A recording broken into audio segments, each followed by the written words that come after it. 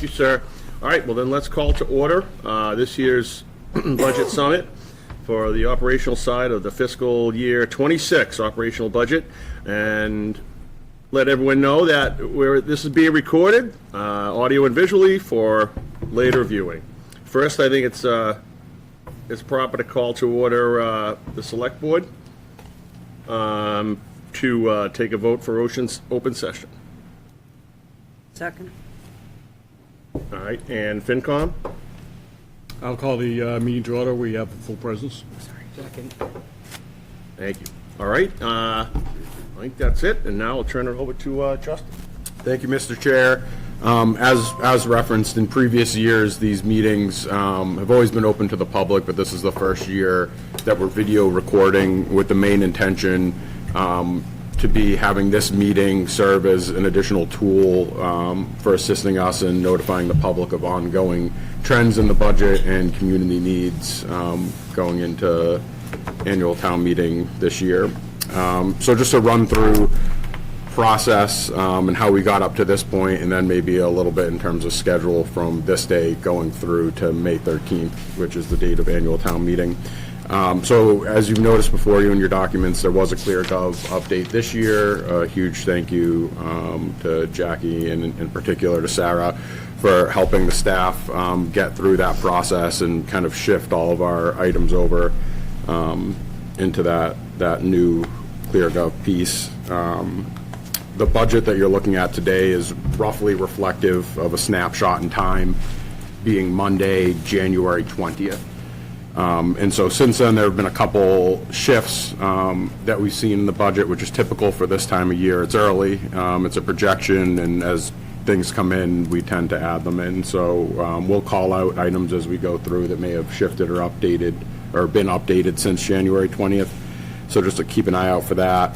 Examples of outstanding items would be non-union personnel contracts, some collective bargaining pieces for union contracts. So for example, the library is going through the process of forming a union this year. We haven't officially started the negotiating process for that.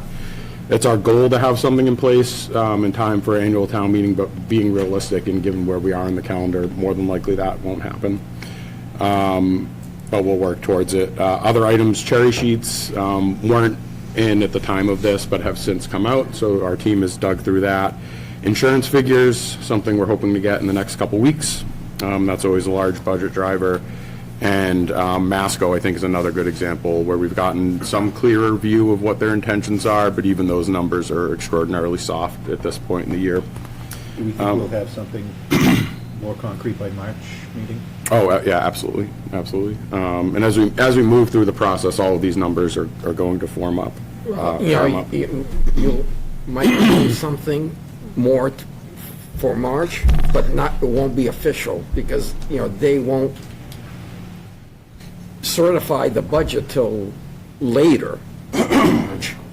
And so typically what they've done, they have made no changes until the end. Now, based on the discussion, maybe we'll know where it's headed. In the past 4 years, the school committee has added to the superintendent's recommended budget, although I think this year the committee will go the other direction. But how far? So beyond that, in a larger sense, some trends that we're looking at is that revenues are slowing and costs are rising, which is never a good combination. So with that in mind, we're projecting a deficit. It's not the rosiest picture, but it's the reality that we're looking at this point in time. So in terms of approach and what got us to this point, we kicked off this process in December, a little bit earlier than typical. Usually department heads are expected to get their budget in just after the holidays. We'd requested to get them in advance of the holidays this year, which gave us a little more time to dig through some of those items. Looking at the figures, I think a big change from last year going into this year is last year there was conversations about whether or not there would be an override. Going into it this year, it's on the assumption there would be an override. And I think that should kind of help, form the direction of the conversations today. where we were at last year, conditions have not improved going into this year. They've worsened, and the need has increased, and I think that's going to be demonstrated through some of the testimonies from department heads as we go throughout the process today.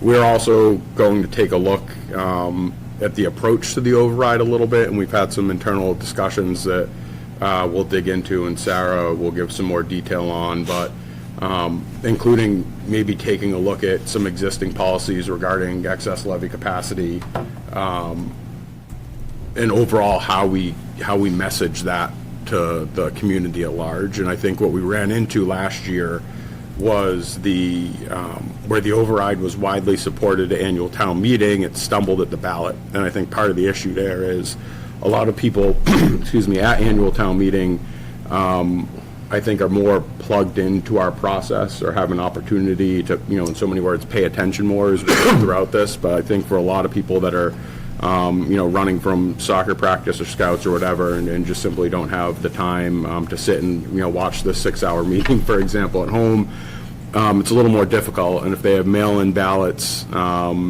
think it's hard to kind of to get that issue or to get the issues through to them. So we're trying to be mindful of that this year as we go throughout the process. So excess levy capacity in particular, I think, is a difficult concept for us to articulate to folks that aren't super plugged into this. The term levy capacity, I think most people wouldn't know what it is, and I don't expect them to. And so part of that is the responsibility is on us at this table to help educate our neighbors, for us to educate the public. But the other piece, I think, is to take a hard look at our approach. And in regards to excess levy capacity, I think our preference this year that we're looking to communicate is, if we're going to go for an override, to draw down the excess levy capacity first, to see what we can actually fit in with what we have in hand, and avoid having conversations about an override, but then also going for an override for excess levy capacity for expenses in future years. I think things got kind of convoluted throughout that process. So we can dig into that a little bit more as a group today as well. And what that would include is talking about what we would try to build into the operating budget, and then what would have to go into an override, and we'll part those pieces out a little bit as well. So from there, I'm going to hand it over to Sarah. Once again, Sarah, thank you for all your work on this, and please steer us through. And actually, I apologize, one thing as well. If quickly we could just go around the table and introduce ourselves, and why we're here, what committee we serve on and whatnot, just for the benefit of the public watching who may not know all of us. So we can start at the end and work our way around. Great. Michelle Crester, member of the Finance Committee forever and ever. Not as long as some of them, though. Richard Gregorio, Finance Committee. Tony Martz, Finance Committee. Jeff Garber, Select Board. Brian Cresta, Select Board. Jason Vining, Finance Committee. Jackie Bresnahan, Assistant Town Administrator, HR Director. Sarah Wood, Finance Director, Town Accountant. Justin Salzback, Town Administrator. Rick Cassiotis, Select Board. John Erickson with the Finance Committee. Peter Moon with the Finance Committee. Debbie Carboni, Select Board. Costa Frontakis, Select Board. Tom Martin, Finance Committee. Thank you. And with that, go for it. Thank you. So first, I do want to just walk everybody through where to find all these documents. We have put everything up on the town website this year. So starting at the main page, it's middletonma.gov. Hover over the Government tab, and then over here there's Budgets and Finance. If you click on there, it'll bring you to this website that has a banner that'll bring you directly to the digital budget book, which is our ClearDocs platform, which we'll be using today. So I'm just going to open that in another tab. We do have our financial management policies on here, as well as a Town Budgeting 101 presentation that we put on for department heads and town employees this year, which gives a lot of good information on what is excess levy capacity, how is the budget put together, rules and regulations regarding revenues and things like that. And then if you scroll down further, we're in FY26 that we're planning for. So here is a PDF version of the budget book, as well as the presentations you'll see from the department heads today. And then under other budget documents are all the supplemental budget requests that departments have put in that we'll get into during their presentations. And then If you click on any of the other years, it'll have all of our past documents, as well as my quarterly reports that I put together and present at select board meetings. So far for this year, we have Q1 and Q2, and we will be going through Q2 right now, just to kind of brief overview as where we are right now going into FY26. As far as expenditures go, we're at 50% of the budget spent, which is exactly where we want to be. A lot of departments are lower than the 50%. We kind of get there because debt service, state, and our unclassified amounts prepaid in July, and then they kind of get offset throughout the year. Exceptions, as I stated, there's the retirement assessment and liability insurance that we pay in July 1st in order to get a 2.5% discount on both of those. And then Recreation Commission has the summer program, so a lot of their budget is spent within the first quarter of the year. All other departments are within it. 38% is the average if you take all of the other departments that are not over that 100% mark. There are a few departments that have zero spending because they're smaller departments. They're committees that have just small expenses. Finance Committee being one, where we have the reserve fund that luckily we have not needed to tap into this year. There is a chance we may need to at some point regarding the fire department and the wildfires, but we're still working on some other funding for those. And then as far as revenues go, Before we leave yeah. expenses, at the time when, interest rates were ridiculously low, it made perfect sense to prepay, save 2.5%. But have you ever looked, if you paid on a regular schedule, would you make more interest on the money that didn't leave the town's coffers in July than the 2.5% savings? we may make more money in interest, but we would need to increase the budget in order to account for that 2.5%. So for the most part, we don't increase it, because for retirement, that's about $125,000, which as we get into further, that's funding one of the positions that we're looking for. So it's just a matter of what the preferences of the boards and the committees, if we want to move that way. You increase the revenue, you increase the expense. At the end, are you better off? We just need That's to a good consider that question. at budget time. Well, we also have to consider when rates aren't what they are. Right. I mean, I will say, as far as investment income budget goes, you'll see when I get down there, we've brought in $600,000 of non-one-time interest income revenues, but our budget is $150,000. I'm not necessarily going to increase the revenue budget extraordinarily, because, to Brian's point, when the rates are not there, our investment income budget at one point was $40,000. So, you're talking $110,000 swing, depending on how the rates are going and where we're at. Do we, now that, so we pay Masco on a quarterly basis? Yep. We pay Essex on a quarterly basis? They bill 3 times a year. Okay. Do we have any period of times where we're having any cash flow tightness? No, because luckily they fall in line with when our tax bills are due. Okay. So we get the majority of the tax income in, like, this week's warrant is about $4 million without Capital the project? capital, thank you, the facilities project, because we have the Masco assessment and other things. But when we check with Nick, make sure that we've got the revenue, we haven't had an issue at this time. Because now we're also doing monthly transfers out of the facilities project fund and into our money as well, in order to cover it. level that Yeah. out. Okay. So Got it. we've not had any cash flow issues. So then getting into revenues, and I'm going to scroll down to the table. If I can make it a little bit bigger for everyone. So as I stated, so investment income this year alone has $2.2 million, but $1.8 million of that roughly is one-time revenue sources between the facilities project and still some ARPA money that we have that we're just starting to spend in Q2 and Q3. So that's, again, a line item where we could play around with during our budget season, but it's also another thing to think of, that if rates drop suddenly, we're not going to get that money, and we'll have to have a shortfall and try to find that money somewhere else, which isn't always the easiest thing to do.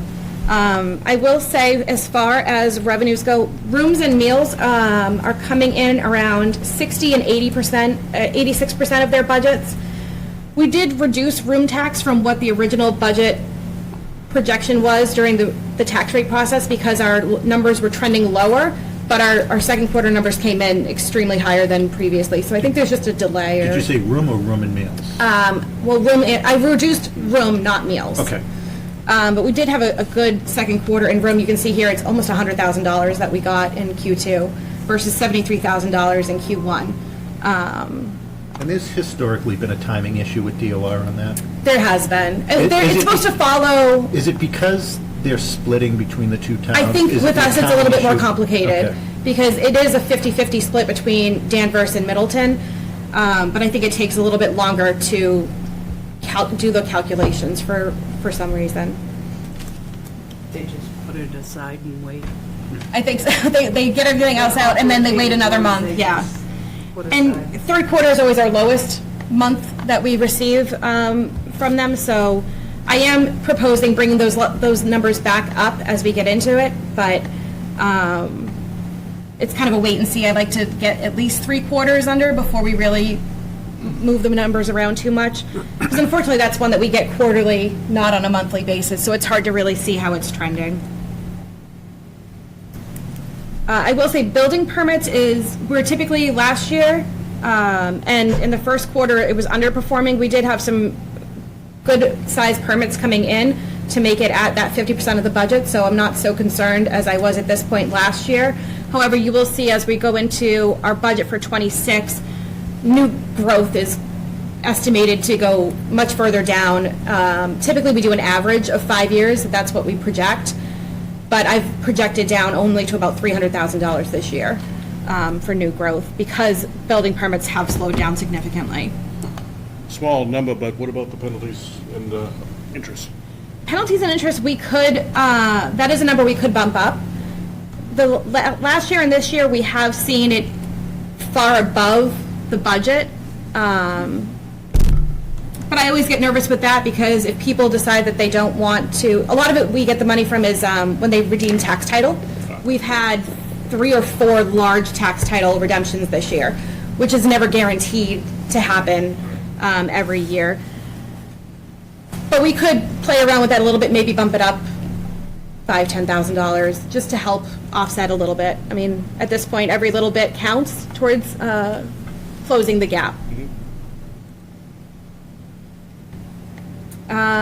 Revolving funds, there has been no action with the recreation. They did have a meeting recently. I think they do plan to do some of the trips again, so they will start utilizing that fund a little bit more. As the COA has, they're working down that balance that had built up a little bit. And then stormwater, there's just not enough to spend in there yet, but there is money that comes in every month with that one. And then I'll get into this a little bit later when we get into budgets of where we are with our appropriation balances. But for the most part, most balances are doing well. I am proposing an increase in our ambulance fund transfer from FY26 to from FY25 to 26 because of increased costs within the fire department budget related to paramedic stipends and the ambulance program itself. So it'll help offset those increases. And then within this document too, I have started listing all of our special revenue funds, broken out by town at the top here, and then school. I'm not going to go through line by line. School at the bottom. And then I also added in all of our trust funds that we have, the spendable and non-spendable portions, so that everyone can see all the different revenue sources out there. Most of these are scholarship funds or specific, all of them have specific purposes. We have the new library funds in here, as well as our cemetery perpetual care, senior tax relief funds, land conservation, and the Mansfield Fund. So, question like on the Mansfield Fund. Yep. So the interest revenue that comes in the non-spendable, you put into the spendable account. Is that how it works? In Munis, I don't touch the non-spendable. The way that it works, so there's US Bank that holds The trust. onto the trust. They give us a check Got it. twice a year. That gets deposited into the spendable portion of Got it, okay. We actually have no control over the non-spendable portion. We just. It has to sit in perpetuity. We just get the statement, and then they cut us the checks. And then we just have to certify that we're using the funds in the way that the will outlined. If there's no other questions on where we are with Q2, I'm going to move into a presentation I have for the start of the FY26 budget. I don't feel like you have to rush.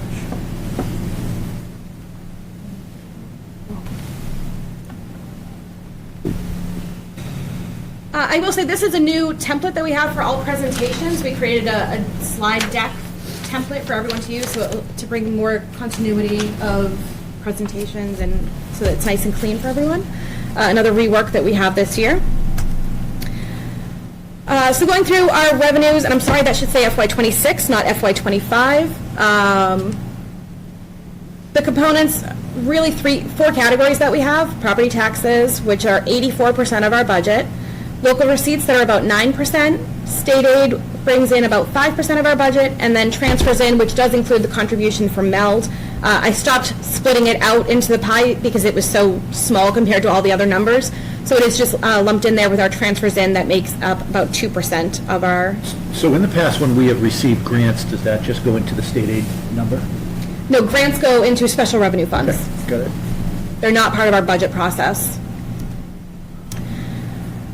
So as far as revenue trends go, this is a breakdown of what the components are for property taxes. So for FY26, we start with last year's levy limit. We build in the 2.5% increase, which is $898,000, roughly $899,000. New growth, I have at $350,000. Last year we had $384,000. So we may need to reduce that estimate for new growth unless something makes more sense to keep it at the $350,000. Debt exclusions, which is for all, I think, pretty much all of our borrowings except for a handful are debt excluded. Excess levy capacity, we're using the 1% that is our policy currently, which would be $466,000 that we back out of our real estate property tax revenue amount. And then we're budgeting $275,000 for abatements and overlay. That also gets backed out to bring us to about $40,068,553 for our revenue, which is about a 3.3% increase over last year. And I'm sorry, there is a typo where it's estimated at 300, but that has 350. I think I meant to move it down to 300, and I just get caught up in the weeds.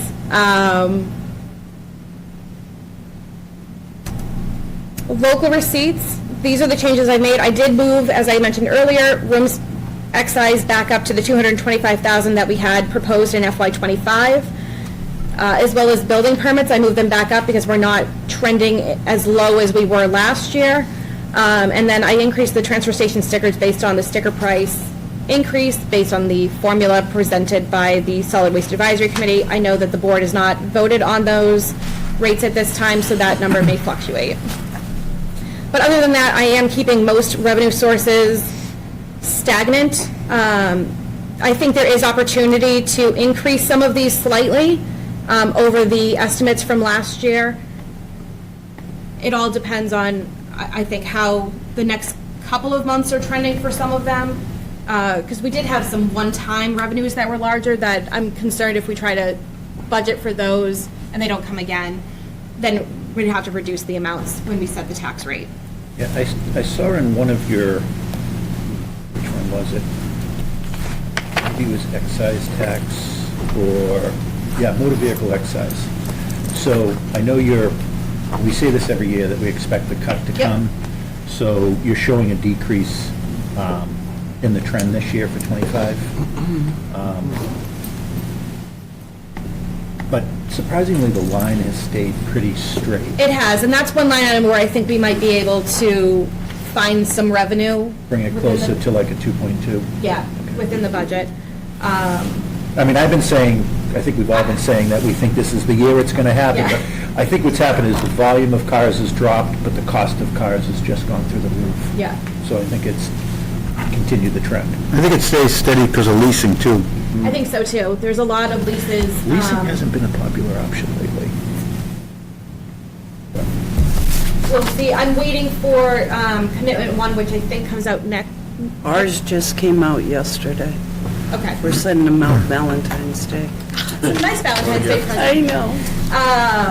So, once I get that Your information excise. from Brad, the assessor, I have a spreadsheet that keeps track of all the commitments that we've had compared to the revenue that we brought in for each year, to see if the revenue that we get this year, is it just last year's levy that was outstanding that we collected this year, or is it a real increase in the trend? And I know Brad has a lot of analysis on it as well, so I'll probably meet with him sometime either next week or the week after to see if it still is a trend that's going up, to your point, Brian, and maybe we can pull another $50,000 into that. Obviously, in the governor's budget this year, she's proposing an increase in motor vehicle excise as well as meals tax options for cities and towns. And obviously, that, based on when they pass a budget, that's going to be way after our next budget goes Yeah. live. And that's a conversation for another year, probably. Speaking of the governor and state aid, so our snapshot in time, we had just an increase of 1.9% that I used based on projections. Current estimate, the governor's budget came out after this was put together. The increase is now 4.5%, or $104,160 over the prior year. So there's about a $60,000 net increase in our revenues with state aid. Again, that's just the governor's budget. Who knows what the rest of the committees will do from that point. I think unrestricted government aid is at 2.2%. Chapter 70 did go up significantly for us, but I had projected unrestricted to go up to 3%, which had been the trend, but she's proposed just 2.2 at this time. So I'm hoping that that goes back up to the 3% that we typically see, and maybe we'll get some more increases. Probably where you're going to see the increases on UGA and nothing else. Yeah. So this is just all those categories: our property taxes, state aid, local receipts, and our offset receipts, and where we kind of stand for an overall revenue increase of 3.1%. So our expenditure components are the town operating budget, elementary school, regional school assessments, our insurance, pension, debt, and state assessments. So our proposed budget as of the 21st was $48,261,13. Of that breakdown, town services, including debt employee benefits, was $19.7 million, or 40% of the budget. Elementary schools, and I will say the elementary schools number that we have in here is just the 2.5% guidance, plus the increase for health insurance that they're carrying. So this is not their actual budget number. It's $15.88 million, or 32%. Regional school assessments are at $12.69 million, or 26%, for an overall budget increase of $1.9 million, or 4.1% versus FY25. So in the elementary schools, you're carrying the guidance you've given them, or you're carrying what they've provided us? We are carrying the guidance that we've given them. Do you have a delta to show what it would be if what they've proposed to date? We're going to continue on. Okay, thank you. So here's some assumptions that were made within those budgets. Masco was at a 5%.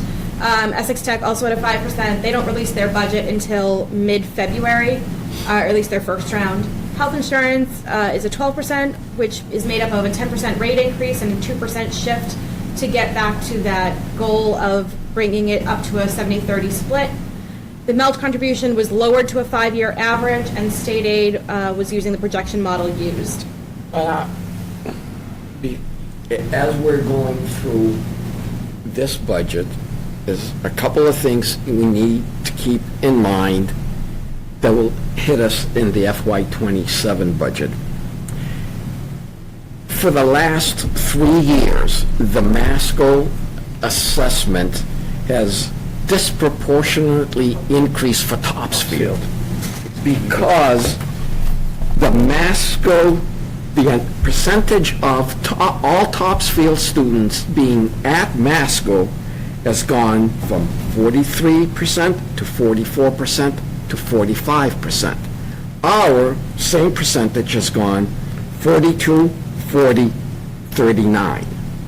Next year, from what I've looked at, it's going to go up to 41. So that means more of our net school spending number will go toward Masco, which will disproportionately increase our assessment. So as we're talking about how to approach this budget, we got to keep that, in mind for FY '27. And do we want to take any actions in FY '26 to make FY '27 more bearable for us?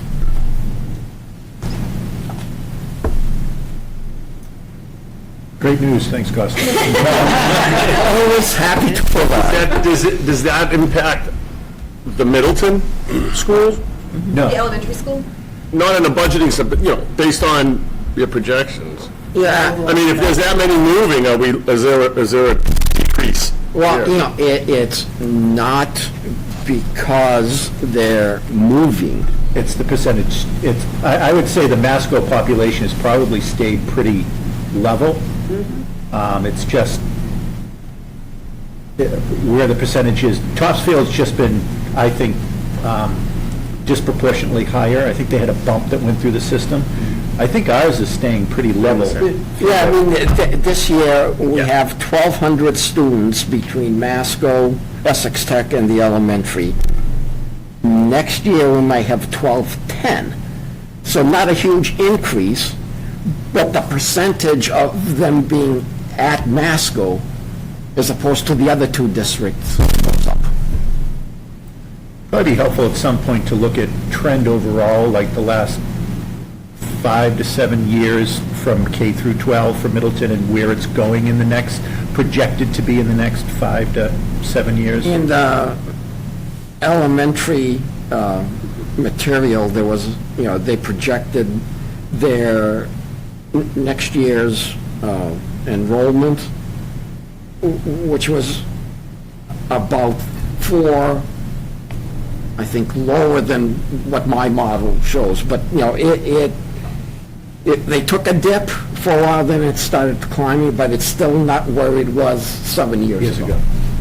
So Brian, when you were talking about like looking 5 or 6 years out, if we did that, was your idea that maybe for the next 5 fiscal years, we could take what we think that whole amount would be and then spread it out equally over each of the 5 years? Is that what you were? No, I'm trying Flatten to the- Costa's point, we're getting caught in the Masco shift that we've had the benefit of this year, that we're entering this year, that we're currently in, and the year before wasn't that bad.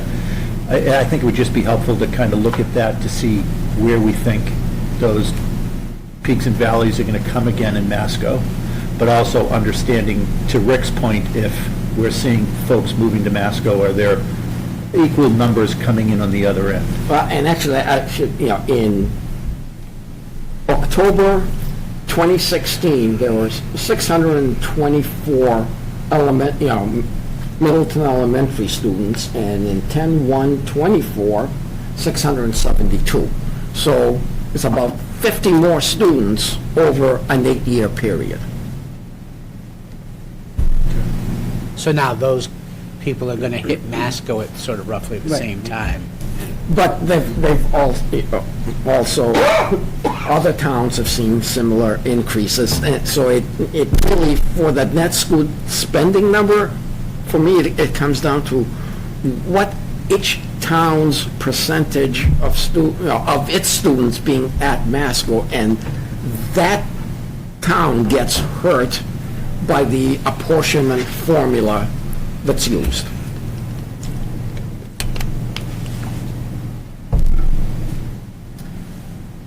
As an example, when the first Masco budget and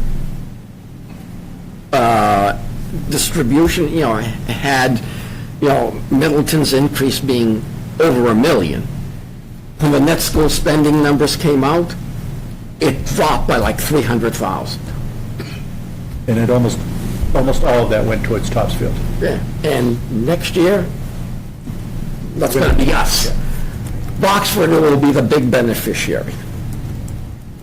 So I think the real story here is, to Costa's point, is while we're also looking at the likelihood of an override this year for, I mean, we'll get to that later today when we talk about other items, but the reality is, you know, if we're at the point spending to our levy capacity or close to it this year, and that fails,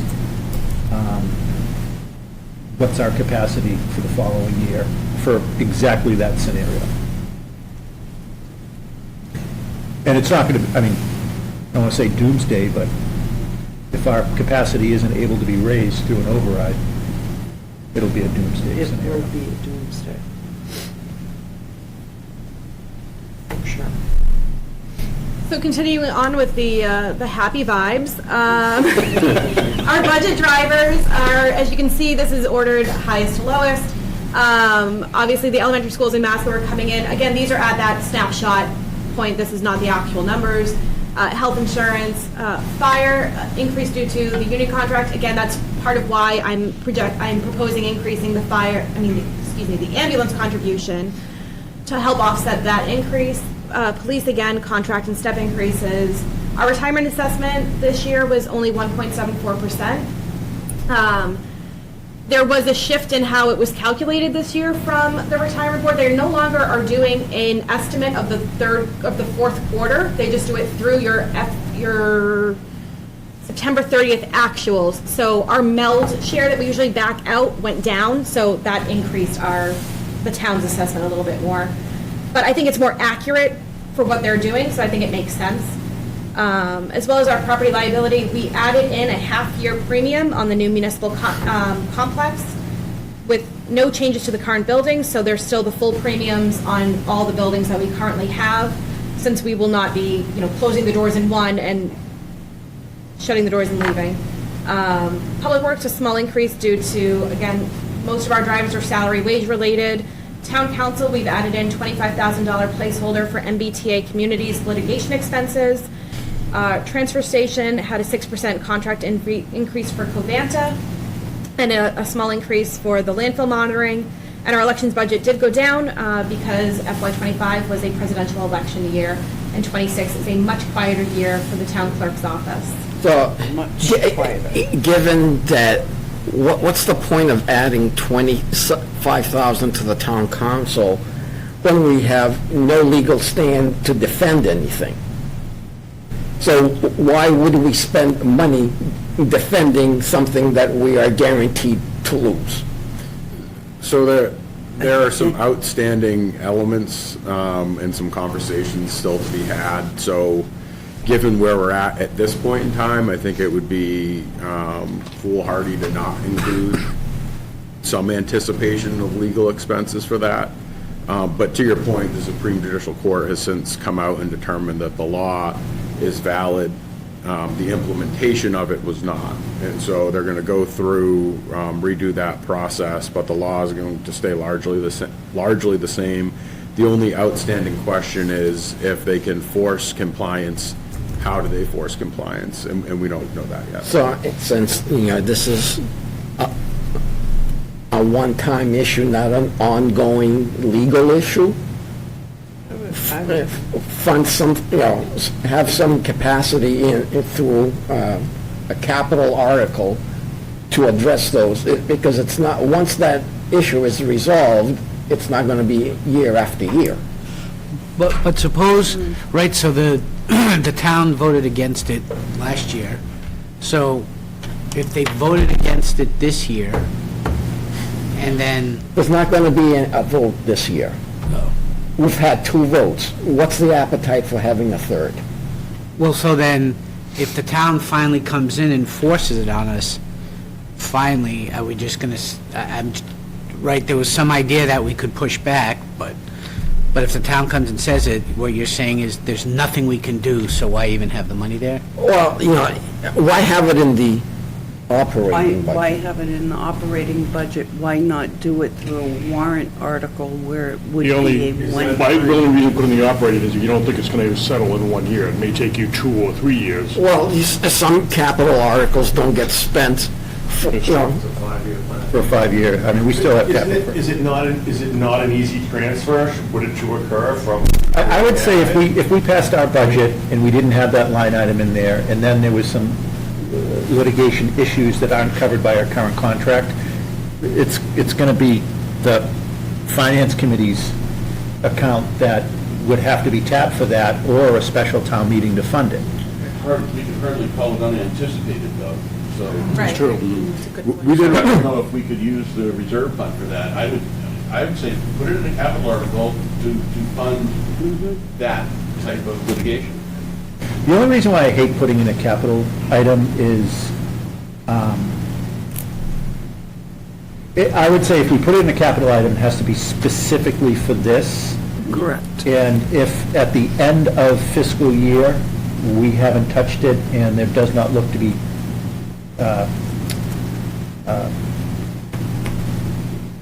litigation coming, then I say we close it out. I would not like to see 50,000 just sitting on your books, 25,000. Yeah, that's perfectly reasonable, I think. And I would argue, I mean, how much would we get for 25,000? I mean, I know our attorneys aren't very expensive, but, I mean, that's discovery. I would say take it out and let it play out. We'll worry about it if it happens. I think at this point, I would prefer just take it out, and we'll just deal with it, things as they come. The only thing with that, living this nightmare in two towns, is, to John's point, if it comes to fruition that we do end up in litigation, this isn't an unknown. We've known that we have potential litigation. We can't use the reserve fund for that. Most towns that were in non-compliance are funding a line item.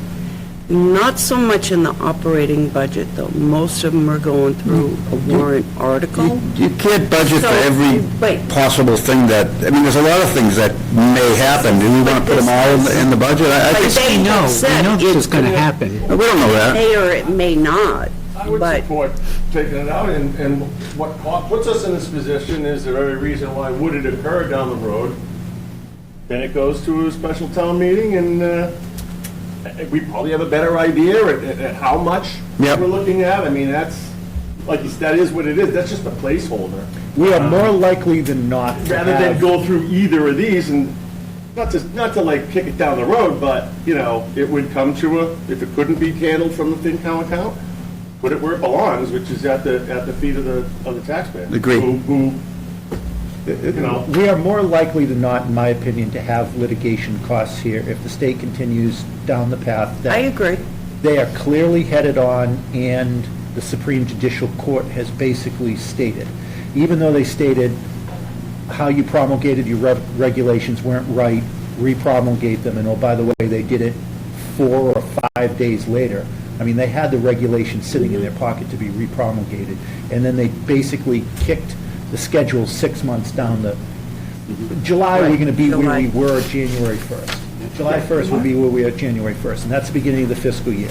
Do I think we're going to have $25,000 of expenses this year? I don't know, but I can tell you, I think we're going to, at some point, when the state starts doing what they're going to do, our council needs to provide us guidance, support, and whatever activity. So I agree not putting it in the budget line item, but probably something in a warrant article. Yes. That I would say at the end of the fiscal year, if it looks like we've dodged a litigation bullet, then close it out and roll it back to free But cash. that's 18 months down the road, the end of this fiscal, what we're talking about. So that's a long time. I mean, it's prudent to make plans. I wouldn't want to have a special town meeting For 25,000. for Right. 25,000. Well, I don't think anyone here wants to bank on the fact that it would be 20. If we need it, it's not going to be I mean, 25,000. I think the reality of us being on a pretty regular Could be more. schedule of a special town meeting in the falls has been much more common than Yeah.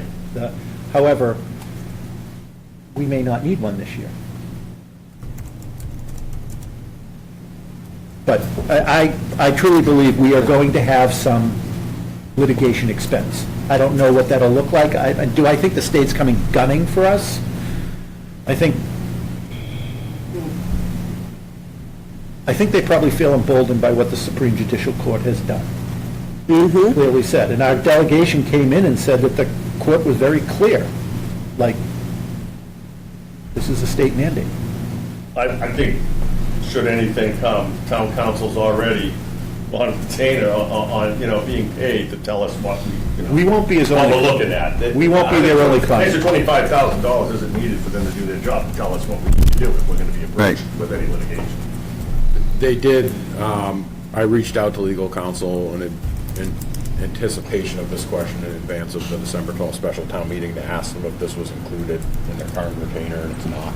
So anything that did come of this would be considered above and beyond. I would expect that. I'm not surprised. Me too. Any litigation is, it's not MBTA specific. Yes. So something to consider.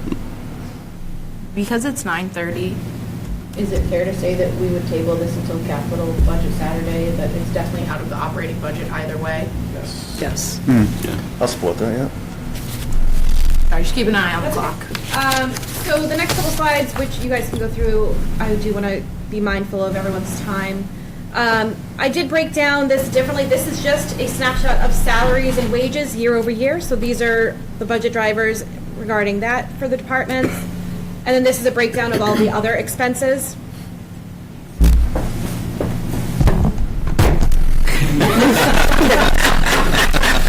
That's not an incentive. As you can see, there are several departments that did go through and move line items within their expense budgets.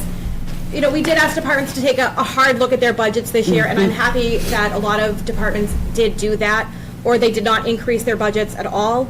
The ones that did increase are ones that, we really don't, are things that are contractual and had to increase. So then moving on to what we now know versus what we knew as of 1/21. The elementary school's total increase is $1.78 million, or 11.65%. As I stated previously, we are holding only about $500,000 or $550,000 of an increase in our operating budget. The expressed guidance to the school is anything above that 2.5 plus whatever the insurance was going to be an override question for them. And that 1.7 includes the health insurance. It does, and later today, I would like to have a further discussion about that. Department head contracts, there are a couple that were settled that will increase the budget approximately $39,000. Masco, per their 122-25 presentation, it's about a 6.4% budget increase, which will have an impact of about $152,000 on the numbers that we are presenting today. Health insurance, we found the range is between 9.5 and 19.9%, with an average of 14.8%. Again, we don't know what our rate is going to be, so we're not sure of what the true budget impact is. As I stated previously, we're carrying a 10%. Dental is between 2.5 and 10% with an average of 6.7. Similarly, an unknown budget impact. And then our state aid governor's budget came in with about a $61,000 increase in our revenues. So those are some of the now more known items that all unfortunately have a negative budget impact on what we're presenting. Again, we'll have more clearer picture of all of these items between now and March, when I'll do another update on the operating budget and where we are.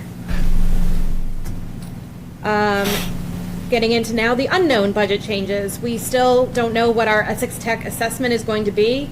I did look online. Sometimes they put some information within their agendas. There aren't any meetings until the week of, I think the week of February 17th. So a little bit more time. Our contribution, we haven't received the final number.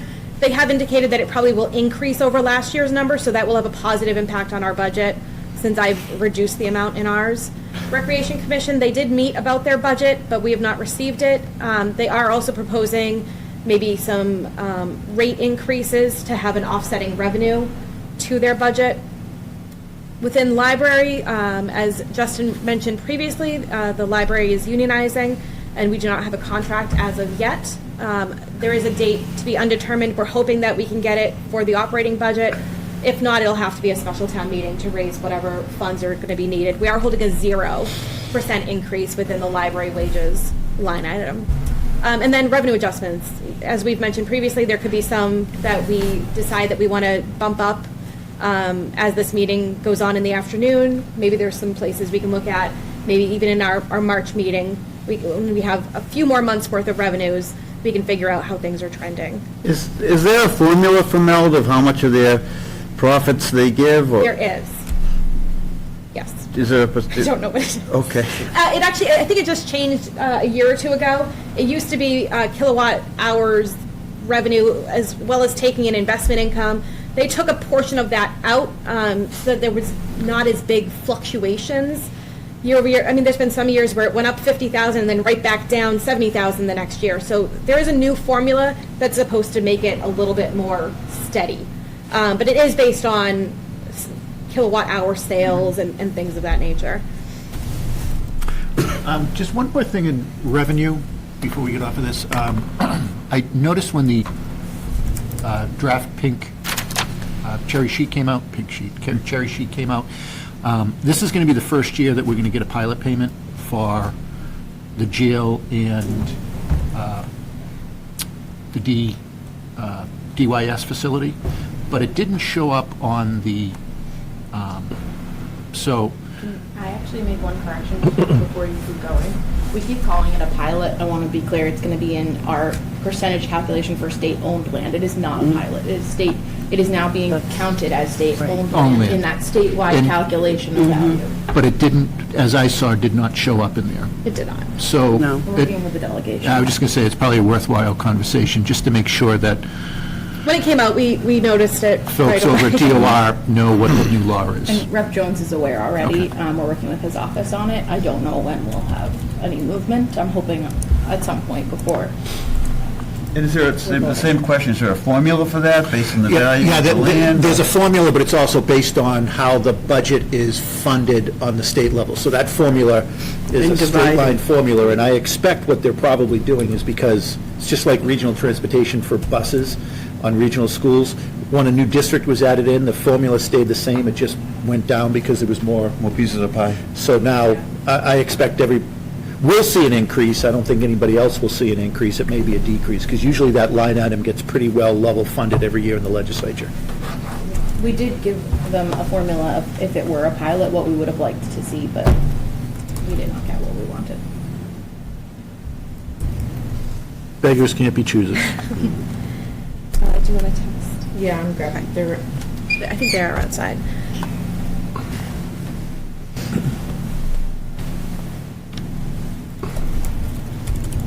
And while we wait, this is our new Clear Docs budget presentation. If you remember last year, we did have a digital budget book. It was a little bit more clumsier to use, where there was bars around the top and you had to do drop downs. This one is a lot more streamlined. You can either click these little windows down here to move through the pages of the budget, or you can use the sidebar here. But if you like to have a bigger view of everything, you can also minimize it, and then just click through the pages this way. So I think it is a lot more user-friendly. It allowed a lot more, what's the word I'm looking for? Customization that we had to allow more pictures and more objects and just things to come in a lot easier for it. So I'm very happy that we made the change to it. I hope everybody else finds that this is easy to use. Chief, would you like me to have your digital budget book up, or would you like to go right into your presentation? Whatever works for you. This is your presentation, Chief. Either way, want to go right into the supplemental we can? Yeah, I can go right to your budget presentation. Oops, that's not the right one. Good morning, Chief. Good morning, everybody. How are you? Good. Tyler's back. Chief, you scored a lot of Save brownie the points day. this morning with technology and keys from the department. We appreciate the support. Oh, anytime. And I do want to say thank you to the chief and all the departments that are coming in. Everyone put together a slide deck for their presentations this year to help kind of have more easy access to their requests. So thank you, Chief, for your effort. I appreciate it. Oh, my pleasure.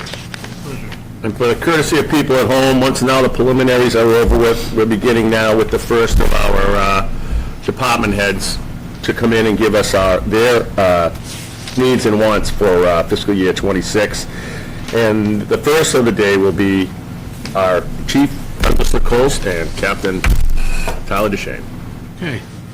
So good morning, everybody. So getting right into my supplemental requests, you will see that I have two asks. One is for 4 additional full-time firefighter paramedics, and the second request is for one one daytime deputy chief. If you recall, this is my third budget presentation. Hard to believe, but you'll recall that these requests are pretty consistent with previous asks. Unfortunately, the issues that we've been facing have not gotten any better as far as staffing. They've gotten worse, and hence the repetitive asks for these positions. These are not wants, these are needs. We have an ongoing need for increased staffing, given the day-to-day activities that we take, and that's where we stand. So, essential functions of a firefighter. So we're kind of the jack of all trade. We perform a variety of functions, including fire suppression, structure fires, vehicle fires, wildland fires, which obviously recently we had over 700 acres burn in town. And if I can just get off, talk about the wildland fires, I want to use this opportunity to publicly thank the men and women of the fire department who worked very hard in extinguishing these fires. And I know I just finished my 36th year at Middleton Fire, and I know personally I've never had anything to that extent. And everyone worked really hard during that time, and including the person to the left of me, to the rear, Captain DeShane, who was with me every single moment of this incident. It was roughly 30 days of literally 12 to 16 to 20 hours a day of dealing with these incidents, and I know Captain DeShane was by my side throughout, and if it weren't for people like him, we wouldn't have been successful in doing these operations. So I thank you for your actions and your dedication. So emergency medical services, we do roughly 54% of our calls involve the ambulance. And a little fun fact for people in the room, back in 1994, we were one of the first fire departments in the area that started providing paramedic service. So it started with Chief Twist at the time, Chief Michalski, and David Santa Maria, and Eric Christopher. So we had 2 paramedics and 2 intermediates. Back in 1994, like I said, we were one of the first in the area, and now we have over 20 paramedics on the department. So the men and women of the department, they take great pride in their job. They do a great job, and I'm certainly proud of them. Hazardous materials mitigation, that's another part of our job. In fact, one of our new challenges that exist in our line of work is lithium batteries. Lithium battery fires, they range from the laptops that are in front of you to cordless drills to cell phones to Tesla vehicles. It's definitely a problem that's going to get worse for us, and really we have a lot of catching up to do in that aspect, but definitely something that's going to keep us on our toes. Fire prevention activities. So as previously mentioned, fire prevention is a big part of what we do. We have the on-duty staff that do residential inspections. We have Lieutenant Kessel and Firefighter Warnock who take part in commercial fire inspections, and there's a challenge in that area, which I can get into later on, but I can tell you that one program that we're going to be starting soon, I don't even know if the captain knows about it, is we've teamed up with Jillian Smith from the Council on Aging, and we're going to start a program called Retire the Fire, where we're going to send out notifications to the seniors in town and offer our services. So what will happen is we'll go into their homes, we'll check to make sure that they have smoke detectors, carbon monoxide detectors, make sure there's no trip hazards, cooking safety, whatever. And so I'm excited about that. I know firefighter Zarella, who worked for North Reading and now works for us, he's very passionate about those programs. So we're going to be starting that relatively soon. So that's definitely exciting. Training activities, we do in-service training, we do off-duty training. It's a big part of what we do. Maintenance, we do small maintenance repairs in-house. Anything major, we send out for repairs, and then any other duties that are assigned to the staff members. Next slide. So why do we need additional firefighters? So really the problem's twofold. First problem involves difficulty filling shifts. So we're currently trying to fill 336 hours per week with part-time staff. And to be blunt, it's not working, okay? We're trying to, people are busier today, people have families, people have second and third jobs, and really trying to find these people that are willing to do that profession on a part-time basis is extremely challenging. Previously, over the years, roughly 20, 25 years ago, all the part-time members lived in town. In fact, all the members of the department lived in town. That's no longer the case. People can't afford to live in this town. They can't afford to live in this area. So we then had to revert to or start hiring people that lived out of town, which is definitely the norm today. That was a challenge, so we then started to hire people on a part-time basis that worked full-time elsewhere, which had its pros and cons. People that work full-time elsewhere, they're fully trained, they know the job, they're good at it, but Middleton Fire will never be their priority because they have a full-time job. So when I came on the job, when Chief Martin came on the job, we started part-time. It was our goal to someday be full-time at Middleton Fire. Well, because we have these part-time people that work full-time elsewhere, they have their job. So they're not trying to impress anybody. They're not looking for a full-time job at Middleton Fire. It's just some extra money. Okay, so that's a challenge that I'll get into in a little bit. So that's the first problem. So difficulty filling shifts. So we had, last year, about 40% of our shifts had less than 5 people on duty. 5 is the ultimate goal of, the number of people we want on shift. 40% of the time, we had less than 5. This month, January 2025, 48% of the shifts had only 3 members on duty. So when we have 3 on duty, when we have 4 on duty, it just really changes how we operate, and it really handcuffs us as to how we can respond to these emergencies. The other problem that we have is decreased callback participation. So when I say callback, what that means is Captain DeShane's off duty, he's home with his family, the pager goes off, there's a fire, there's a bad car accident, whatever. He jumps in his car, he responds to the fire station off duty, grabs the second or third or fourth piece of apparatus, and responds to that emergency. We're seeing a decrease in those activities. I have a slide that shows the numbers, but basically about half of our calls that we page out for assistance, they go unfilled. So when the ambulance transports to Beverly Hospital, let's say, if 2 people go out of town, we hire back 2 people, or at least we attempt to hire back 2 people to backfill those positions. We're having numerous instances where people don't respond back. Part of the problem is because on a medical call, the ambulance is out of service for, let's say, up to 2 hours. People don't want to come in at 2 a.m.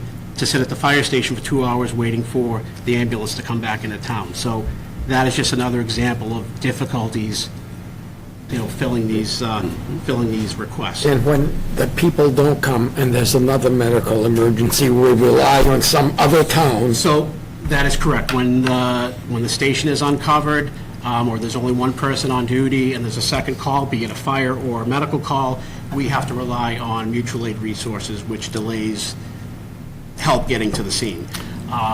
So Chief, when you have a callback like that, let's just say the ambulance is going to be out of town for 2 to 3 hours, and until those 2 staff return, and if you have a callback that 2 come in, do they have a minimum number of hours as part of their callback? So when somebody comes back on callback, they get 2 hours callback. And actually, on the overnights between, I want to say it's 11 p and 4 a, I want to say it's 3 hours, but for the most part, it's a 2-hour minimum. Would an increase in the minimum make it more attractive? I'm not asking for that for a replacement for the supplemental, but I'm wondering if that would be more of an incentive. Because I could see the argument of 2 a.m., my buzzer goes off and I'm like, I got to go to work at 9, I don't want to do 2 hours and not sleep. So here's part of the problem, is that there's a lot of overtime at the fire station, okay? there's people that like to work overtime, and there's people that don't want to work overtime. It's their choice. Personally, when I came up through the ranks, I worked a lot of overtime. The people that routinely still work a lot of do. overtime, what's that? You still do. You still do. Just doesn't get paid for it. So, the people that work a lot of overtime, if they're home for whatever reason, the last thing they want to do is come back because they may have to work tomorrow overtime, or maybe they just got off shift. So the bottom line is burnout. Burnout is a big concern. It's a concern for me personally. It's a concern for the members that work a lot, because just when they're there all the time and they need to, decompensate or whatever, or decompress, they just, it's a concern. So to your point, I think even if you increase the compensation for those people to come back, it's still going to be a problem, because the people that don't work overtime, they're just not going to do it because they don't want to, and good for them. But the people that work a lot of overtime, I just worry that they need their off time to re-energize or recharge or whatever. So I don't know that would work. May I comment on that? A few contracts ago, we did just that for that reason. Didn't make a difference at all. No difference at all. Is there I should know this, is there an incentive if a part-timer works a certain number of hours? Do they get I think our police reserve used to be like that. So if they work a certain number of hours, if they average a certain number of hours for the previous year, they get part-time benefits, which is 20 hours of vacation time, I think 4 hours of sick time, 4 hours of personal time. Okay. That's their package. Incentive. And they also get a higher clothing allowance if they work, based on a certain number of hours that they work. So the bottom line is we're trying, the call system worked fantastic 20, 30 years ago. Everyone lived in town. You heard the whistle. And many had a job that allowed them to drop what they were doing. They were local contractors, whatever it was, they could drop their hammer and run. Yep. And it's unfortunately not the case anymore for a variety of reasons, and ultimately, the people that are on the line are paying the price. Because Is the plan and expectation at some point to head where the police is headed, where the reserve police officers are like the dodo bird? No offense, Rick. Is that the expectation at some point in the future, that reserve firefighters, part-time firefighters are going to be extinct? So I think that... how many are applying for part-time fire? I mean, so what's interesting is... It's kind of already there. So we have part-time people that, usually the most active part-time people are ones that want full-time jobs. Okay? So, for instance, I have an individual who works, I'd say like 48 hours a week. He works a ton. He's part-time. He wants to be a full-time firefighter in the worst way. But if another town hires him... He has no desire whatsoever to be a paramedic. Makes that abundantly clear. So he'll never be, or he'll most likely never be a candidate for us. Got it. For full-time, because he doesn't want to be a paramedic. He's going to get grabbed. He's going through the process right now with a city department. He's going to get grabbed. Fantastic for him. He's going to get his wish and get a full-time job, but it's bad for us because 48 we now hours a lose week. that person. And historically, whenever we've had somebody that's put in a lot of hours, it's because they want a full-time job. Some hope it's Middleton, but whoever comes calling first is going to grab that person. We now lose that person. Yeah, he'll stay on the roster, but he's not going to put in the hours that, he traditionally put in. So that's a big void for us. So. That's okay. Thank It works the same way Chief of Coast used to when he was on the line. He'd work a ton of hours, come back on town callbacks. Now that he's chief, well, he's still doing it, but he's not getting paid for it. So that takes away from that. We've tried throwing money at it, and it doesn't work. So the problem is twofold: difficulty filling shifts and decreased callback participation.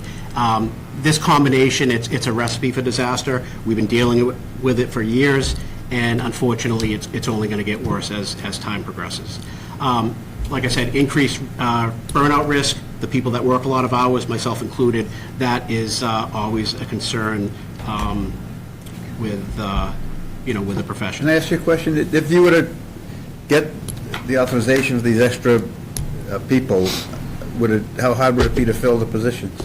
So that's a great question. I'm not going to lie, that is a concern. I don't care. Is it because of the paramedic piece? No, I think it's bus drivers, police officers, you name the profession, people are having challenges filling positions. I can tell you the fire truck that we ordered Before I retired, so it's 3 been years ago, 3 years. two and a half years ago, it was supposed to come first quarter of '25. I got a phone call a few months ago, it's going to be fourth quarter of '25. And I said to the guy, I'm like, listen, we've been waiting and waiting and waiting.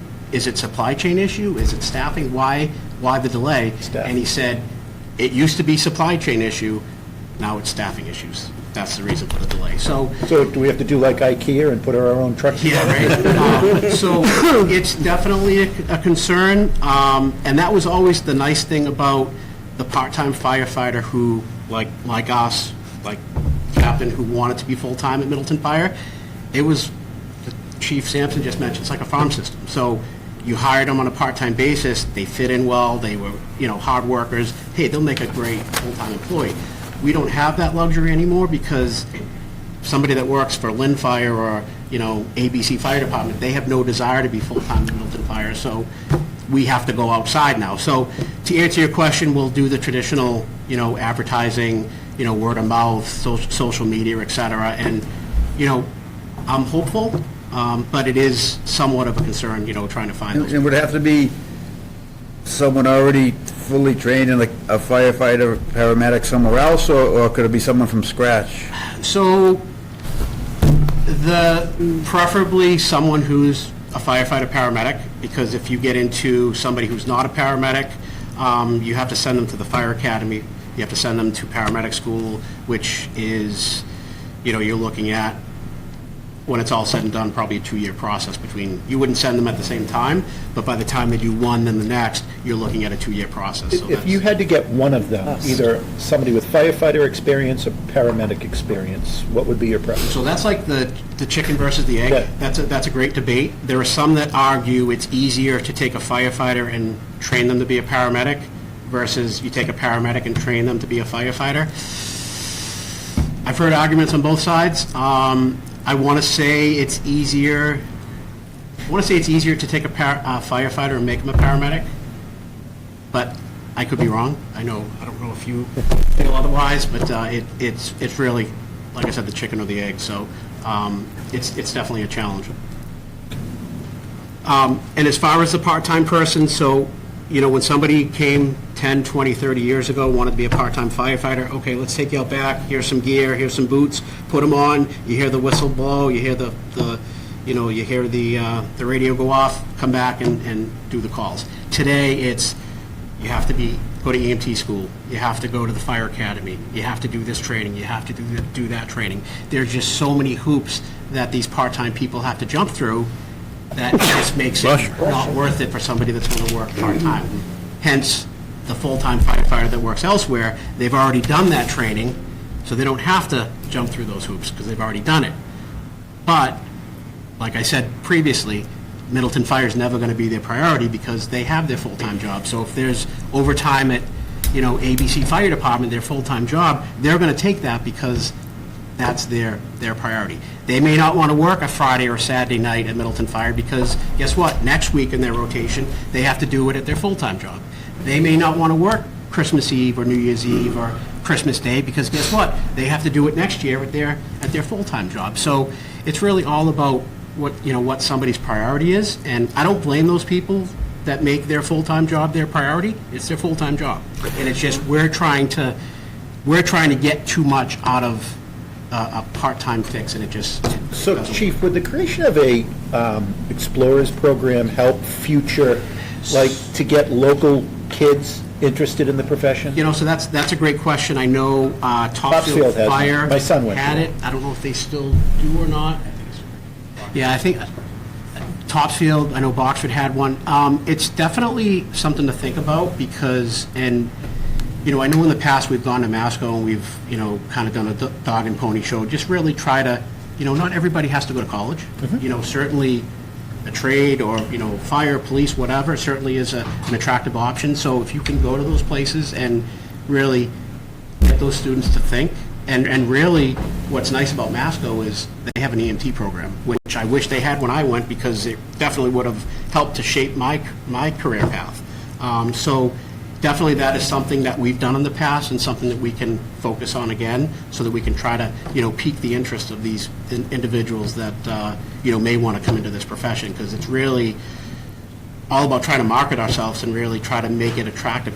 It's a great job. They say it's one of the best jobs in the world, and just really trying to find the people that want to do it is a challenge. And Does the VOC have a program for that? they do not. Maybe the chiefs can advocate for one there. Yeah. I would say if you look at a lot of the professions areas where there's shortages now, the success that you're starting to see is earlier engagement at high school level. You're seeing that with nursing and other health professional roles, where a lot of communities, schools, the amount of health professions that are in vocational schools now compared to what it was even 5-7 years ago. Yeah. It doesn't solve your problem today, it doesn't even solve your problem 5 years from now, but it could be a feeder, because I would expect that the reality is, even with 4 new firefighters, you've got a batch of retirements that are going to come at some point. And if you're going to have a hard time filling 4, are you going to continually be at a shortfall of trying to find firefighter paramedics? Yeah. So it's later in my slide deck, but it's in red font because it's important. Even if I was successful with these 4 positions, it's not going to solve my problem. It's going to help, but it's not going to solve the problem, because, once again, it's going to help to strengthen the foundation that works each shift, but it's not going to address the callback, because I'll get into it later on. Majority of my firefighters live out of town, and that callback system for years is what made us successful. It no longer works. Thanks, Chief. In the interest of time, if you Yep. go ahead. Okay. Go on. So staffing needs on emergency calls, so really varies, can start with 4 or 5 up to, 15, 20, depending on the type of incident. Like I said, when 2 members go to the hospital, we backfill those 2 members. We struggle to fill those 2 positions, and the problem is that when we only have 1 or no personnel back at the station, we talk about the second ambulance and the second medical, but we could we could be talking about, what if we get that fire call and there's somebody hanging out of a window and, there's 1 person on duty back at the station. Granted, we have resources coming in from, North Reading or Danvers or Topsfield, but it delays the help that's needed. So I can give you a couple of points the other night. The engine went to Linfield. There were 3 on duty. The engine went to Linfield, called back for help. Nobody came back, so the station was empty. That same night, there was a transport to the hospital. 2 went in the ambulance, 1 went in the other apparatus. It was a 3-person transport, so based on the patient's acuity, whatever, it will dictate how many people go to the hospital. They ended up having 3 people transport to the hospital. They had to park the apparatus on the side of the road and leave it there until they returned back into town. So clearly, the 3 people on shift really handcuffs us. The 4 is not much better, and it just really shows a glaring need for additional help. On the fire side, so I don't know if you can make out that slide, but really NFPA requirements as far as numbers that respond to an incident, so structure fires today versus 30 years ago. So, 30 years ago, they said you roughly had 3 to 4 minutes, you had up to 17 minutes to get out of a house. Today, you have roughly 3 to 4 minutes to get out of a house based on the use of synthetics. Fires burn hotter, fires burn faster, so really safety is paramount. You can see they talk about the number of personnel that should be present for a single-family dwelling, a minimum of 16 to 17 members. Now, granted, we'll get there. It'll most likely rely on mutual aid resources, and it's just a question of how quick those people are going to get there. Garden-style apartments, which really don't apply to us. Open-air strip malls, 27 to 28 members. High-rise buildings, which we have 5 in town. That's another concern that we have. You're talking upwards of 42 to 43 members. And clearly, if we had an incident of significance at one of those structures, we're going to be relying heavily on mutual aid resources to get the job done. Another thing that's talked about is 2 in, 2 out. We've heard about that in the past. So basically, first arriving apparatus, there needs to be at least 4 on duty, 4 members on scene. So when 2 go in the building, there's 2 outside, waiting, watching, ready to go in the event of an emergency. And clearly, with 3, 4, even 5 people on duty, we have a lot of trouble meeting those goals that are put out by NFPA. So just another reason why we should... How often does mutual aid get called prior to your arrival on the site?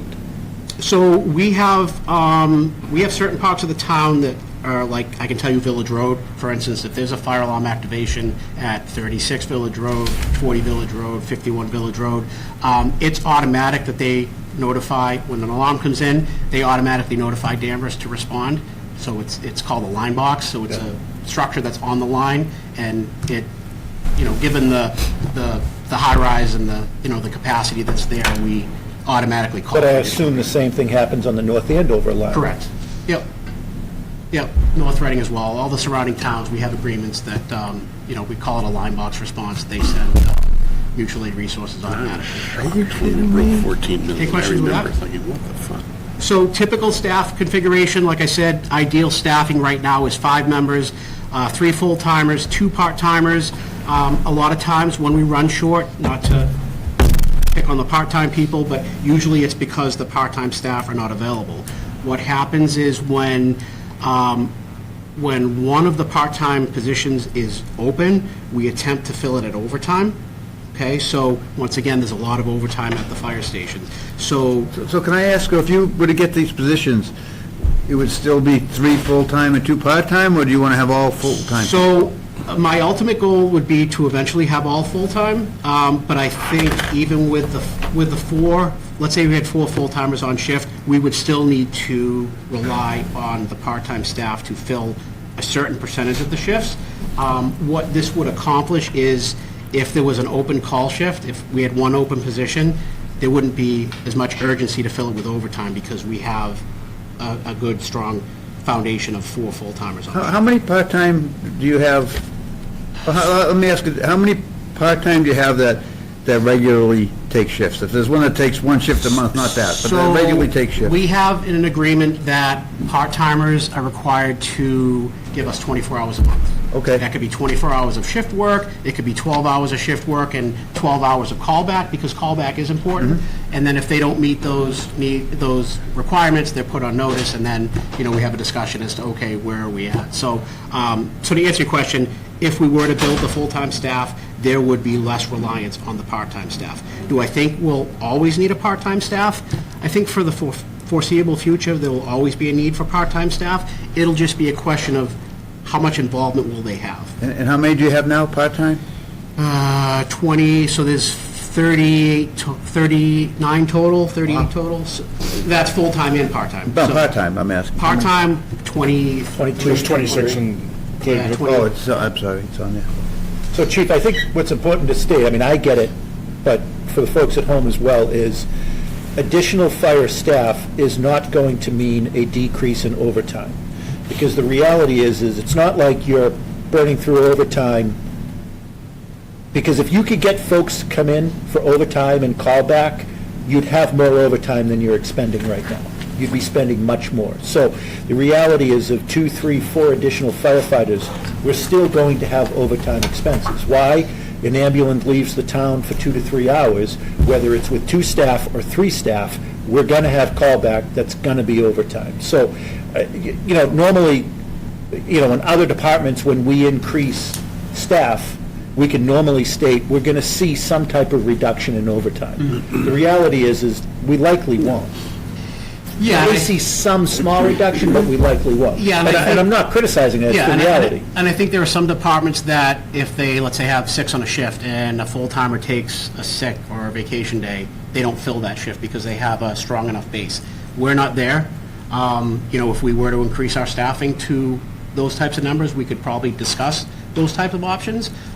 Where we're going to spend less money is less money filling part-time shifts with overtime, but there's still going to be overtime, like you said, callback, they take their personal time. People vacation time off. Sick time, so there's still going to be those. For every full-time firefighter comes you know, Sure. guaranteed personal time, vacation time, or And I whatnot. know Sarah- Whether or not you're gonna be able to fill it with a part-timer or an overtime falls on your shoulders as to how many in the end of it. You can add 5 more firefighters to each shift, but if you're gonna let 4 of them take the day off, Yeah. well, you still only have 1.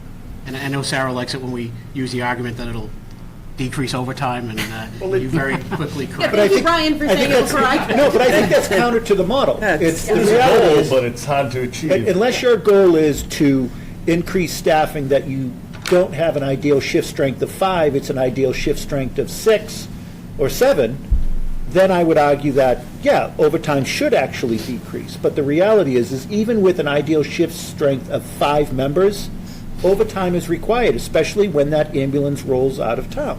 Yep. And what do you have in place if that were to occur? I'll put you on the spot. So you say you get the people, what, given the fact of, you know, time off, let alone the callbacks and everything, what do you have in place that you don't find yourself in the same position? Yeah, I mean, great question. I mean, it's just, you know, something we'd have to look at, so. Because as we grow in those directions, as far as public safety goes, that's going to have to be, Yep. it's going to have to be addressed. I mean, or we will never achieve that goal of, you know, seeing a benefit from, you know, decreased overtime because you have more staff. Yep. The second question, is there like a national fire or institutional, how many fire personnel are suggested, or is there a standard for a community our size or a population of So, I mean, 10,000? the previous slide did make mention of, like, during an incident, how many firefighters should be on scene within a certain period of time, but as far as But the community population itself? model, size, I mean, Well, NFPA guideline is... Equipment like, guidelines. NFPA guideline for personnel is about two people per 1,000, so we should be about 20 full-timers. And you have, well, how many? full-time right now, including myself, 13. To make the point, that's all. Yeah. And just to touch base on the 3 on duty, 3 versus 5, we do have a mechanism in place right now to, we've had a few instances where we've had less than 3 on duty, which is just, it just causes me to have more gray hair. But we have a mechanism in place right now to help prevent going below 3, and it's a whole policy. So we just recently enacted a whole policy for the full-time staff, so to help prevent us from going below 3. The problem there is that with the whole policy comes a higher compensation financially for those people, so that's But just... you have folks that will be working more than 24 hours. Yeah, and then, you know, realistically, no one likes to be told that they can't go home, they have to stay, which a whole policy is common throughout the fire service and police as well, but, you know, it's just one more mechanism that we had to put in place because we were just having issues where we had less than the bare minimum. And do you think having the 24-hour shifts makes this problem more difficult or less difficult? So the 24-hour shifts are the norm within the fire service. You know, I think it makes the job more attractive. I think if we were to go away from that, I think it would harm us more than help us. Okay. If we went away from 24 hours, our part-timers that work at another department will very infrequently work for us. Yeah. Okay. Yeah, you run into impacting their other full-time, Yep. or their other income activities. Okay, so today's part-time member, also we refer to as call member, utilized for shift work and callback, recruitment and retention challenges. We talked about residency versus non-residency, increased training requirements, increased use of career firefighters, the pros and cons with that. Like I said, the call department worked well for years, but it no longer works. Chief, the last 2 or 3 full-timers that you hired, have they been working full-time somewhere else and came, or were they not fully trained? So, the last 2 were new firefighters. So they had to get trained while they were part of the department? Yeah, so I actually have, the 2 of them are trying to wrap up their paramedic certification, and then once they wrap up their paramedic certification, they will then have to go to the Mass Fire Academy. So they are still in the process of their training. And what's the normal timeline? So if if you got 4 positions, and let's assume that the 4 are exactly like the last 2 you hired, Yep. what would be the timeline from the money's in, you hire John, Marion, Jim, how long would it take until they would actually be on the line? So they would start out as, they would be paramedics, that's the goal. Yep. So the only training that they would have to do is go to the Mass Fire Academy, and fortunately for that, they have a lot of openings. Okay. So if they were hired tomorrow, next month, they could get an academy date, and that's a 10-week program, and then shortly thereafter, they could start working. The longer delay is how long it takes you to find to hire. Fair point. Right? It could be, you might hire one within a month, but all 4 might take a year or more. Yep. Next slide. Okay, so just a monthly shift breakdown, part-time versus full-time. Mentioned that 5 is the ideal number. And this really just breaks down the number of times where we had 2 on duty, 3, 4, 5, and you can see the percentages. Basically, there were 5 on duty only 41% of the time. The other times had less than 5 on duty, and you can see a breakdown per month as to where the bigger challenges were. So, been kind of consistent across the board. You can see the open shifts that we have with. And so those times that how many of those times were you able to actually get somebody to backfill? So we say backfill, like the Call ambulance back, goes out. call back, a part-timer that comes For in an to emergency fill a call? shift. Well, if you had 5 on a shift and then someone was out sick, Yep. they got COVID, Yep. how often are you successful in backfilling? Well, so I can tell you when somebody calls out sick or a part-timer doesn't fill up a shift, we offer it to the full-time staff, the part-time staff, then the full-time staff, so they have the opportunity to work. In the perfect world, it would be 100% of 5 on duty. So, you can see those numbers, 30 point, a little over 30%, there were 4 on duty, 18% there was 3 on duty, and then just under 1% there was 2 on duty. So when would you call, so if you had 3 people, Yep. 2 left, you know they're going to be gone for a couple hours, Yep. nobody shows up, would you call another town to help cover, or you just have one person? We would just have one person at the Okay. station. Yeah, because the problem there is, and I think we all recall a few years ago with the ambulance responses to neighboring communities and how much of a drain it was on us and how frustrating it was, for myself included. If we were to follow that same, Every time, the ambulance transported, have a fire truck or an ambulance come cover us, it would be annoying for that community, and rightfully so. So we try to only call them if we know that there's a long duration incident, like a bad car accident or a house fire, or, something that's going to tie up our resources for an extended period of time. And do you have, Times did you have to call for mutual aid? I unfortunately don't have those numbers in front of me. I could get those numbers, but I don't know off the top of my head. do you have any part-timers now that if they were off a full-time position in Middleton, you feel they would accept it? I probably have a couple that come to mind. that will be a paramedic. One will definitely be a paramedic. The others, as far as, if they'd be willing to go to school, but my goal would be to hire somebody that's a paramedic, so we don't have to worry about that portion of it. It can just be, go to the academy and be done with it, so. Chief, how many, I have to ask you. Yep, okay, absolutely, sorry. Not your fault. So, part-time shifts filled with full-timers. This just illustrates the number of shifts that are filled with a full-timer. Roughly 28% of the shifts are filled at overtime. We spent $112,000 filling those part-time shifts, and we still had a high number of less than 5 on duty. So you can clearly see that even though we paid that overtime and offered it to full-timers, there were still numerous instances where we could not fill that shift. And part of the reason is burnout, quality of life, people just, there's so much overtime to fill. The next slide, I feel, is pretty important because it talks about the callback participation. Like I said, if we need additional resources, we use callback system, and you can see 2024, a little over 44% of the calls went unfilled, 30% the year prior.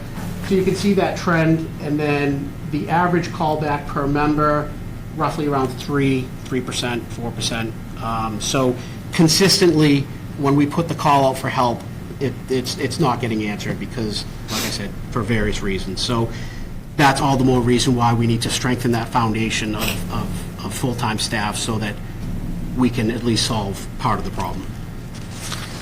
How often are you backfilling it yourself? Backfilling myself is me personally. So, I mean, so I can tell you that one of the stresses that I have, besides all this, is the shift coverage. So I can tell you that when I listen to the radio when I'm home, my wife has made it abundantly clear that when I retire, the radio is getting shut off. We'll debate about that. But I look at the schedule, I know the staffing levels.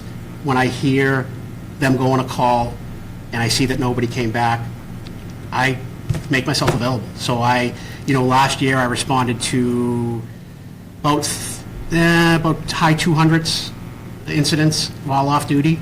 I mean, I'm always on duty, but, an emergency after hours. Close to 300 incidents you responded to. Yep, and, it's, I do it because I enjoy it, but I also worry about the burnout factor on my part.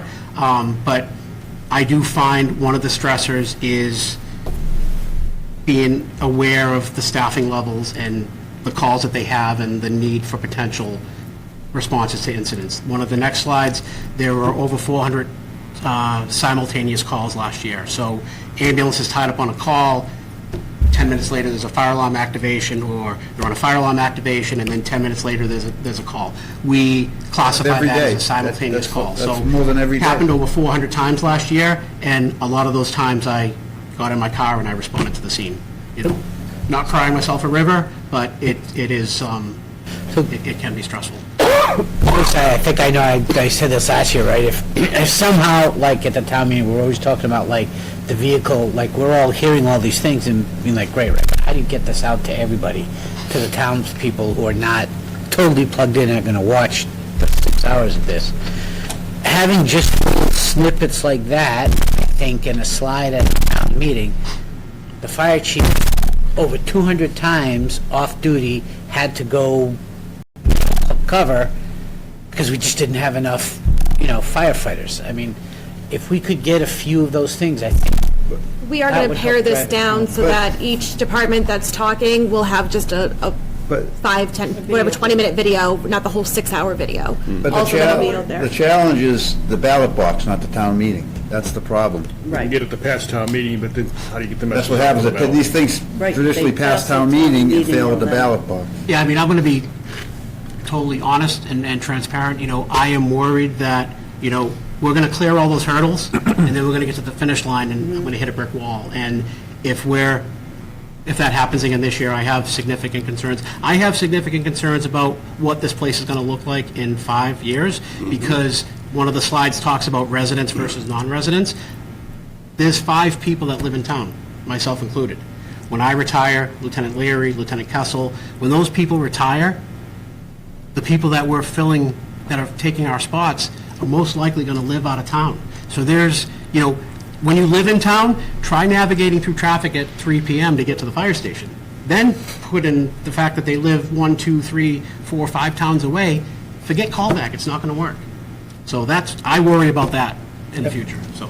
I will say, we are only about halfway through the chief's Yeah, so slide why don't- deck, so if we could I'm let sorry. him go through his slides and then maybe have questions Yep. at the end. Yep, so next slide talks about weekend participation, in particular part-timers. Like I said earlier, if Joe works for Fire Department X full-time, he doesn't want to work Friday or Saturday this week at Middleton Fire because he has to do it at his full-time job. So clearly, filling shifts on the weekends is a concern. Next slide, simultaneous calls. Like I said, over 400 incidents last year involved simultaneous calls. Initial crews tied up on a call, second call comes in or third call comes in. A lot of times, depending on our staffing, it requires us to rely on mutual aid resources. Another thing to consider regarding that, if we don't have staff for the second ambulance and we call North Reading or Topsfield or whatever, we lose that revenue for that second transport. What that number is, unfortunately, I don't have the answer, but just something to keep in mind. And more importantly, when we rely on those mutual aid resources, it's a longer time that that person has to wait or that fire has to grow before those resources get on scene. Residents versus non-residents, 37 members. I have 5 that live in town, myself included, and 1 part-timer that lives in town. So that's 16%. Roughly 20 to 25 years ago, 100% of the staff lived in town. It was never thought of. If you didn't live in Middleton, you didn't join Middleton Fire. And we, for various reasons, had to look outside the box, hence the hiring of outsiders and eventually full-time firefighters that work elsewhere. So what would these 4 full-time employees accomplish? It would help to increase our staffing from 3 full-time members to 4 full-time members, allow more consistent staffing, less reliance on part-time staffing, less reliance to fill part-time staffs with overtime, and decrease shift holdovers. Like I said, this will help, but it's not going to solve the problem. So if I'm still chief next year, I'm just kidding. Next year, when I sit here, if I do ask for more full-time employees, it's highly possible, just because, once again, our callback system is broken. And having 4 people on duty is not going to handle the majority of the incidents that we have. So I just want to stress that it'll be helpful, but it's not going to solve the problems. Next slide talks about the breakdown of the costs. No change, 1 firefighter, 2, 3, and then 4, what the budget increase would entail. Can I ask, so if we were to increase, it's not, there would be a savings on the callback on some, so it's not, like if you add the cost of the 4 new people, we would definitely pay callback less, wouldn't we? Not necessarily, because if we're fully staffed. still trying to fill shifts, where we're going to see a savings would be the need to fill that part-time shift with overtime. Okay. That's probably going to be your biggest savings. All right, hiring a full-time deputy fire chief. So, this to me is another big one. So looking to hire 1 non-union position. I think, unfortunately, once again, not crying a river, but in my position as the fire chief, and I know Chief Martin can certainly relate, I am the only non-union person in that building, okay? So I can tell you that sometimes I feel like I'm on an island, okay? And truthfully, and I think, I have a great number 2 guy sitting behind me, he's in the union. So if I have issues that need to be addressed, or someone I need to bounce something off of pertaining to union matters, really puts him in a pickle because he is a member of the union. So my goal would be to have a non-union position which would be consistent with my work schedule, be it Monday through Friday, Tuesday through Friday, whatever. My current command staff is fantastic, okay? They all work hard, they work great. One of the problems that I have is they work 24s. It's the norm in the fire service, which is what we talked about. But if I have somebody that works Friday 24, Sunday 24, and then the following week they're off Monday through Friday, I go a whole week without seeing that person because my schedule is Monday through Friday. So it's not uncommon for me to not see that person. For instance, Lieutenant Kessel does a fantastic job with fire prevention. If he works Friday, Sunday, doing his thing, come Monday morning, I get a call from Bob the builder with a question about something that Lieutenant Kessel worked on. I have to call Lieutenant Kessel at his home or page him or text him because he is not on duty for the entire week. So having somebody on duty right by my side, a true number 2 person, to me is important, okay? Other departments have an assistant or have a number 2 person, all right? So nothing against the police department. I know, they have a number 2 person that works alongside Chief Sampson. I feel that that is important for me as well. I know we're moving into a new building relatively soon, thankfully. There's going to be a lot of moving parts and things that need to get sorted out. I think having a number 2 person for me would be important to make my job easier. And I know this is different from last year and the year before when I asked for full-time fire prevention, but what really changed my mind this time was 2 things. It was the recent brush fires that we had, wildland fires. where Captain Duchesne was by my side, the whole time, which was imperative. It helped with incident command system, having somebody by my side to help take those roles.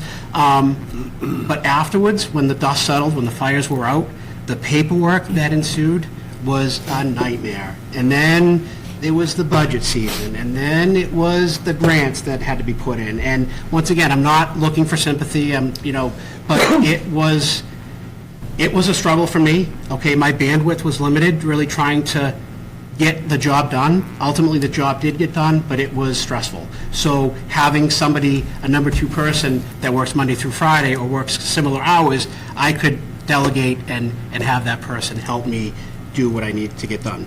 The other thing that we'll touch base on briefly is OSHA is going to make some significant changes that are going to affect departments like us, which we'll get into in a little bit. It's going to basically change the requirements for us as far as training, medical evaluations, PPE use, et cetera, et cetera. It's going to be a heavy lift for myself, and I need somebody to help with those tasks. And having somebody work 24s, 2 24s, it just doesn't work, because the captain or the lieutenant, they try to help out, they get pulled away for an emergency, they're on the line, they get pulled away for 2 hours at a time or whatever. It just really affects my ability to get the job done. So functions of the deputy chief would include management of the department, including temporary absence of the chief. If I, God forbid, get sick, it's assumed that the number 2 would take over, but, it's hard where he works his regular shift. Assist with administration, coordination, direction of department activities, including during emergency situations. We talked about the ICS, or incident command, having that person, that number 2 person, help out with those activities. Help maintain consistency, efficiency, order, and discipline in the department. Sometimes when I'm in my office, I'm busy doing, administrative things. Sometimes I feel like I'm removed from the staff just because I'm at my desk. If I had a number 2 person that worked with me, they could be more involved with the staff on a daily basis, address any issues that may arise, and then if those issues need to come to me, then we can deal with it together. Chief? Yes. Just in the interest of time. Yep. I'd say if we can wrap up your section in the next 5 minutes, but just, I think, to cut to a point here, among your supplemental requests, do you have a priority between this or the 4 full-time firefighters? Do I have a preference? Yes. So having four full-time firefighters is important. I will tell you that having a deputy chief is important. I know in the perfect world, 5 is probably unrealistic. That would be my stance. 5 is needed. If there needed to be like a, kind of pick and choose between the 2, maybe a mix of 2, maybe that would be an option. There's just, I think I've presented the need for all 5. But I know I need to be realistic as well. So Chief, in that priority, so I know you're looking for 4 full-time and then 1 deputy. What if it was 4 bodies? What if it was 4 positions? Would you prioritize a 3 plus a deputy? That would be something that I think would be a good compromise. Yeah, the other thing to keep in mind is that, there's future need. Yep. And we can't go back consistently for that authorization. Yep, I understand. So, if whatever we go forward with this year, what's the best scenario for getting you some number of years before the next ask? So, and it's interesting because I recall years ago, there was, correct me if I'm wrong, there was 1 year was fire, 1 year was police, next year was fire, next year was police, and it was in the operating budget. Mm-hmm. I think that if, at some point, that needs to be looked at. Yeah, if it can be fit in, that's one thing. Yep. Because the situation this year. Yep. Can't be fitted in for either department. Yep, I get it. So that's what, from 4 and 1, what configuration gets you the most usable life before it becomes absolutely necessary to ask again. So I mean, I can tell you that if I were to get 3 boots, I call them boots on the ground, front-end firefighters, if I got 3 tomorrow, I'm going to come back and ask for at least 1 more next year, because there needs to be, it's important that we have at least 4 full-timers on each group. It's important we have a deputy chief. So, If you got 4 this year, Yep. when would you anticipate in your future cycle to have to ask for additional boots in the ground? so if I got 4 firefighters? Say you got 4 boots in the, well, 8 pairs, 4 pairs of boots Yeah, in the right. ground this year. So we're not hiring any one-legged firefighters. Yeah, I mean, I don't think it'd be unrealistic to come back next year or the year after. You know, not to compare apples to apples, but I know in North Reading, I know that they're getting 4 this year, and in talking to the chief, he's going next year for another 4. His goal is to be, I'm hearing through the grapevine, 9 full-timers on a shift. So, are we at that? Are we going to get to that point?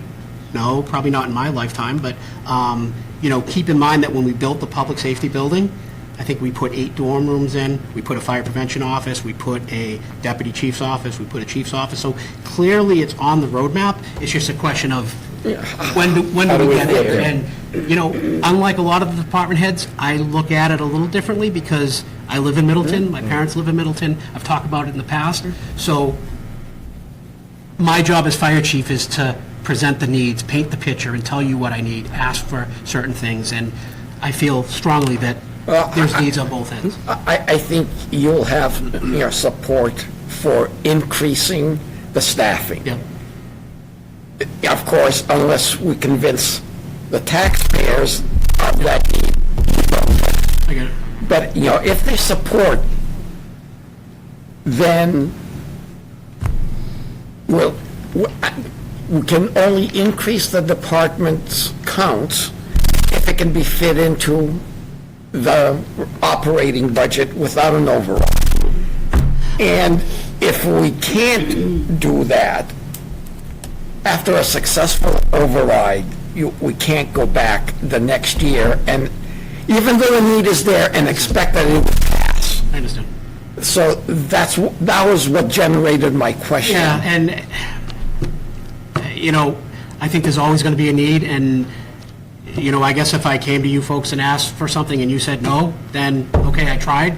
My job as the chief is to try to move the department forward and get the needs, you know, get the positions filled, and that's, I guess, all I can do. Just really for the sake of time, I just want to read something really quick, not to put Chief Martinick on the spot, but the need for these positions has been illustrated for a number of years. So back in, for the fiscal year 20, Chief Martinick, if I read something really quick, at the present time, the Middleton Fire Department has no clerk or administrative staff other than the chief. All the full-time members have multiple responsibilities such as fire prevention, EMS training, car seat technician, fire alarm technician, over and above responding to calls and taking care of the everyday operations of their shifts and of the department. Over the years, these responsibilities could be handled by these individuals, but with the increased number of calls and the demand on the fire department, some of these responsibilities should be a task of their own. Administration and fire prevention are 2 areas that could use supplemental staff. Many functions in both areas take a great amount of time and sometimes do not get accomplished because of the lack of staff. In the next 5 to 10 years, the staffing model that would be most efficient for the department is to have a chief, a deputy chief, full-time fire prevention officer, administrative assistant, and a minimum of 4 full-time members per shift. This obviously would need to be phased in, but it serves as a template for the town to follow and to have a plan for the future. So this was back in for the fiscal year 20 budget. Chief Martinick had illustrated this. So clearly this has been on the radar for some time.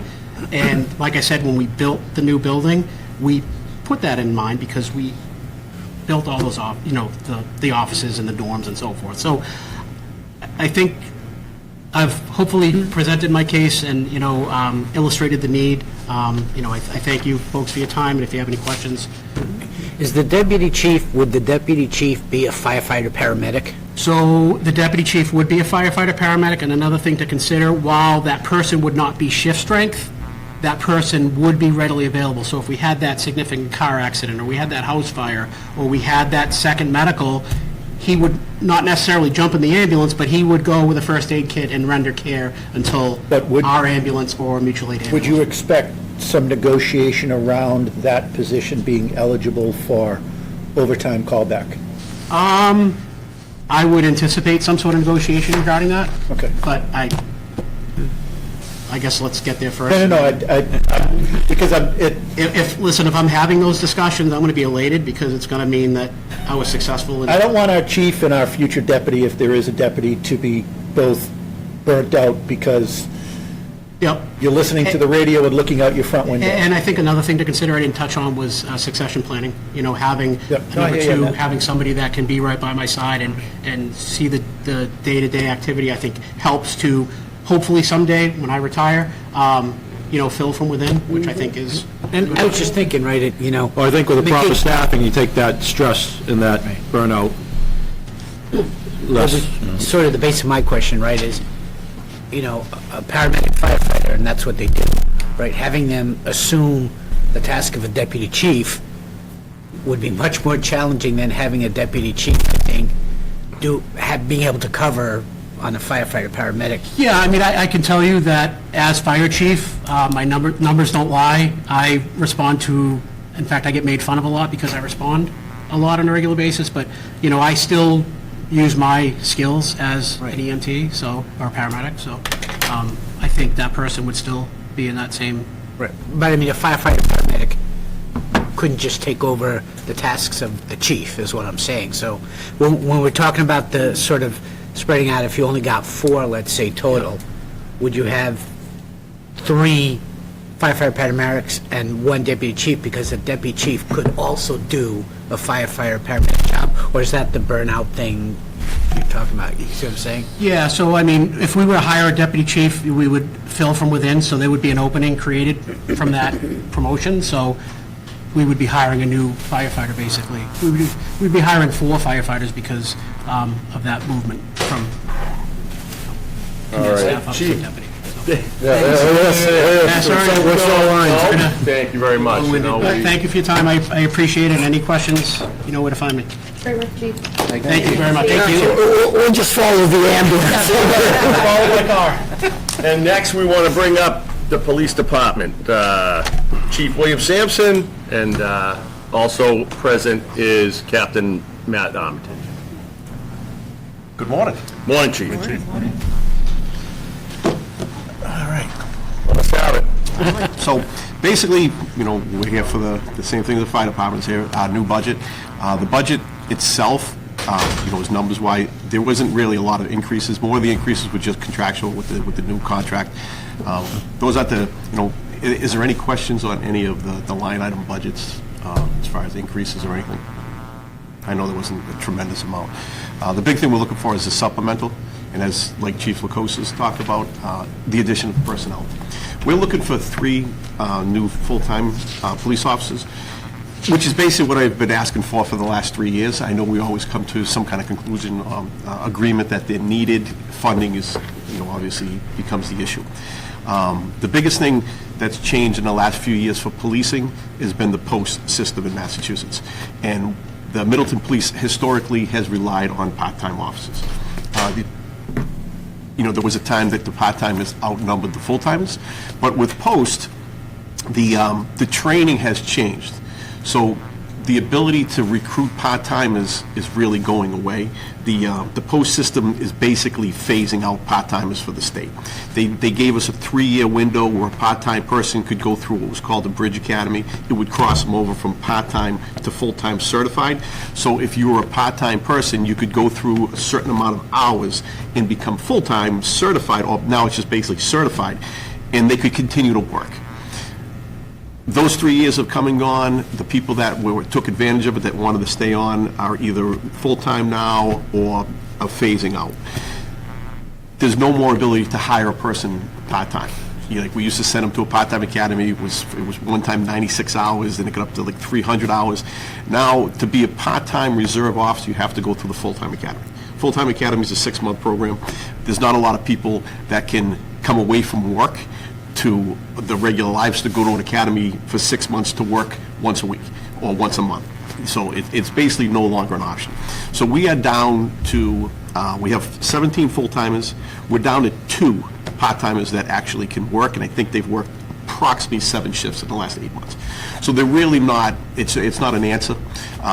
And where we're at 17 is a decent number, but I've been here for, I'll be 4 years next month, and we haven't been at staff since. And it's not because of we can't attract the people, it's injuries.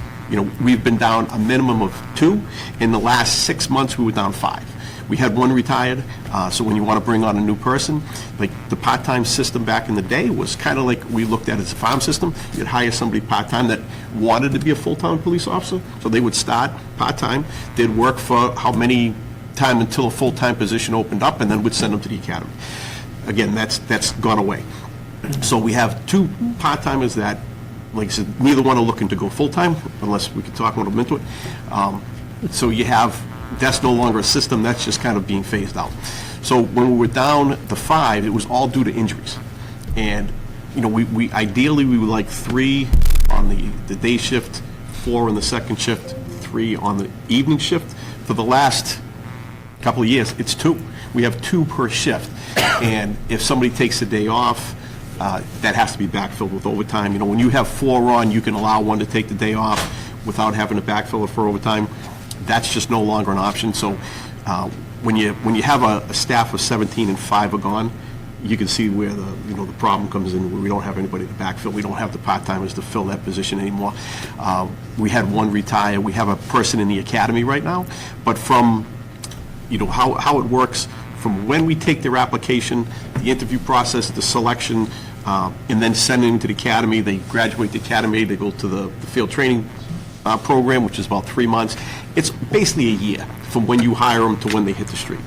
So that's why for the last couple of years we've been trying to add those roles, because even if we get 3 people, unless you got a certified person coming from outside, that's going to take a while to get them on the road. Like the one we did hire, he graduates next month from the academy, and he was hired back in May, and then he's 3 months of field training to get on the road. So this is one of those things we've been trying to keep ahead of. You know, the profession, as you know, Chief Lukos did take a hit over the last few years as far as applicants. You know, police became bad people. You know, became the enemy.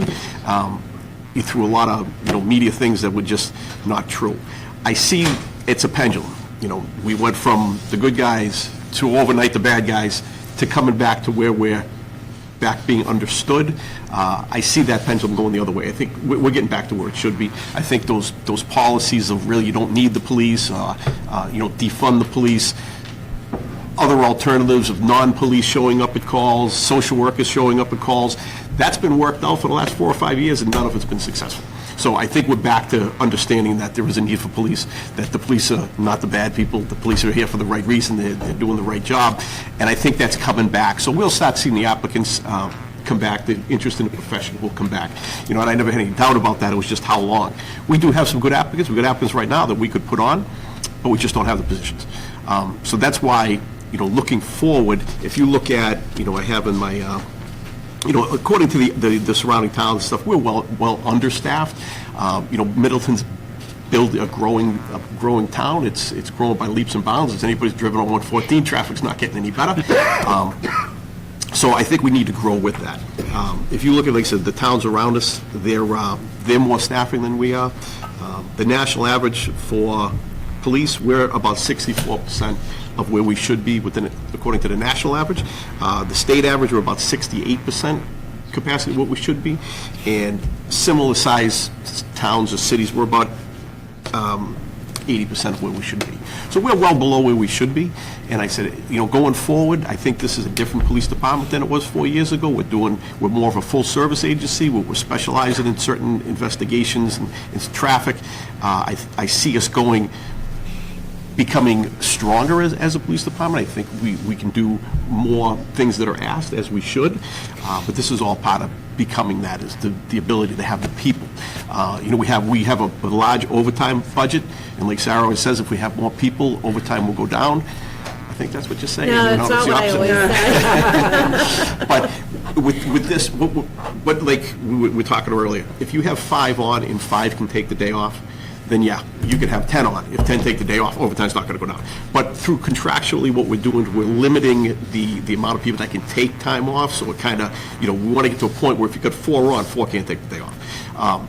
We have some senior people we're going to be losing over the next couple of years. Those are people that have a lot more time built up, 5 weeks vacation. You bring people underneath them, they only have 2 weeks vacation, so they're not, the ability to take all that time off is minimized. So I think with the addition, we get the people back. Of the 5 that we were out, 3 have come back. One's in the academy, will be graduating soon, so that's the 4th. One more has been out for a while, and that's, we're kind of at a standstill with that. But I think if you do add the additional people on, we get our people back up to staff, we control how time off works, I think that will affect overtime in the long run. Any questions for the chief? on the- Can you talk about the impact on what, that the day-to-day, what the community sees as a deficiency or a need for policing in certain areas, and how that's, how is that covered by your current staffing? Well, Or how do you cover it? Number one complaint we get is speeding in red light violations, gridlock, if people get, when you have 2 on a shift, it's tough. I mean, if you have an arrest, then those 2 are off the road. You have to call somebody in to cover, just cover calls. If you have a major accident, you have to call somebody in. Everybody's tied up. So the proactive portion of law enforcement, when you have minimal staff, has to go down because you just don't have people have to be available for calls. One thing about police is if you call 911, somebody has to show up at your door. So if you have 2 people tied up on other things, proactive, you can't do as much proactive when you don't have the staff. So when you have enough people on, you can assign people just to traffic, just to the hot areas. If this street's having complaints on speeding, with gridlock at certain times of day, you can direct your resources to address that. If you only have 2 people, you just don't have the ability. You don't have the ability. So Chief, in your justification for this, you talk about 3 positions and 2 of them being utilized. One of them is a school resource officer, and another on traffic enforcement, accident investigation. Is there so kind of in the same vein of the question that was asked of the previous chief, if you got some but not all of your requests, where would you prioritize? Would it be a school resource officer? Would it be traffic? Would it be additional investigatory? Patrol would be first, because like I said, covering the shifts is the number one thing. If we have a staff where we can cover the shifts, then my top one I think would be, because we have a school resource officer now that acts fully at Masco, 1 day a week, 2 days a week, whatever they need. We split those with Topsfield. I would like to get that person more involved with our schools, this school, the other school, so that we can have somebody in our schools as well. That can be done staffing-wise. We can almost do that with just staffing. The accident person, or the traffic, somebody that's dedicated just to that and to accidents. Big thing we run into here is accidents. Ward 14 is a big, a well-traveled route. We have a lot of major accidents there. State police used to come for any accident that was major. They're down on staff, so really they're not coming unless it's definitely a death.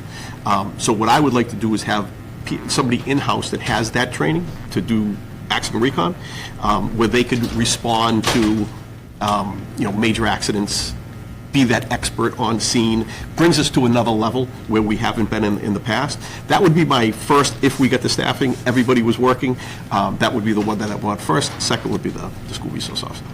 Okay. Sir. Just like curiosity, so when you have officers sitting in the car, monitoring traffic, right? Are they generally there, what sounds like, because they're assigned to monitor traffic, or are they doing that while there's no call? Correct.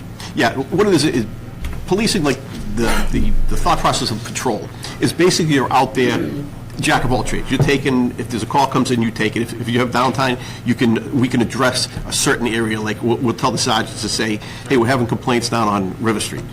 Assign somebody down there. That's as time permits. Right. So if there's no calls for service, if nothing else is going on, they're not backing up the other person, then they can take that time to go and sit and monitor traffic.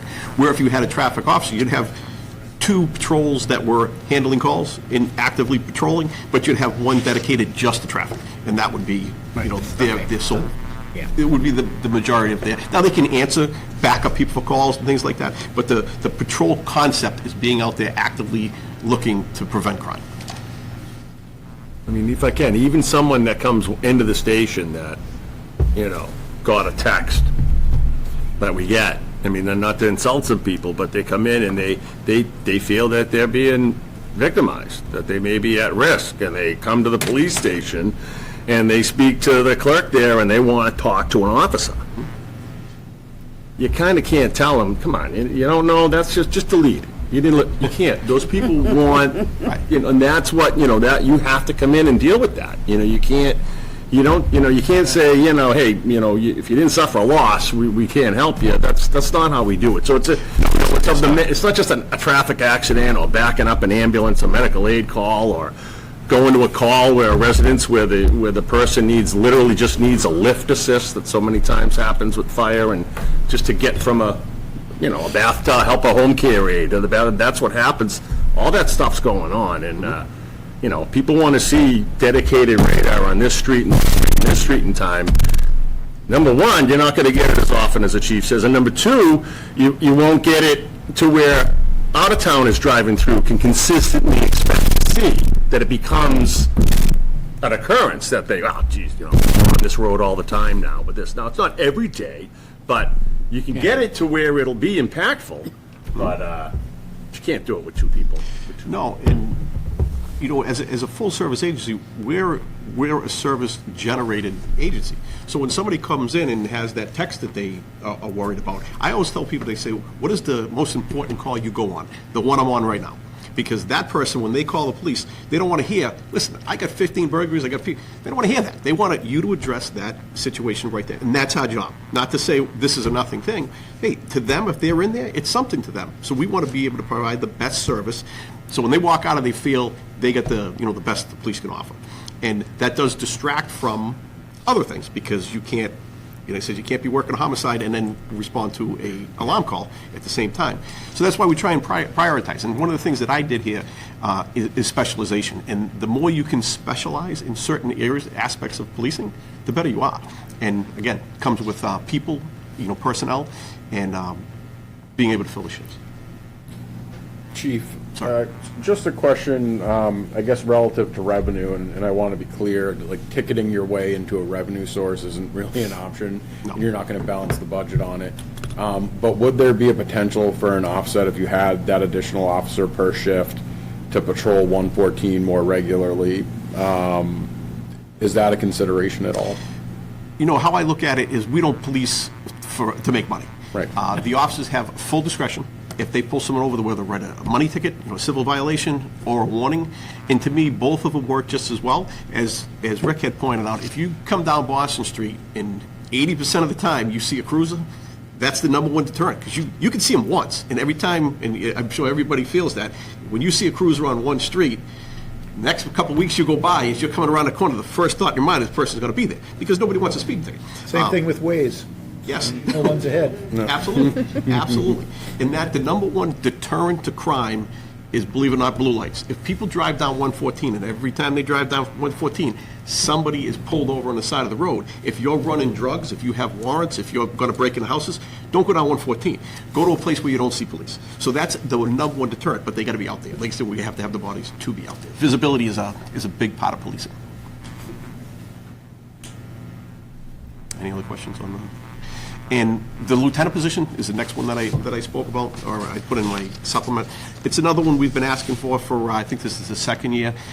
That would be contingent, because I'll save the questions prior to, like Chief Lacoste. We would have to have the bodies first.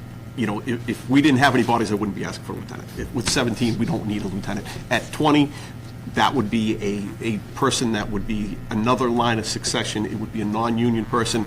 As Chief Lacoste, it's nice to have people on the administrative side that are actually administrative, where we have a captain who does a fabulous job, and he's like administrative. That's 2 people. The lieutenant would be in charge of both patrol and investigations. They'd be in charge of the sergeants. and they'd be outside of the union. They'd be part of the internal affairs. One of the things that came with post, which I think was important, is transparency and accountability. Internal affairs is a big portion of that, and that was one of the things that we instituted here when I got here, and it's been very well. It's been well done. We don't have a lot of complaints.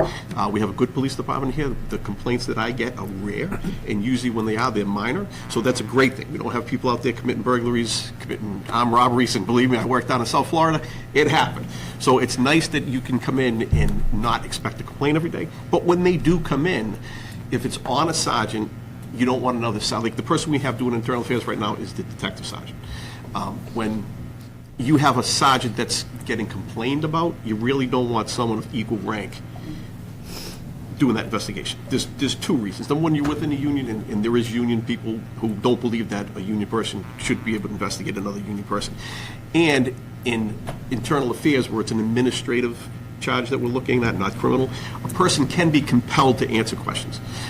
So basically, if you're interviewing someone that's being accused of a rule violation, they don't have the ability to say, I'm not answering that. If they do, you can give them a direct order saying, you are being ordered to answer that question. If you don't, it's insubordination, and it can include up to termination. And that's the only way you can really police a police department and make sure everybody's on the same. But without having that rank, it's tough to give a direct order if you're not of a higher rank. So, Can the captain, if the complaint is about a sergeant? Correct. The captain can do that. Investigates. Correct. And if it's about a patrol officer, the sergeant investigates. Correct, and that's how it is set up now, but where you have the captain as the executive officer, you really, there should be a level in between. We do have that in place now, but the captain's, his background isn't in internal affairs, so, he has so many other things that he's handling that's a specified or a specific group of training, investigations, and in internal affairs. So you want someone that does that regularly, as opposed to filling in once in a while, if that makes sense. Well, since we don't have a lot of complaints, for sergeants, so how many times over the course of a year or 5 years would a sergeant be investigated? From what you've said, not very often. We're very fortunate. We're very fortunate. But you don't want to be in that position where those start coming, and they can just start coming. Sometimes it's feast or famine. You'll have 0 complaints, and then you'll have a bunch of complaints. So again, why I say that's not my top priority, it is going down the road, and then a succession plan. As if I were to retire after another 100 years, you have 2 administrators, one that could step into the chief's role, and then somebody that steps into the captain role, and they have administrative experience, as opposed to going from patrol to an administrator. It's kind of as a captain it's a different job between being a sergeant and an administrator.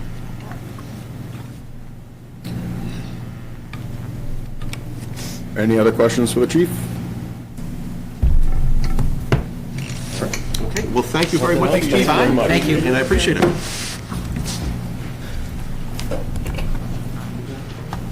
I put the munchkins on the end of that table. There's a little bit of coffee and hot chocolate left. If folks want to grab any of it.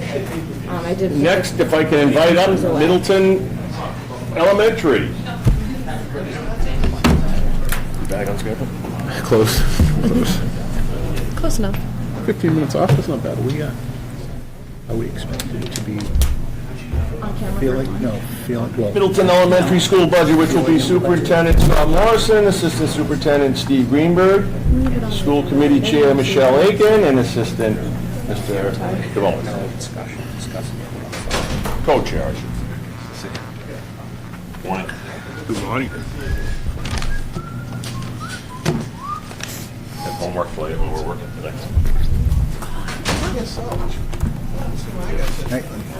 You know this is being recorded, right? I can't. Yes. I don't know. I'll blame him. I get homework too? I don't know. Thank you. I can't wait to get out of here. How are you?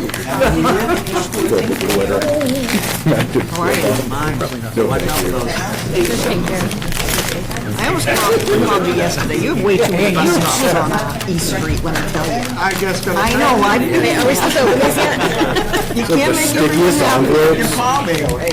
I'm so calm with Manchester, I'm not Yes. saying. Just let me know when you want to go through the slides. Thanks. I will say sometimes I get trigger happy and I go a little fast. So in the envelope, just while we're talking this We morning. were supposed to open. Yeah, absolutely. But in the envelope, it's the set of what's considered the top 10 skills as we see it now for our kids as they go through school and things like that. And I'll explain to you, and that was an activity we did over the summertime. I have a couple slides in the slide deck that I'll explain that to you on. But I just think of sitting here listening to me talk, just sort them around on your table in front of you as to what you think of the top 3. What you would identify as the top 3 most important skills for kids as they make their way through our school and then go on to Masco and then go on into life and so on and so forth. So it's a little bit of a difficult challenge. There's a lot on there, but again, just work on your top 3 and I'll start the slide deck. Really appreciate the opportunity to be here tonight, or today as always. Mr. Greenberg is here, Michelle Aiken, our school committee chair, Dave DeBonis, school committee vice chair, and Peggy McKelney, our director of curriculum. We have a curriculum program that we want to talk to the committee about today as well. So if you can hit the next slide. Sure, thanks. Begin as always with gratitude. We are very appreciative for, and you hear me say this every year, but I say it because I mean it, very appreciative for the partnership that we have with the town of Middleton and the boards and committees that we work with. I can tell you that we've been in the car together for 9 years. I started in 2016. We may hit the occasional pothole and get a little jostled, but we appreciate that we're always able to stay in the car and continue down the path forward. So much appreciation from the school department and the school committee to our towns and boards and committees for that relationship, for sure. Hit the next one, Sarah. Our vision statement has endured for a long while, and we are grateful for that as well. Tri-Town School Union believes in nurturing a dynamic learning environment where creative thinkers and innovative problem solvers develop the empathy, resilience, perseverance, self-management, and kindness needed to positively impact the world. We worked on that 6, 7, 8 years ago, and it has really endured over time for sure. When we look at some of the work that's coming out of the state, we're seeing them aligned to some of these things, which is exciting for us to see that we were having these conversations many, many years ago. If you could hit the next one, Sarah. So this is something we talk about quite a lot in the school district. And so as we think about our kids and the work that they do, a child born right now today goes into kindergarten in 2030, high school freshman in 2039, graduates high school in 2043, is in college in 43 to 47 if they decide to go to a 4-year university, and then enters the workforce in 47, 48. These are the conversations we have in the Tri-Town School Union and the school department that I can't tell you what the workforce is going to look like in 3 years, let alone in 47, 48. But it's kind of mind-boggling to think about that. Some child born at a hospital today is graduating from high school in 43, and again, if they go to a 4-year college university, entering the workforce in 47, 48. It speaks to what are the enduring skills, competencies, and knowledge that those kids will need in order to be successful in school and in life. Thanks, Sarah. It's not too long before school will look something like this, or something like this, and then you can go to the next one. We're often looking at research and data within the Tri-Town schools, and so McKinsey, their work at the Global Institute, if you hit the next slide, please, thank you, talks about by 2030, activities that account for up to 30% of hours currently worked across the U.S. could be automated, a trend accelerated by generative AI. And then the United States will need a workforce development on a far larger scale, as well as more expansive hiring approaches from employers. All of those things so extraordinarily important as we think about the knowledge, skills, dispositions, and competencies that our kids are going to need to succeed in what their future will look like. And it's going to be a future very much involved in AI and in VR and things like that. I see you all looking over each other's shoulders to see if you all have the same top 3. So as we think about this, what McKinsey Global Institute talks about, our kids need cognitive skills, critical thinking, planning in ways, communication, mental flexibility. This is where you all slide up critical thinking to the top. Interpersonal, developing relationships, teamwork, effectiveness. Think about all the industries that you work in. You need these skills of the people that work for you. Hit the next one, Sarah, please. Self-leadership, self-awareness, and self-management. That's right in our vision statement, those 2 things.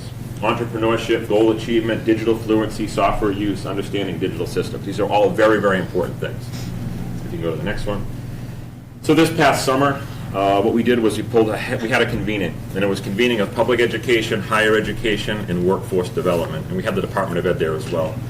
And so we had reached out, the Tri-Town team, we reached out, we brought in the North Shore Workforce Development Board Director, some people from the workforce, some CEOs and folks that work in different industry in the area, folks from higher ed, Endicott and Salem State, and folks from the Department of Education. And the reason for that, this is a group of people that had no business ever being in a room together. And the goal of bringing these people together was to have that conversation. And they said to me, like, we can't believe you're doing this at an elementary school. He said, well, that's where it starts. We should be having these conversations at an elementary school. We should be talking about workforce development at an elementary school because that's where we can start to impart these skills in our kids. And so we brought all these people together, at the next one, and we gave them an envelope at the beginning of the meeting. And I said to them, while they were all sitting on the panel, I said, do me a favor. I'd be very curious to see with the skill set, and this is what you guys have in front of you right now, what would you identify as the top 3 skills in your industry as it exists today? Department of Ed, higher ed, local hospitals, CEOs of companies, workforce folks. And so if you go to the next one, it was very, very interesting. Based on your current perspective, this was the question. How would you rank these skills from the most important to the quote-unquote least important? And I took the panel members' names off, but you can see panel members said creativity, originality, resilience, and reasoning, critical thinking, active learning, reasoning, resilience, problem solving, flexibility. So, I mean, as you look at your list, we're not going to ask you to share. This is just more an activity for you to do in front of you, but you can see what the workforce is saying are the skills that our kids need currently as they navigate through school so they can continue to learn these skills and they can become embedded in the work that they do. When I talk to the team about this all the time, we talk about it as educational abs, right? When we think about training an athlete, you want to develop their core. What's the core of our kids? What are their knowledge, skills, dispositions, and competencies that we need to build in them to make sure they can succeed in school and in life? Just hit the next one, Sarah. That might be it. So as we think about the work that we do, and as we think about the budgets that we work on, it requires 2 tools, and these are tools that we've been talking about across the Tri-Town. It involves a microscope to really dig into the budget, but it also involves a telescope to make sure that we're making decisions that are going to benefit our kids long-term down the road as they navigate the work that they have to do. And so this leads into, I'll have Peggy come up and walk you through, and Steve will talk about the budget as a whole, but one of our budget items this year is a curricular program related to ELA that we're looking at across the Tri-Town. Peggy and her team have spent a year doing an investigation into the work around this, so it's okay with the chair, I can turn it over to Peggy. Certainly. Great, thanks. Peggy, come on up. Thanks. Good morning. Thank you for having us here this morning to talk about the inter-reading program that we're hoping to adopt here as a Tri-Town. So I think as Scott's talking about the skills that students need for the future, it often doesn't get mentioned because it's so assumed that our students will be literate, that they can read and write and communicate, and that is foundational to so many other things. In the Tri-Town, it has been a long-standing need for us to shore up what's happening around literacy. We've been doing a lot of work over the last few years. We're seeing great results as a result of that, but we don't have the right resources. We do not actually currently have, nor have we had in the Tri-Town, a comprehensive literacy program. And this is something that is happening like across the country and in Massachusetts, really thinking that school districts should have comprehensive literacy programs, and it's just something that we don't have. So we have spent the last year really looking at these comprehensive programs, and this is the program that our teachers feel is the best fit for the Tri-Town. We had a 27-member committee representing all facets of the Tri-Town. They were unanimous in believing that this was the right fit for the Tri-Town and that this would be that this would serve our students well. So we're excited to talk about it with you today, and I'll just kind of share some of those details. So.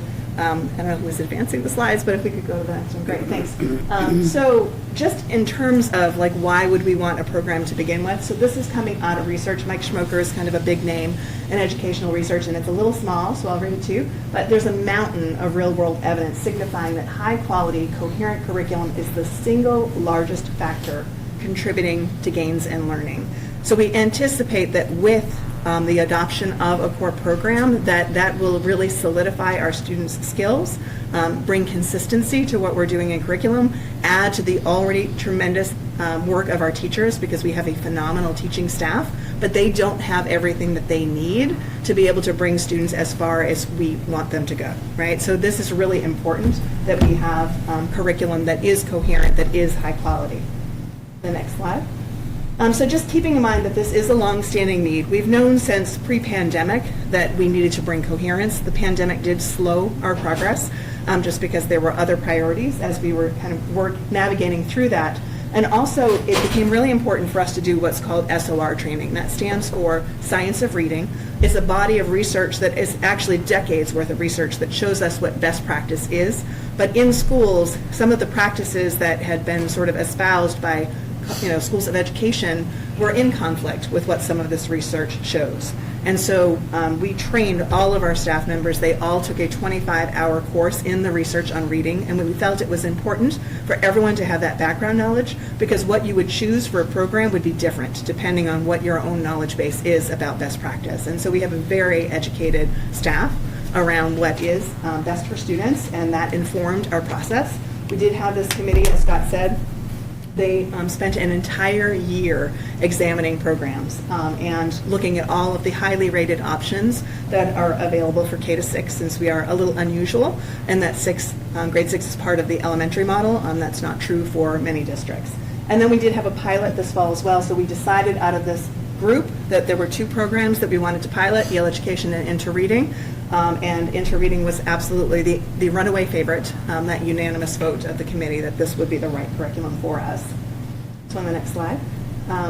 So I just want to let you know about the reviews of this program. So Ed Reports is a national, nonprofit group, sort of like a Consumer Reports for education, and they rate as an independent review board educational materials in terms of their quality. And so this program is all green, meaning all meets expectations in every category. It has high marks for foundational skills and building knowledge, which are also things that the research shows us are essential for literacy development. So in terms of independent external review, this is a high quality program.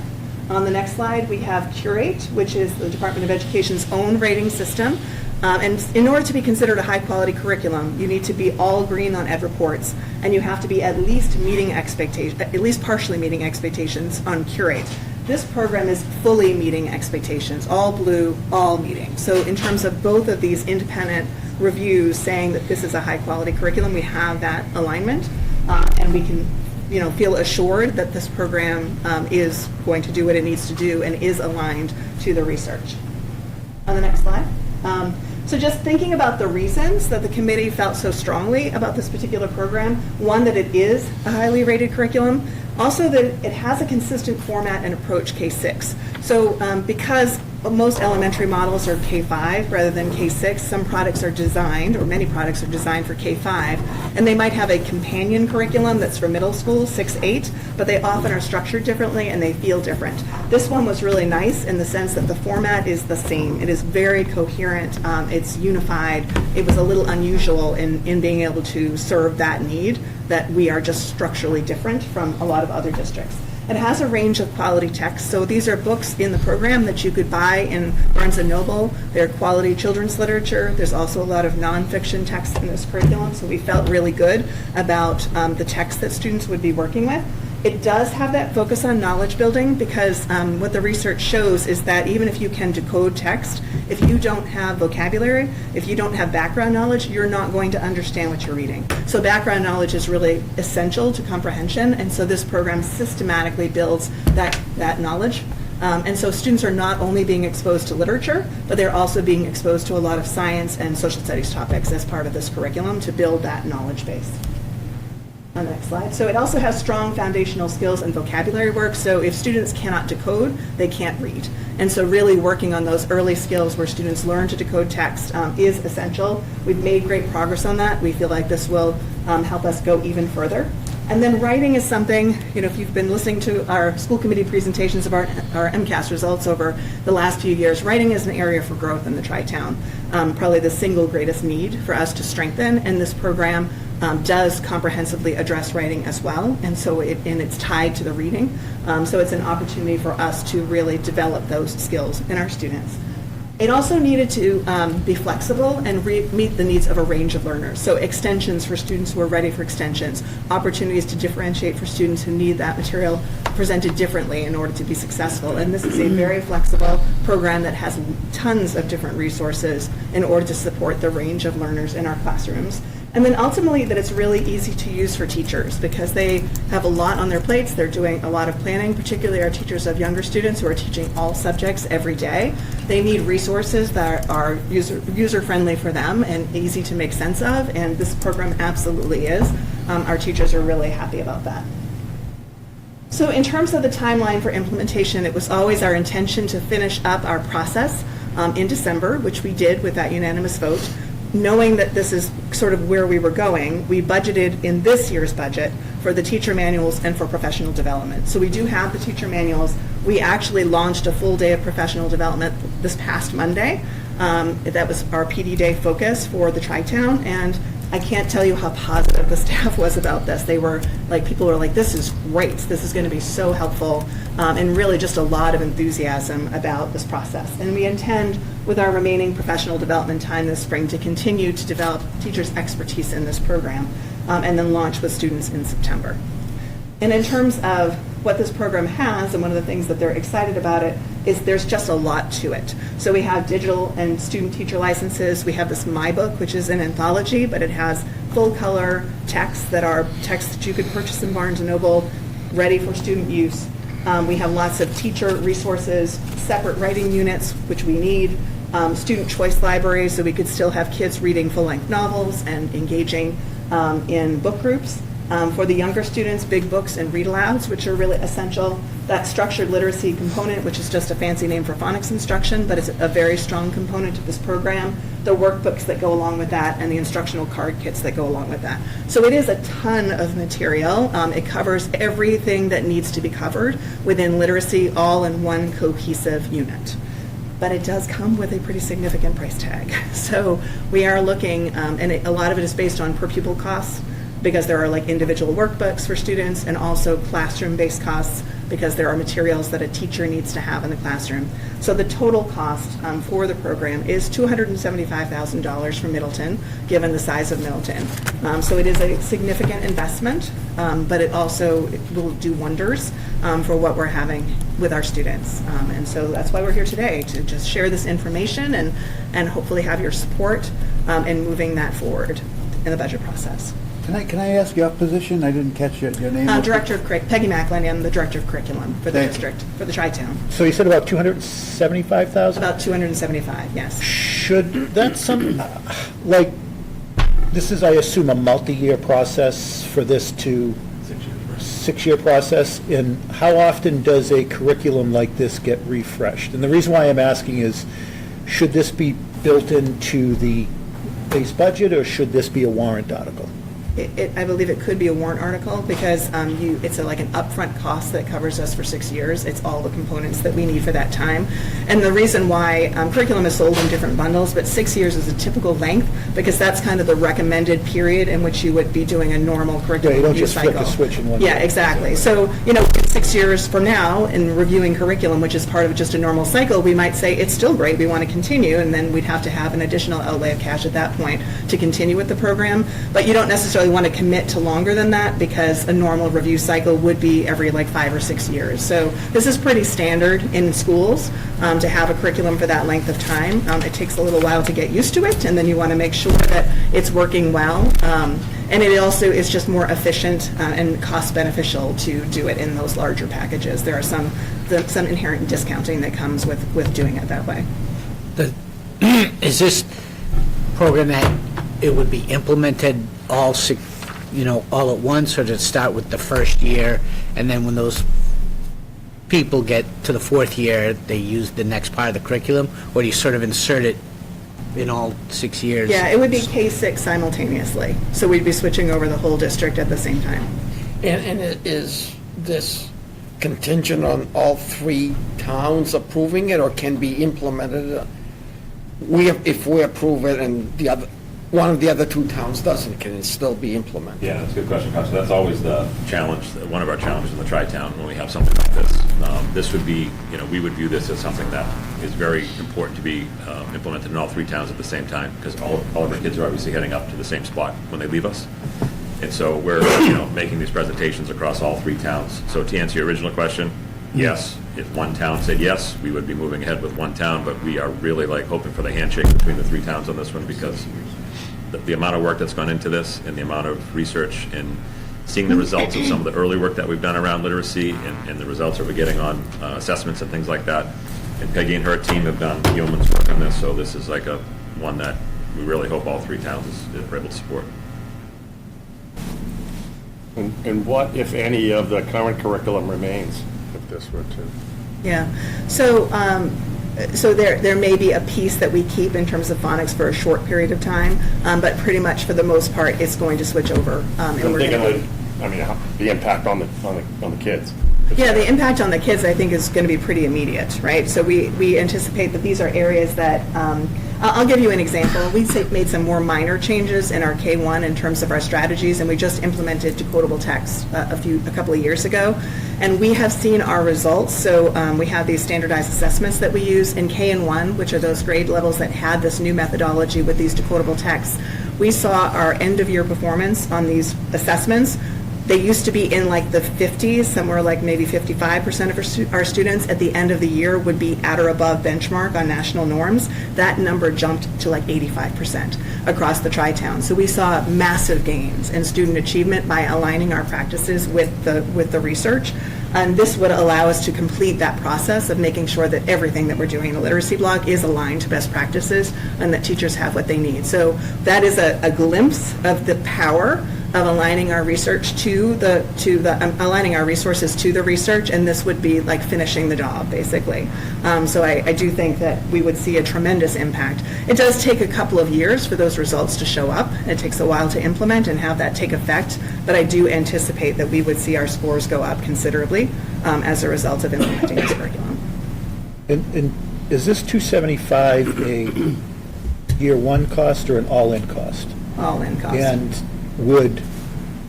so basically it's, because I'm still trying to get my arms around built into the base of the budget or a warrant article. So if it's an all-in cost, I assume a warrant article would make more sense.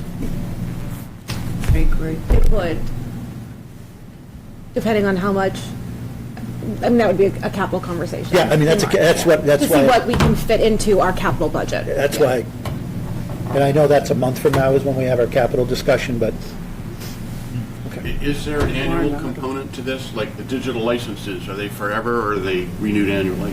So it's part of the 6-year agreement. So the upfront cost, so that cost that you have to pay when you sign an agreement of 6 years, it's all like at once.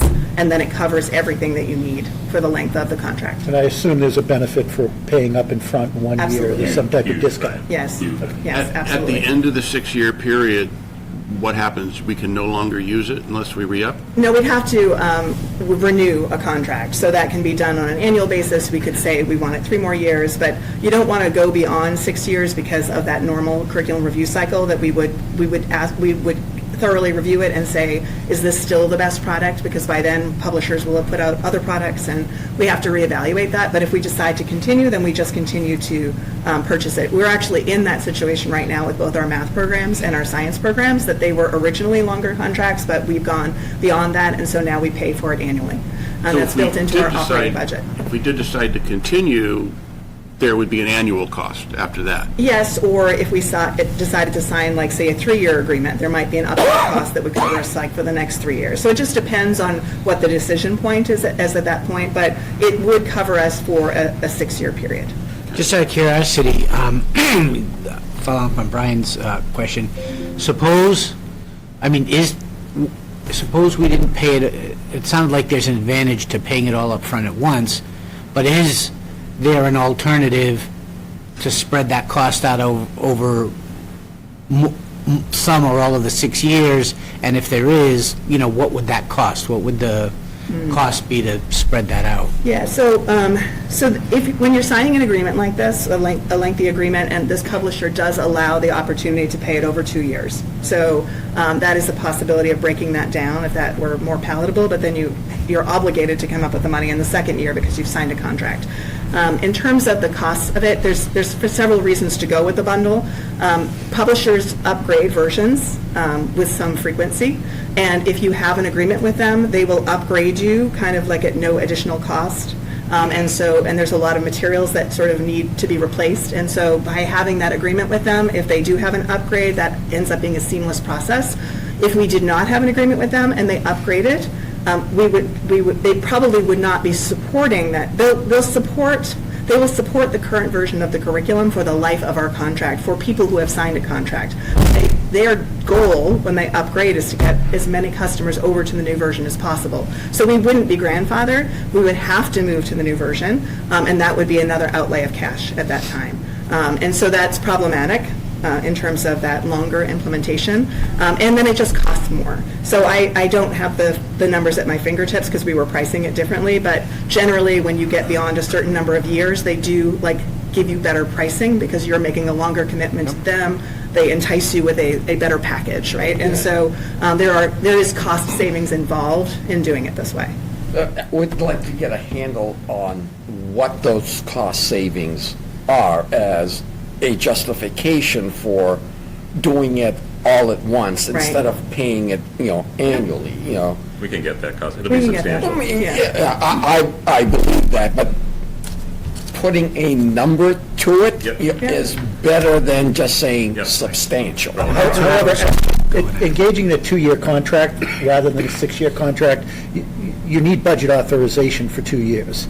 I don't want you to enter into a contract where we've given you 1 year and we'll talk about it next year. That's.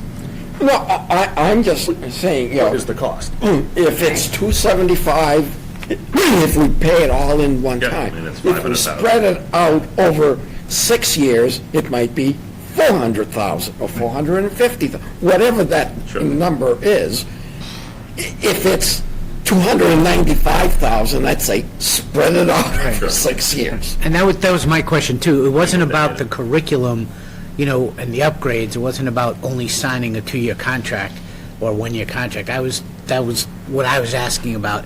We sign the 6-year contract and we commit, but basically, take a look, pay, $50,000 over 6 years, right? Maybe the cost would be the interest we'd have to pay them for loaning us the money over 5 or 6 years, is what I was getting at. Yeah, so I think, just to clarify, so if we sign a contract with them, the expectation is that we pay the whole thing up front, or we just don't sign a contract and we just go year by year. But if we go by year, the pricing is higher, and we are subject to inflation. If we do it now, we lock in today's prices for 6 years. So I can't exactly tell you what it would be because I can't account for inflation, but looking at what happens with Math and Focus, which is our math program, and it's the same publisher, the prices go up, right? And we would be locking in this year's prices for that 6-year period. My biggest worry about not signing a contract up in front is that when the curriculum changes, we are not grandfathered, and we have a problem that we can't actually get the current version of the curriculum, right? So that's just problematic from an implementation standpoint. It's not just about the money. It's also about making sure that the program is supported for the length of the time that we need the program. But they will allow you to sign a contract and spread the cost over 2 years if you needed to. That's just one way they try to make that easier for districts, but the contract is signed, so you've now made a commitment that that's paid over 2 years. But you could do it over 2 years, so we could pay $125 1 year and $125 or whatever 50% is over 2 years. So they will That's an allow that. option. Well, it sounds like this is going to be a capital discussion Yes. that we have anyways, so let's let the school get into So if I the could, rest of their can budget. I ask a question? Is the cost the same for all 3 towns? Is it based on? No, it is different because there's a lot of per pupil expenditures, so it is a higher cost than, say, Topsfield, because Middleton has more students, and it has more classroom sections. So a lot of the costs are either because we need a workbook for an individual kid, or a license for an individual kid, or because if we have another classroom section because we need it, because we have more students, there are materials that you have to buy for the classroom that are like sets of books, et cetera. So with more students, there are increased costs. So there's definitely a difference in pricing between Topsfield and between Middleton, but it's because this is a larger district than Topsfield. Around if you take the total number that the 3 towns will be paying altogether, is that roughly equal to what a town that had a single school district?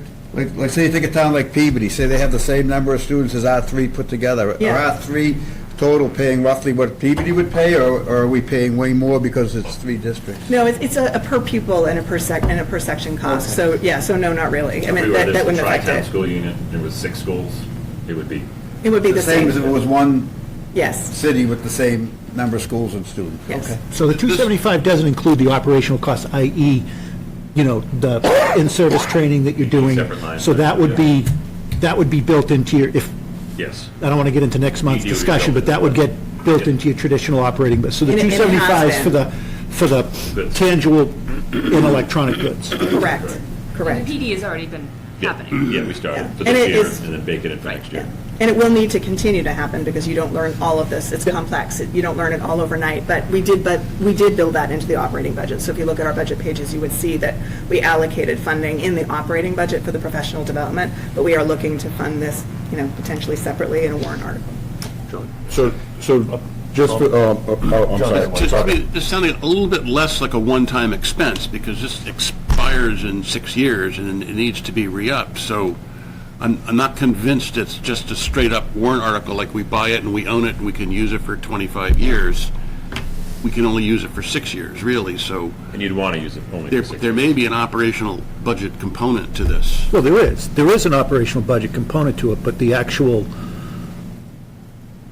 written and electronic pieces we would be getting once, and then in 6 years would likely be doing again. I would expect 6 years from now, you're going to be looking at a different curriculum. Because to your point in grandfathered, even if you said after 6 years, we love this curriculum, I pretty much guarantee it's going to be different in 6 years. Yeah. They'll adapt it. So I think a 6-year run is a normal timeline for Very typical. curriculum. That's how curriculum is sold, right? This is very, very typical for how curriculum is sold. You don't buy curriculum for 25 years. Like, it's just not done. So I would say the directive would be any one-time upfront cost, carve that out as a capital item to be discussed next month, and then any reoccurring costs should be built into the budget. Which is what we've done. Yep, and then to Sarah's point, I think we should move on from this, because I think there's a bunch larger figure that we need to look at, which is the totality of the budget, and where we have limited time. Yeah, great. Well, thank you very much for your time. I appreciate it. Thank you very much. Thanks. So Sarah, that next slide there, just real quick. Yep. Just want to thank Steve for moving us over to ClearGov. It's allowing us across all 3 towns to have a similar platform for sure. I know the town is on it, and so Steve has done a great job putting this together. We presented to school committee, and Steve, take it from here. Steve, where would you like me to focus the screen? Oh, let's see. Do you want the budget overview, or do you want the detail? Go to expenditure summary. A budget overview is good, expenditure summary. Oops. All right, so we can talk about that. Proposed Middleton budget details would be great. Okay, give it a sec, there we go. Good morning, or good afternoon, everyone. Still morning. Still morning. All right, so our FY '26 proposed budget. As you look at all of these pieces, and we go through it, our first draft right now, we're proposing an 11.65%. This budget. Without the 275 in there. Without the 270, correct. Because the way we're looking at it is that it would be a warrant article that stands by itself. Of course, with guidance and discussion. What was the percent again, Steve, sorry? 11.65. All right, so that's our draft one. And this is a level service budget. There is no real magic in this. The only change in this budget in terms of staffing, and with regard to an increase, is with ELL, all right, English Language Learner, because we have a growth in our ELL student population. So that need is real, and the request is for a 0.4 FTE increase, all right, which is about $25,000, $30,000. Sorry, Steve, I gotta get back. That's okay, no, still, it's okay. No, I moved over.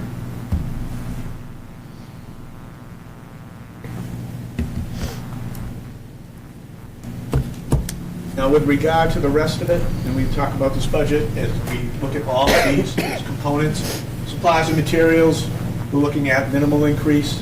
I think the department heads, principals, everyone did an exceptional job in terms of scrubbing the budget and seeing what we can reinvest dollars in, what do we need, what don't we. When we talk about that segment of the budget, that also includes our hardware, our technology, and software. Areas of the budget, of course, that will catch your attention, special education transportation. Massive increase, not on the, I should say this is transportation as a whole. Regular day transportation is a 5% increase for contractual obligation. Special ed transportation costs are going up. Special education tuition costs are going up. And it isn't about, and we've got to be careful when we talk about, we can't get into detail about this. There are privacy issues that we have to be very cautious of. So I'm limited in how I answer questions. But the reality of it is that we don't have a growing student population of special education with regard to special education, but their needs and the costs are going up. How much of that transportation increase is the proposed 118,000? How much of that is just regular transportation? Oh, all right, so Sarah, can we open up the menu a little bit? Actually, no, stay where you are. Scroll down. Keep going, keep going, keep going. All right, so we're in this area right here. We're going to keep scrolling. Sarah, keep scrolling, keep scrolling. Go, go, go, go, go. Keep going. You'll see a green header that comes across that will say transportation. Here it is.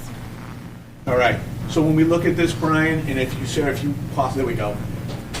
Regular ed transportation goes up 3.37%. Special ed's going up 45.0. Is that more placements, or just the same number of students being Like I transferred? said, I gotta be careful what I say. We do not have an increase with that regard. This is the cost of doing business. How much of that, again, I don't want to go into the Yep. details, but how much of that would potentially come back as circuit breaker?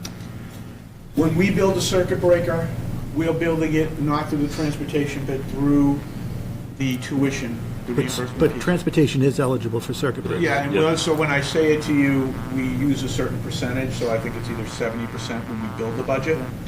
And you remember that you have a 1-year delay, because it's based on prior year Yeah, actions. understood. So you're down here now, but in FY '27, you're gonna see that.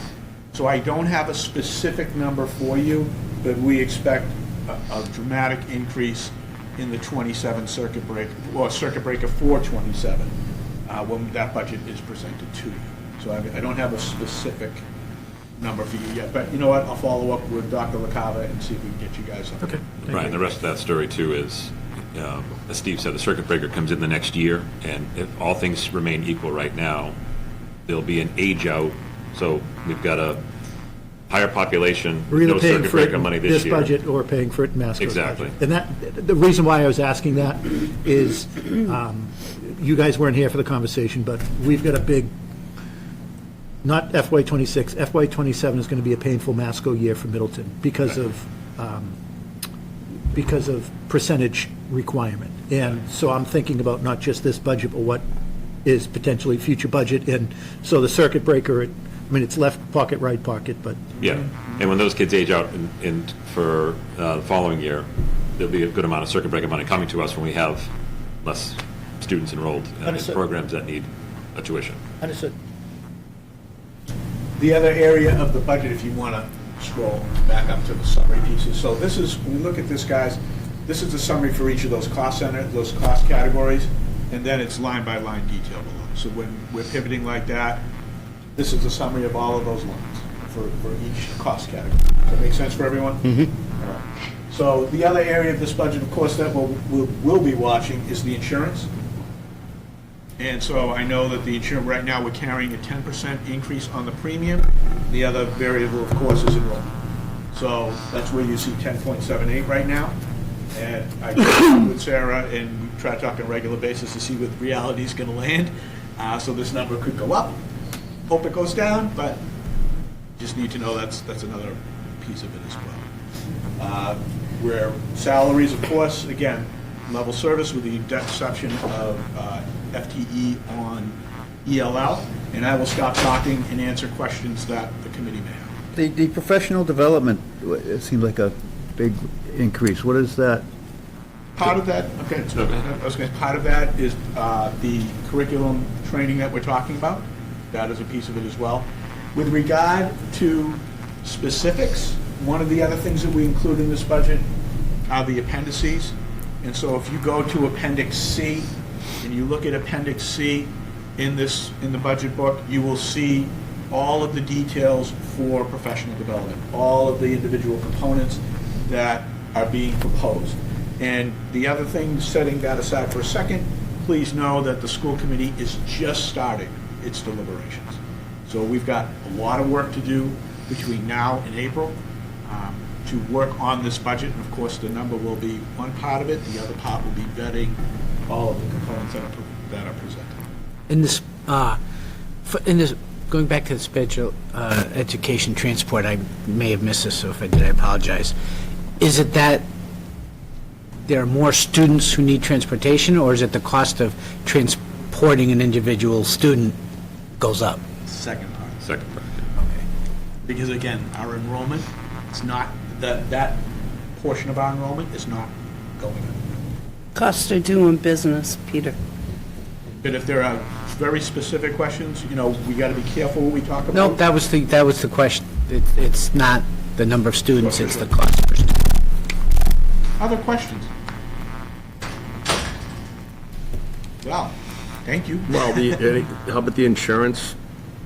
Doesn't look like much of a change you're expecting there, or?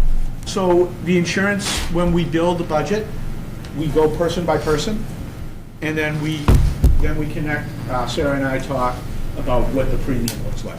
So in terms of enrollment, when you see 10.78, part of that is shifts in the enrollment, but the other part is a 10% increase on the premium. So we're hearing things, and I want to be careful what I say. I don't want to scare anybody. That number could come in higher. We hope it comes in lower. Okay, Steve, I've already scared him. Okay. All right, so there we go. But really, we have it. Thank you. Other questions? So, obviously, you're not the only department that we're talking with that is put us in a position of having to talk about override.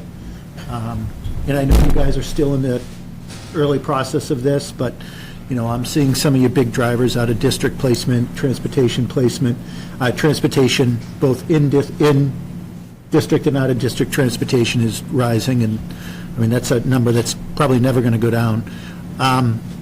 So, last year we went through an override process for police, fire, schools, and library. Thank you. That was well supported at town meeting and fielded at the ballot. So there were some items last year, because we just went through this with police and fire that came in. I know what they had asked for last year, what we had proposed. So in your budget as it sits today, are there items here that I know last year we had asked for an override that didn't pass? Right. Are those items still here in your budget request? They are not. So what happened to those? So let's talk about that. When we had our budget increase and what we proposed, the big pieces that we were looking to invest in for FY25 were enrichment at Howe Manning.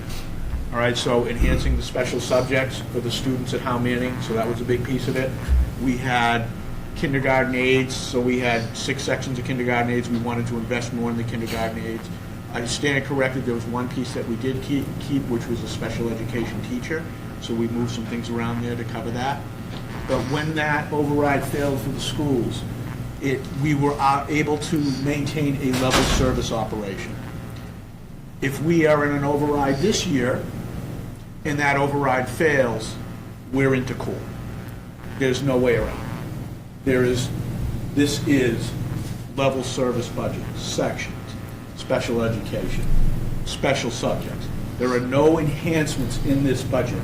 And when we talk about special education, you don't get to ignore it. You have to take care of it, as most of you know. So the core is exposed. There's not enough stuff. You're not going to go after all the stuff to solve what could be a 6-figure gap. And again, the other thing I want to emphasize is that we have been so fortunate in Middleton. You guys have been fantastic. The community has been fantastic to us. So there's no gripe, but this is the reality that we're at this crossroad. The strategy that you had when you implemented an override several years ago and it created capacity, that was fantastic. And it would be great to see that happen again. but this is where we are, you know, not a scare tactic, but that's where we are. So the reason why I'm asking that is, and I've always said from the last time we did an override and last year as well, is I think the voters, not so much the town meeting voters, but the ballot box voters, I think there has to be a scenario that has shown that, and we just went through this with police and fire. The fire chief specifically talked about if staffing does not increase, what is going to happen? And it's very clear, because it's happening right now.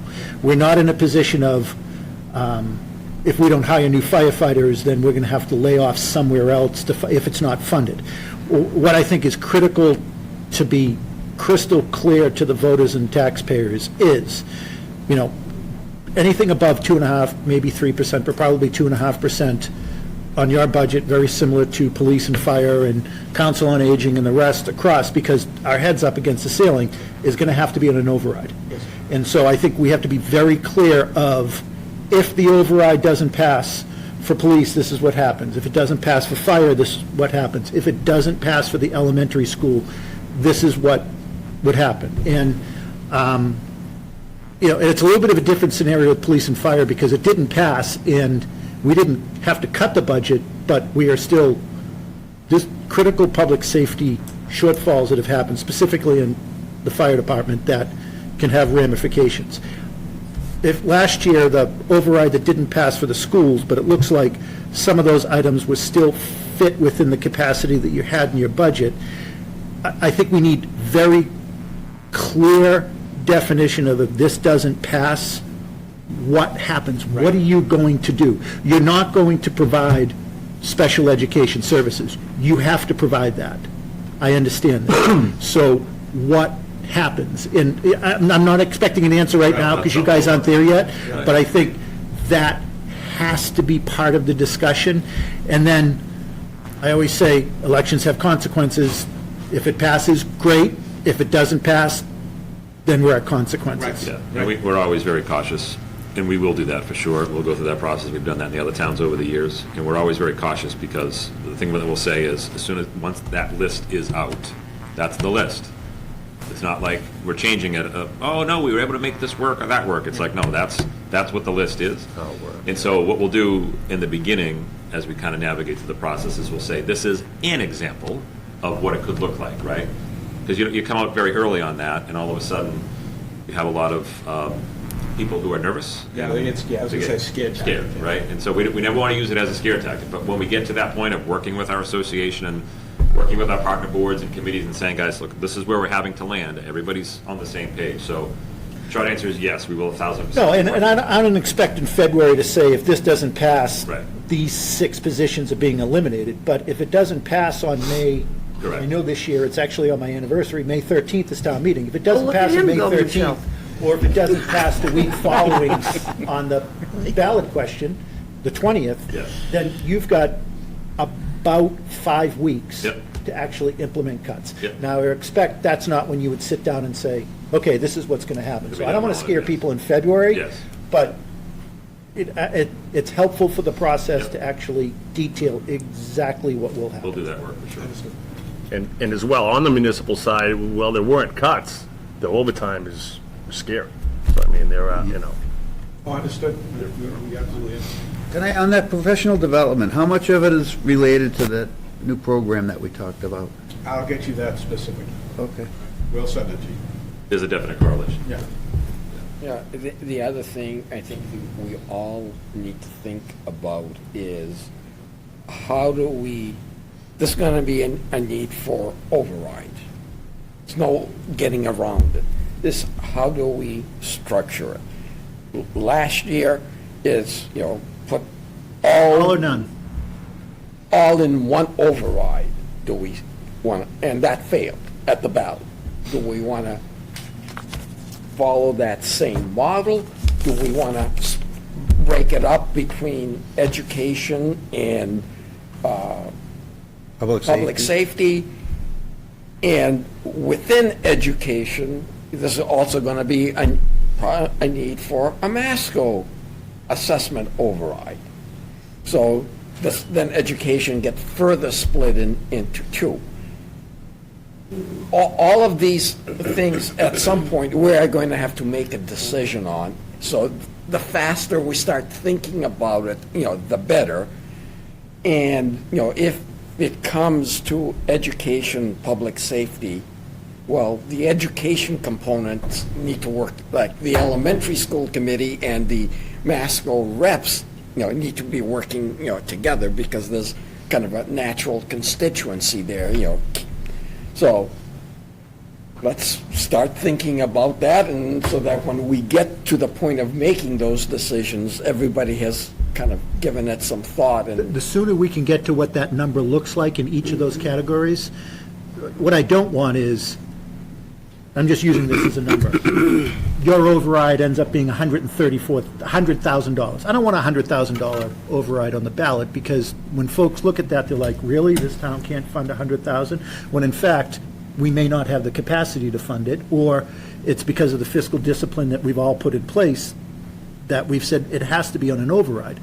The sooner that we can get to the numbers, the sooner then we here at this table can actually get to what that looks like, and then figure out what that pertains to certain constituencies, education, public safety, otherwise. And I will say, part of the discussion this afternoon is that. Yeah, and I would just say maybe as a wrap comment, because I know we're probably gone over and we appreciate the time and the conversation. I think that goes back to that last slide I had on the deck, which is the thing we all navigate here and then as we do in the other two towns.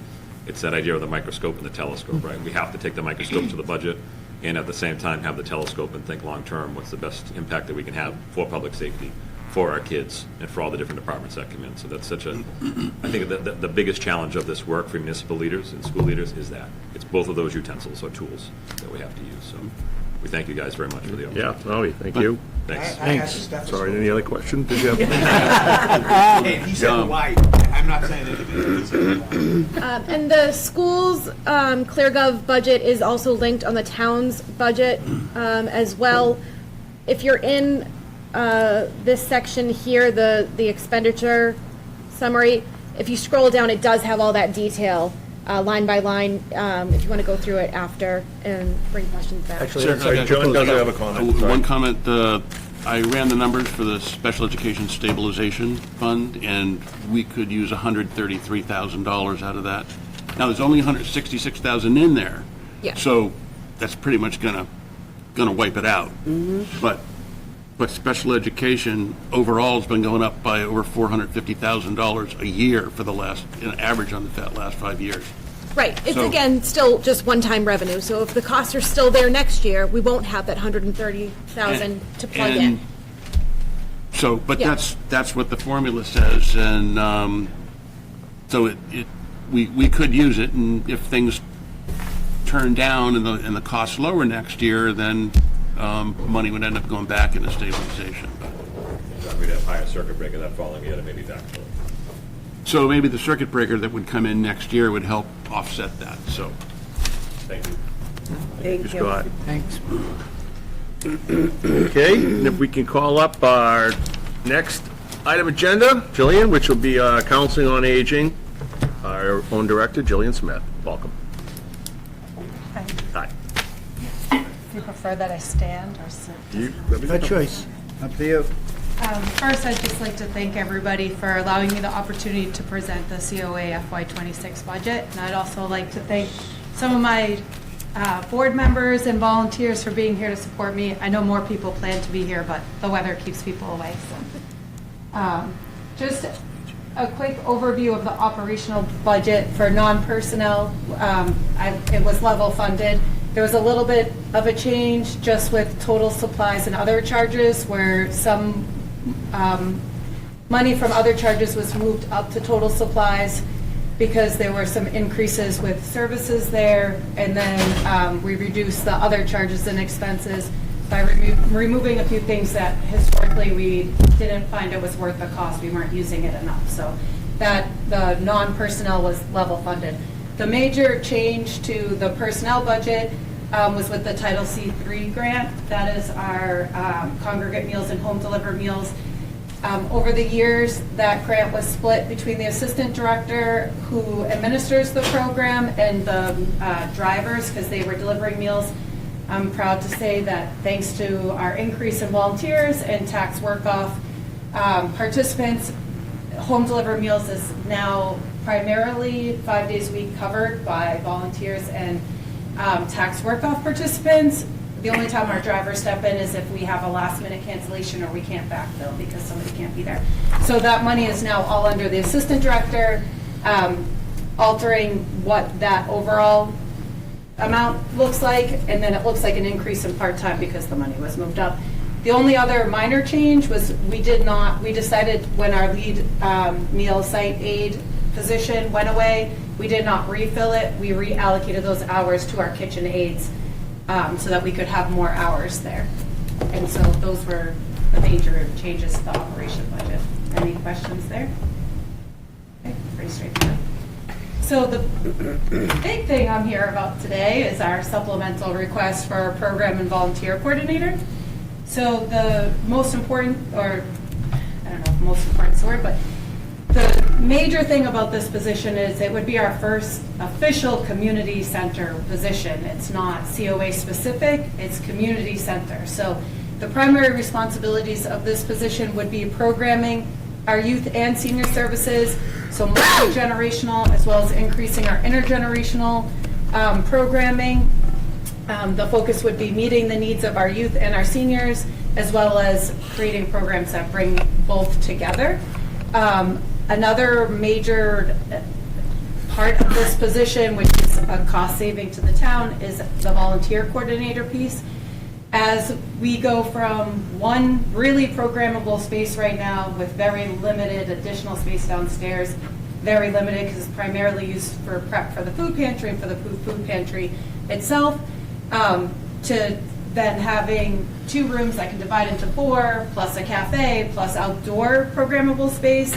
I mean, we're more than quadrupling our space. So we want to fill that space. We want to give people what they're looking for. We don't want to open a community center and still only have what we're doing right now. But we're at capacity with what we're doing right now, both staffing and space-wise. So bringing in volunteers to help, help out in the kitchen, help out, like I said, we're doing that right now with the meals, which we may see an increase as our exposure gets larger. Also with data entry, a number of areas. So with our services, with our staffing, and additionally, volunteerism gives people an opportunity. So you may think, oh, I'm not old enough for the COA, but I'm not young enough for recreation. Like, how do I find my place at the community center? That may very well be through volunteering. And I know Middleton is huge on volunteering. People love to give back to the community. So this is a way of giving them that, a place, a way to give back to the community. This position will also assist with hiring for a summer recreation program, facilitating community events. That was a big discussion at the board meeting last week, is how the people in our community want to see us doing even more community events. We have a lot of very well-established events already. A lot of that is through the rec program, helping support that, and then growing our cross-departmental collaboration that we already do, but we'd like to continue to nurture that and grow that. Additional responsibilities. So this position would assist with data retention and analysis for the community center, expand our community communication and our presence in the community as a center, assist with identifying at-risk community members. This position would also back up the community center staffing. So if we have an unexpected hole in the kitchen or with the driving or in the office, this position would be cross-trained to help assist in all of those areas, and also assist with the veteran and senior tax work-off placements at the community center. So that's some tax work-off, as maybe you do or don't know, has multiple host sites throughout the community. We are the largest host site. We assign people throughout the community. This position would help with the folks who are at the COA and making sure that they have proper placement based on what they bring to the table at the center. So here, the next few slides are just explaining to you what we're doing and how it's going to grow. So some of this overlaps and some of this is additional. For our outreach services, so currently we have Medicare counseling. We do have some financial, like counseling, if you will. That's maybe not the best word to use, but support and helping people. That's a growing need, financial concerns for older adults, especially, and we all feel the financial change for them. you're on a fixed income, so things cost more, but you don't necessarily get more. So helping people figure that out. Also with balancing finances, that a lot of our older folks that, much higher up there in age. Aging generation. Yeah, the older part of our aging generation, there's a lot of women who did not balance their finances. That's just the way of the time for them. So when their spouses die, they need things we take for granted. And I'll say especially for women, we were raised to know how to do a lot of this balancing of our finances. That's just not how it was for that generation, which was fine for the time. But when you're then left without the person who did that, you need somebody who can come and teach you those things. So that's part of what we're here for. Also, long-term care consultations, helping people figure out if they need to be moving, what that looks like. I'll try to not go too much into detail on every single thing, but identifying elder abuse, I'm sad to say that we do more of that than you probably would want to know about, but it does happen quite a bit. Medical needs, education for prevention, for scams, just understanding safety, health, support groups. So we want to grow on that, have more planning for future, empowering people with education and things that are out there. We need this. We just are not at capacity to offer that right now. So this is part of what this position would be doing. You can go to the next one, sorry. I'll try not to go into detail on every little thing because I know you guys can see it too. Oh, sorry, he did change the whole. So here, our current support services and things that we want to grow. So like I said, you'll see some things that duplicate. We do have things that we're doing currently to try to help combat cognitive decline, but there is more that we can do, especially spreading out to the community. And as a community center, that's a great avenue for being able to really provide that education across the generations, because it takes an entire community to support the efforts in helping people who are experiencing cognitive decline. Technology, we have very basic technology support now, but there's we all know technology is growing. I feel like I'm telling you stuff you already know.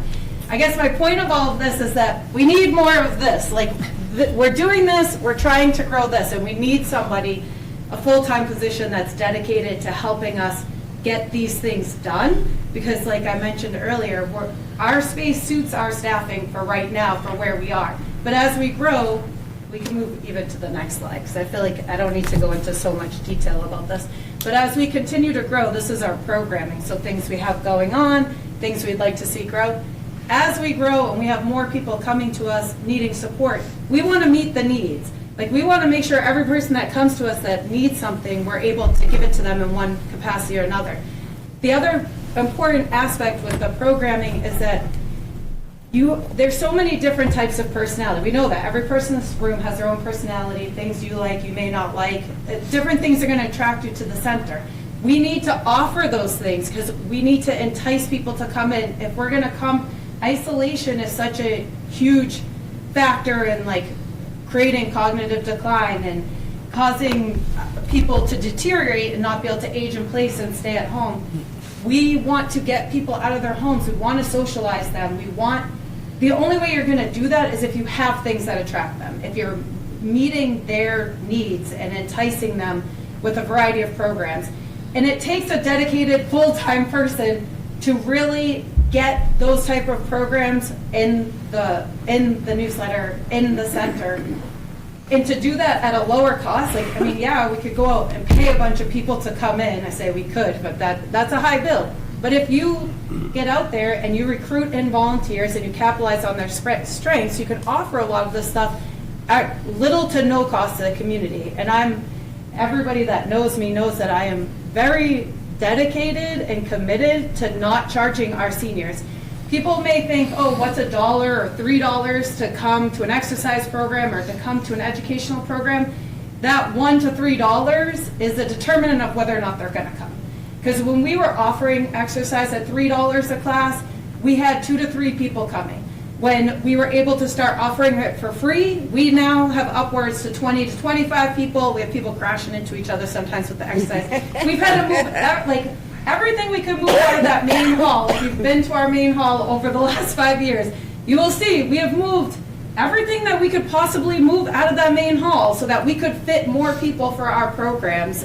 And I don't want to stop doing that. I don't want to create a financial barrier for people. And I'd like to think we all agree that the people that live here in Middleton, we want to keep them here in Middleton. We don't want them to have to move out. And if you have to go into long-term care, you have to move out of Middleton. There's no long-term care here. More importantly, sorry, Justin, I'm going to say this. I want people to die at home. I want you to live a long life. I don't want you to die anytime soon, but I want you to die at home. Middleton's a wonderful place to be. People have raised their children here. They love watching this town grow. Like, they've given their, like, blood, sweat, and tears to this community, really. And we want them to stay here and go out the way they want to, right? So I'm very dedicated to that. We'll move to the next one. So as I mentioned, we're going from this one large space that houses our office and our kitchen to now having 2 to 4 rooms, plus the lounge, plus all of our outdoor, eventually trails, a green, a patio. This is, every space you can think of is programmable. I'll try to keep us out of town hall, but I'm not making any promises. You cannot have it. No, but scavenger hunts or, I don't know, we'll talk later on. But we have so much opportunity here. Even, I put reception and office space because that's even a space for the community. Volunteers that help out in the office, people doing data entry, it's all space for the community. When we're not open, we probably wouldn't share that space, but the rest of it, yes. And that's the other part. I do expect, we see the library, so many people want to use the library and the space at the library. I do see that people are going to be looking to us to want to use the space for different things. This position would help support that as well, like scheduling rooms and the process around that, which will need to be developed as we get closer. So this is my last slide. I'm trying not to overwhelm you. But what you see in orange here is what we are currently doing at the COA. This is it moved over to the community center. What's in blue here is just examples. This is by no means exhaustive. None of my lists have been exhaustive by any means. They're just examples, like to give you a flavor of all the things that we do and that we can be doing. And the blue here is like just examples of things that we could be doing to then become, like I said, multi-generational, as well as some intergenerational, as well as offering things like currently we have a lot of fitness in the morning, but there are people that don't attend because they're not up and moving first thing in the morning, or maybe they are still working part-time or whatever.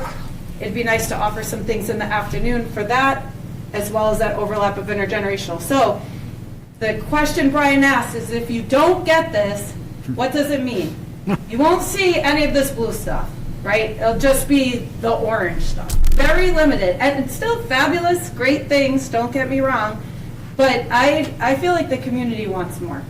I want to give the community more. We're not spending all this money to do what we're doing right now over there. So Jillian, you're absolutely right. So I appreciate for pre-answering my question, but actually I think there's another answer in addition to that. So, okay. And you've heard me say this multiple years, including when we started the planning for this building. When we build it, they will come. Yes. And I saw it in my previous community, when the new senior center went live in Wakefield, the attendance exploded. Some of it was folks within the town that didn't go to the old facility. Some of it were folks from other towns, or I'm going with my friend from Middleton because I'm going to come see their new senior center. That's going to happen. Yep. I think what would also help to make the argument to the voters and the taxpayers on this is, do you have any data? If not, could you speak to some of your colleagues in other communities that have recently opened new or expanded facilities, whether it's community or senior center facilities, of what have they seen for increase? Because I guarantee you, if I asked you right now, well, you probably don't have it in front of you, but I know you could get it. How many people on average arrive on every day at your facility? How many people have come monthly? How many have coming annually? I know you have that data. I expect your colleagues have. And what would be helpful to show is when we opened our new facility in the town of wherever, we saw a 28% increase. Even if you only offer the programs that are in the orange, I can guarantee you you're going to get a lot more people that are going to start accessing your current projects. Why?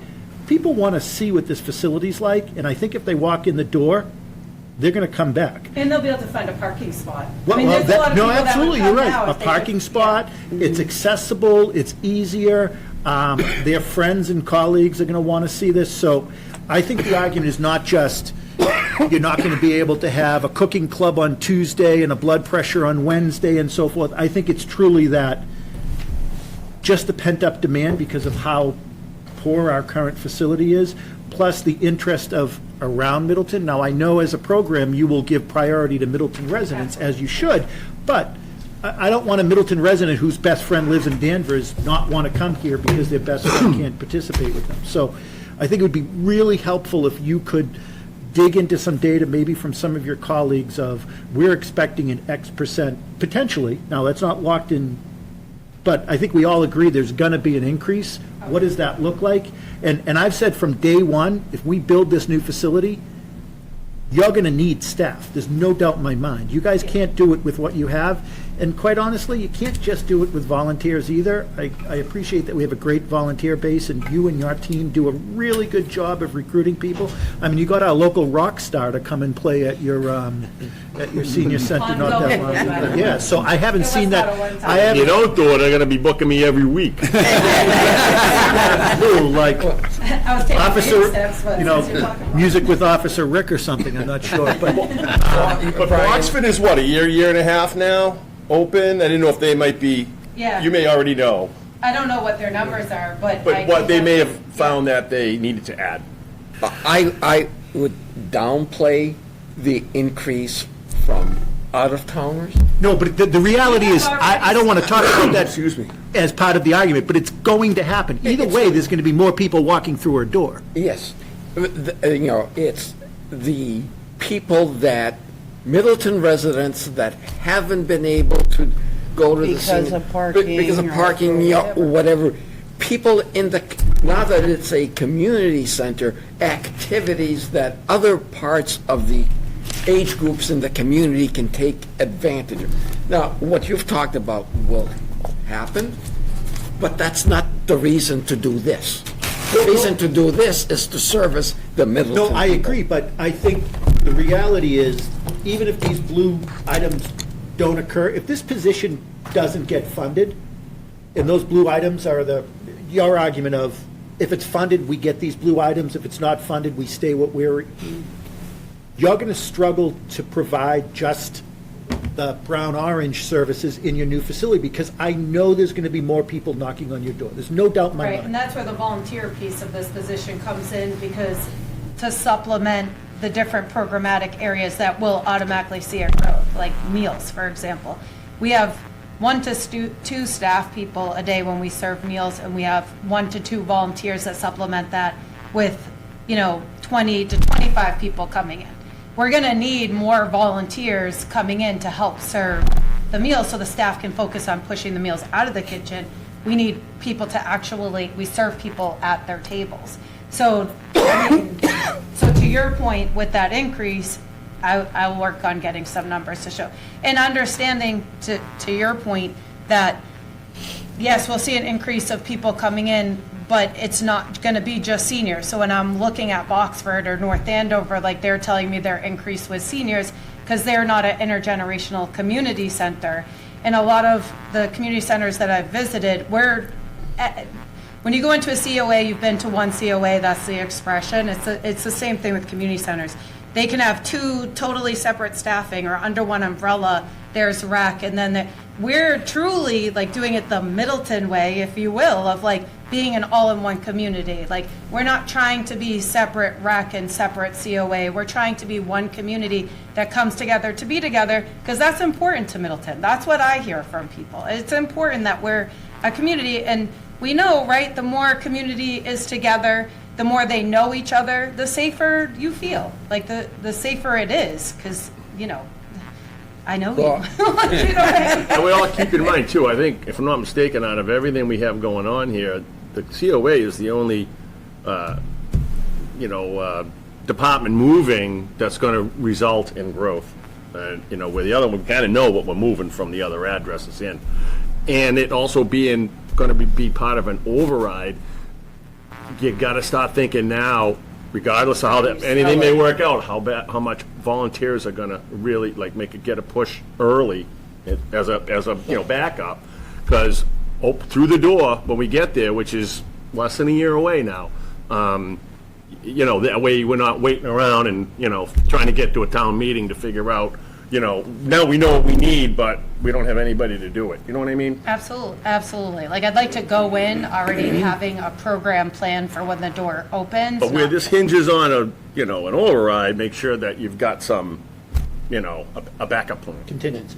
you know, with volunteers. So, for this position, I wouldn't call it, I would call it a community center program and volunteer coordinator, because it's for the center, it's not for the Council on Aging solely, and if it's successful, I would change your title to COA/Community Center Director. I think we were going to drop the COA altogether and just make it community center. Yeah, and that's fine, but, you know, it is all about communicating what this position will actually do, which is address cross-generational activities and things. So just putting it into the COA budget doesn't really communicate that. Is there estimated dollar amount for this position? Yes, so the salary would be $56,376. But fully loaded with benefits. Plus would be benefits. 20. But Yeah, not, that's just the base. So, Jillian, have you also talked with Loretta and her team about, because I would expect that there are some youth and intergenerational programs that are happening at the library now, mainly for the fact because that's the only place in town that it's been able to happen, that would probably logically come over to this facility. And, you know, for example, I drive by the library all the time and I see up on the big board, like once a week, a Mahjong group. Now, I assume a lot that are going to the Mahjong are probably senior center, would do this at the senior center, but you haven't had the room, the space, or whatever. Have you talked to that staff to see about what programs might logically come over to your facility that might be a lift and shift? Because I think there's been some programs that they haven't been able to bring to the library because of space, and they've tried to create some intergenerational there over that time. Has that discussion happened at all? Not that specific discussion. I'm not saying Mahjong Yeah. only, but I assume there's some No, I programs. didn't, yeah. So we have talked about how it's not about competing with each other, how we want to work as a community. So we haven't gotten into details of what that will look like specifically, but this position would play a large role in that. Yeah. Yeah. But I think that's, yeah. Anything else for anybody? Thank you, Jillian. Thank We'll you always very, do a very, good very job, much. Jillian. Thank you. Thank you, Jillian. At least I wasn't shaking this.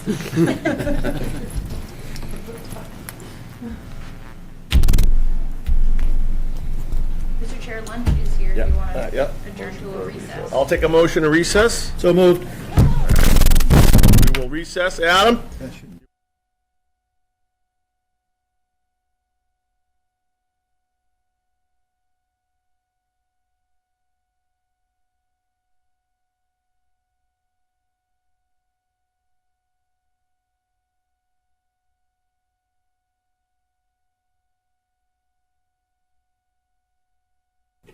Saturday, February 1st, 2025.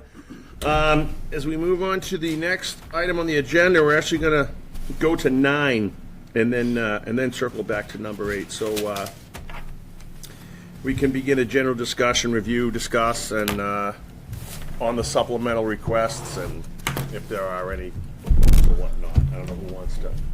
Sure, thank you. That off. Thank you, Mr. Chair. So, just rounding out the conversation on supplemental requests, there's one coming forth from town administration that serves the entire town, just revisiting the facilities component that we had talked about last year, as well as the year prior. And then beyond that, just touching on a few items that I think should remain in our orbit, but aren't necessarily moving forward this year. But, for the sake of full transparency, we don't want to cut things off before they hit these boards and committees. So we just want to air out some of those items too. So This is this one. Oh, thank you. You're welcome. Excuse me. Are we going into the facilities? Well, I figured let's just do Okay, the last perfect. presentation, and then we can talk about all of them. This Can is I the facilities PowerPoint. Perfect. Yes. So, what we had talked about was the investment that the town is making in the new facilities being a large driver for this, a nearly $75 million investment once everything's all said and done. And some of the concerns that we have, I think timing-wise, the current capital situation over at Masco, I think highlights a trap that communities oftentimes fall into, which is they make a large investment in a physical plant, and then in their mind, the building is always new, and they'll refer to it as the new fill in the blank for 5-10 years. All of a sudden, something is 20 years old, and you have millions of dollars of deferred maintenance that necessarily, maybe should have been addressed previously. We're trying to avoid that pitfall with the intention of putting forth, with a salary of $110,000 a year, a full-time facilities director to serve not only the new town hall, council on aging, community center, as well as the public safety facility, but also the Flint Public Library and any other remaining public facilities within our capital portfolio. The intention here, and we touched on this last year as well, is the value of preventative maintenance and trying to catch 4 or 5 digit issues before they become 5 or 6 digit issues. And I think that's well established. So this was widely supported with some vigorous debate in this room, but widely supported on town meeting floor. Ultimately, fell at the ballot as well. But this is one item where I think ultimately our concern is if it goes unfunded, it's going to end up costing us way more money in the long run. And so I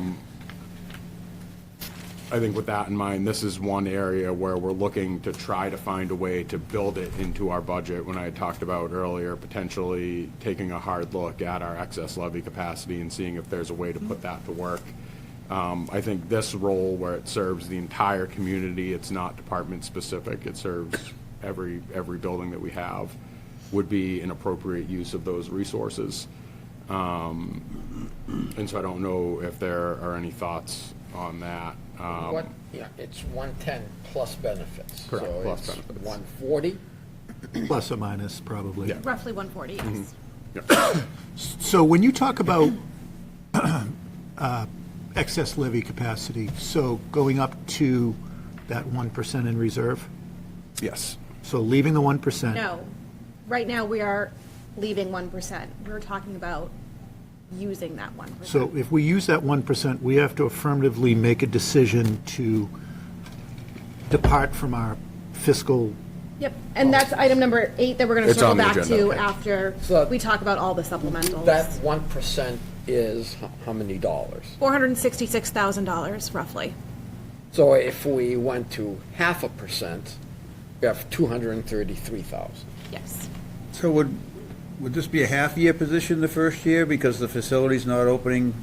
So, Into the thank you, year? Jeff, for queuing us up. So, last year, we had talked about doing a half-year position, giving the, relative to the project timeline. And so what we're looking at now is the reality that, honestly, having that role in the room today would have been invaluable. And I think Jackie and I are already in a position where we're making decisions on some physical plant-related items that I would rather have a facilities management expert in the room for.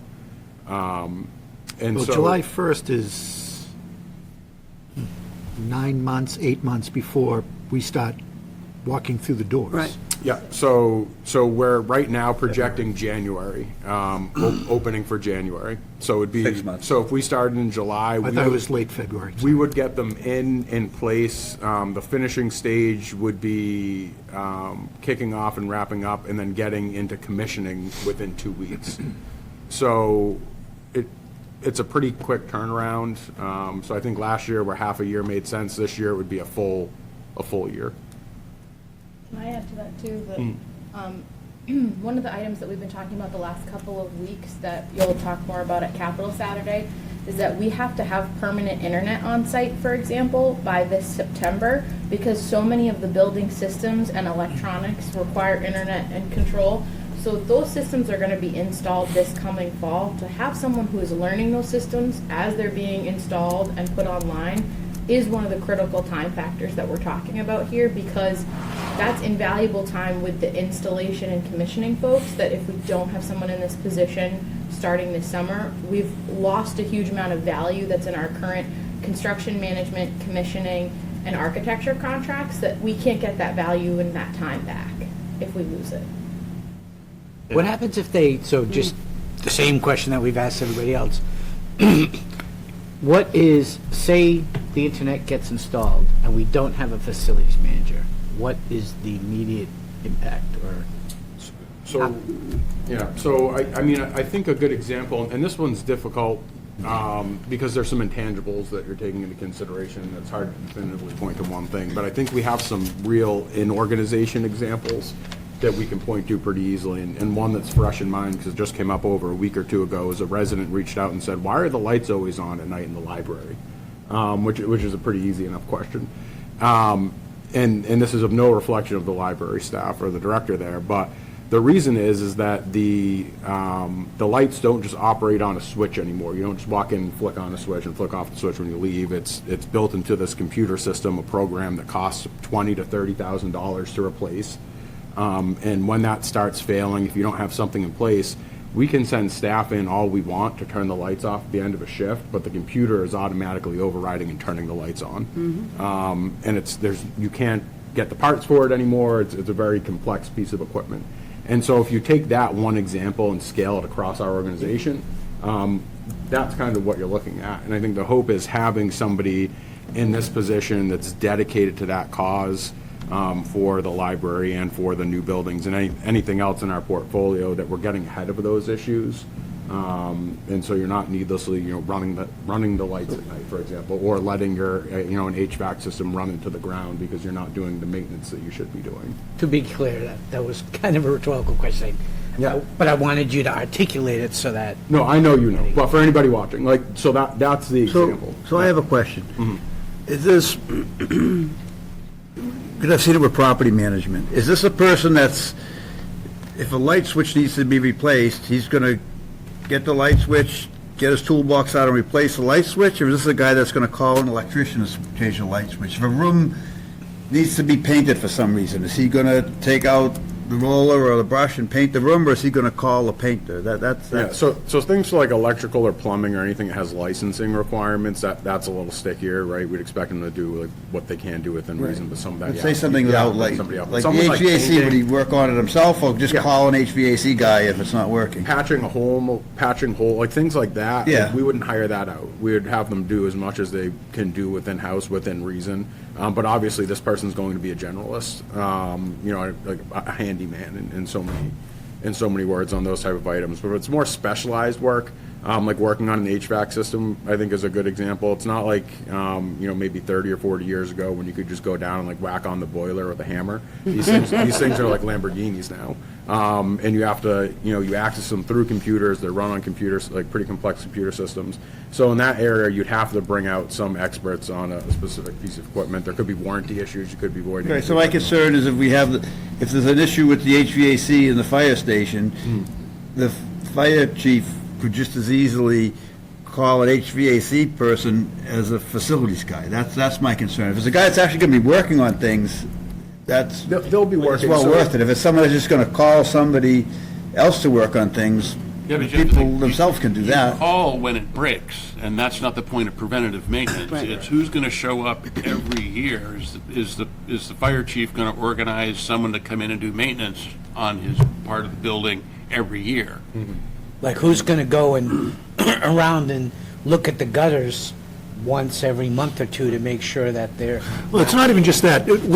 All that, well, I mean, all that. I mean, our facilities are going to be much larger. Right now, Yeah. there's somebody that comes in on a small, part-time basis that cleans Memorial Hall, empties the trash, does general cleaning. Somebody does that at the police station. I'm not sure who, if at all, does it at the fire station. Council on Aging, it's probably a combination of what their staff is doing. Now we have 2 brand-new facilities. We're going to likely have to have, I hope it's contracted, we're going to have some type of on-site, regular, custodial support. Last thing you want is a brand-new facility that so many members of the public are coming into, and it's just dirty. And I don't expect the finance director, town accountant to be cleaning her office while, in her area, while we're expecting the assessor's office to clean their area. It's not their role. So part of that is going to be managing that and managing the contract and making sure that things get done.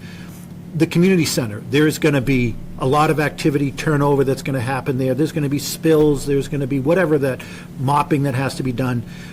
This person is either going to coordinate or at times jump in and do it.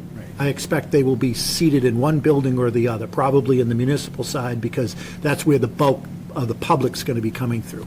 So there's going to be that point, and if we are outsourcing that, his or her job is to actually manage that contract for whatever the KPI indicators are on there, making sure that, the things that are proposed to be done are being done.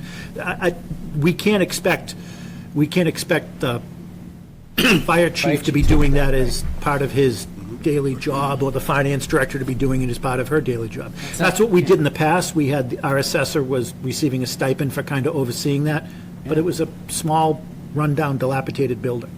I can speak from experience. I was both, is not physically responsible, it's not anywhere near what it should be. I contracted with one HVAC person, police station contracted with another. It's not efficient whatsoever. So this person coordinates all that, coordinates the scheduling. He's not, he may do a little, little repair here and there, but that's not his job. Handyman's. I mean, I think handyman's. having a facilities manager for this thing is, Because I know, the- in my thing, it's a no-brainer. I mean, you Because can't have something the like that. systems, like Justin said, the systems in these buildings now, you have to be an expert at it. It has to be, you can't just go and bang the, Well, we're going to be closing our existing facilities to some extent until we decide as a town what we're doing with all of them.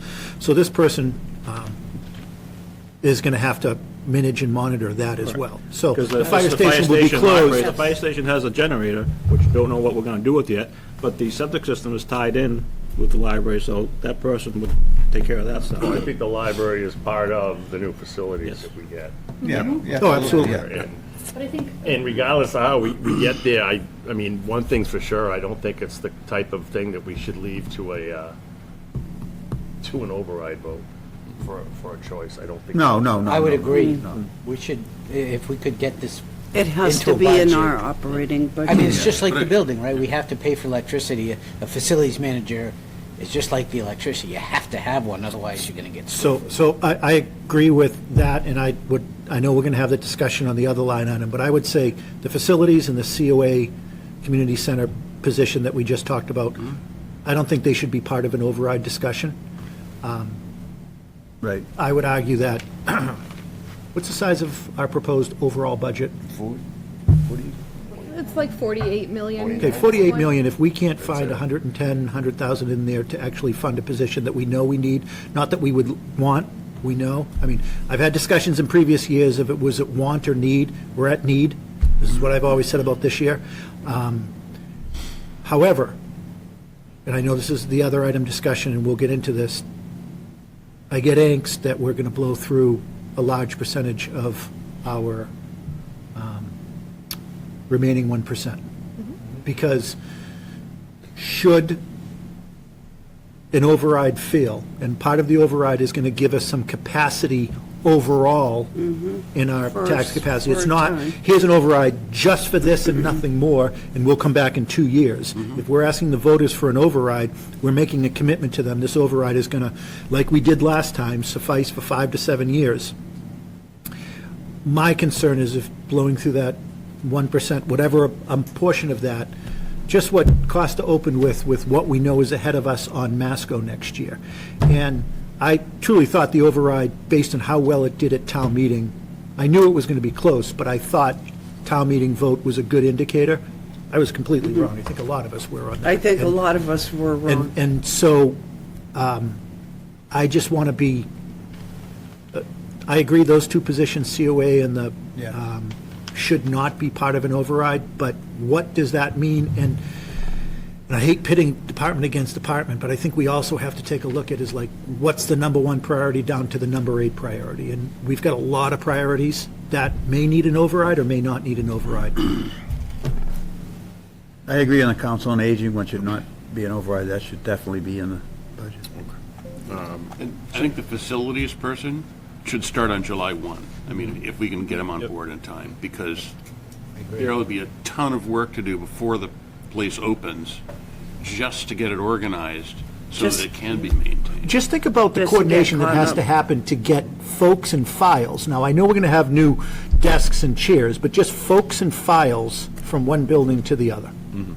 It's already our worst nightmare scenarios, not So, nice. speaking of the move for the, should we have a capital warrant article for expenses of the transition? Also, what a great question.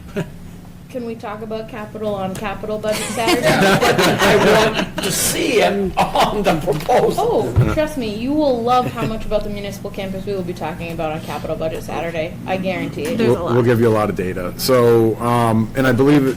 I'm sorry, but I would say to Jeff's point too, envisioning a singular person that does need to do the coordination, but between that person and those things that aren't license required, I'm sure we're gonna, maybe not right away, but that person has someone or that they can use to do the painting or those small in between things beyond what, beyond.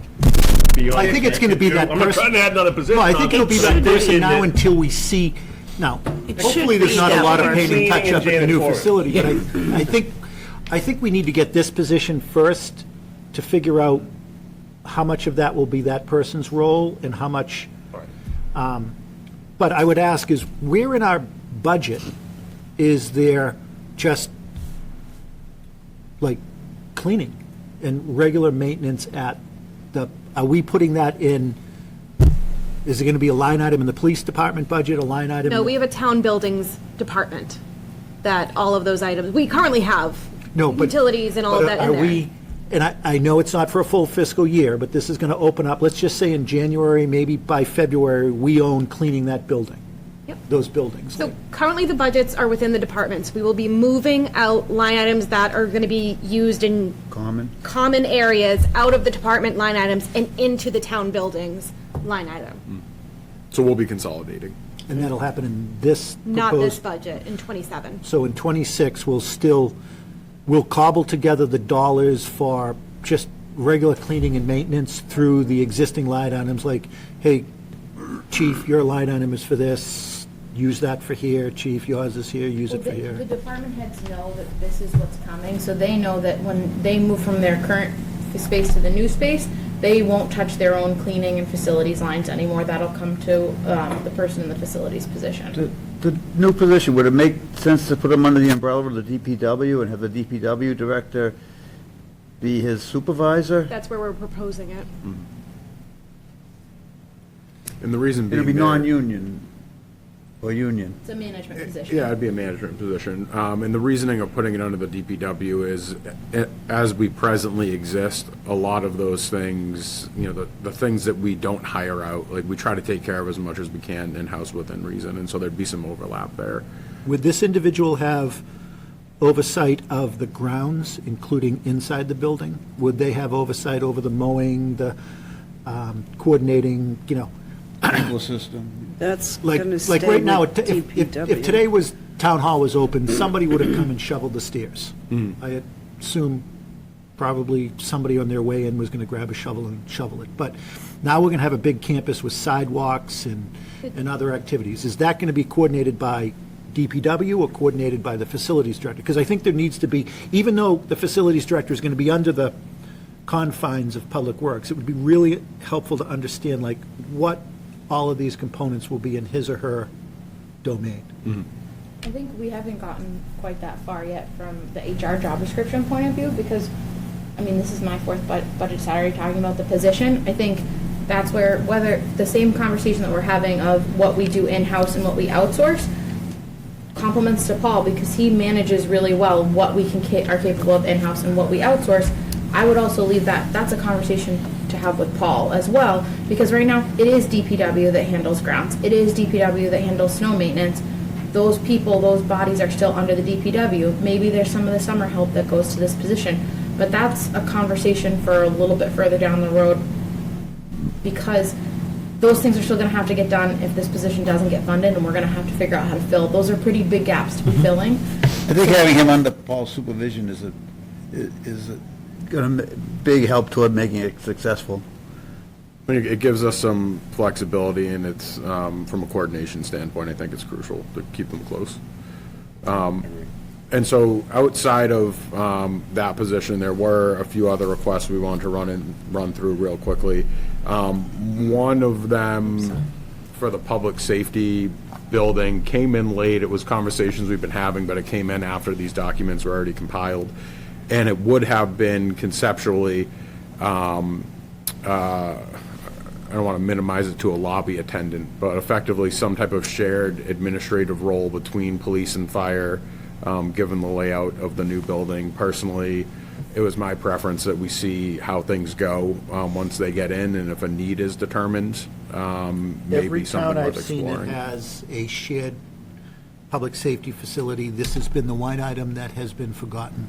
Wakefield opened up a shared facility, and it ended up being, you walked into the building and you had to press a button until somebody came down. And as you know, Chief, and if Bill was here, he would know, there's a significant amount of foot traffic that comes into police and fire for licenses, questions, need documents, need copies of reports.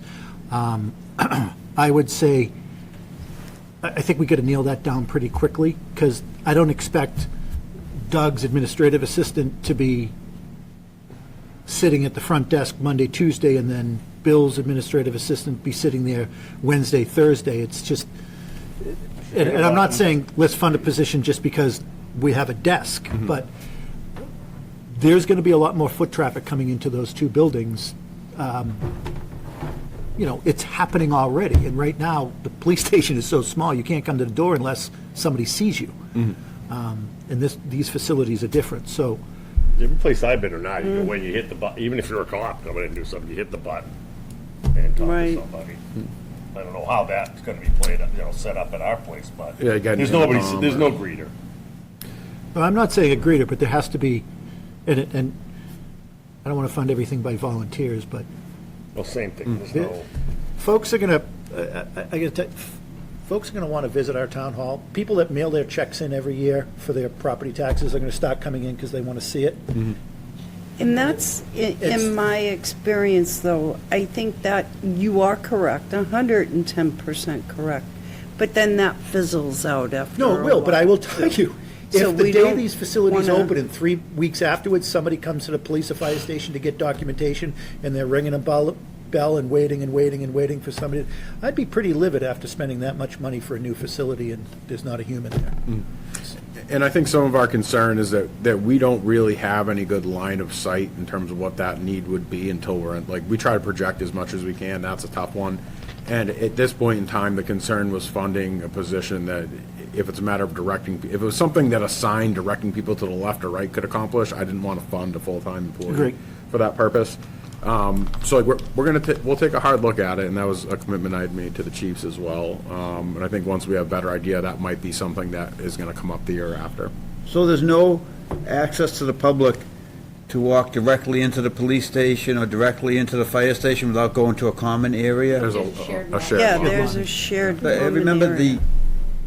and this was, I think, with the former police chief, the initial discussion of having the two buildings joined was his thought was to have separate entrances, because sometimes with the police department, there's sensitive issues, and they may not want the entire fire department. Maybe if I'm going to the police station for a sensitive issue, I don't want every fireman in Middleton to know that I went to the police station. What's he doing there? So that was a big concern of the former police chief, that if we were going to do one building, that the confidentiality or sensitivity of police issues, that people should be able to go directly to that. That was just, that's, yeah. Because, I'm sorry, this predated too, when we were having these conversations. That did come up with the building committee, absolutely it did.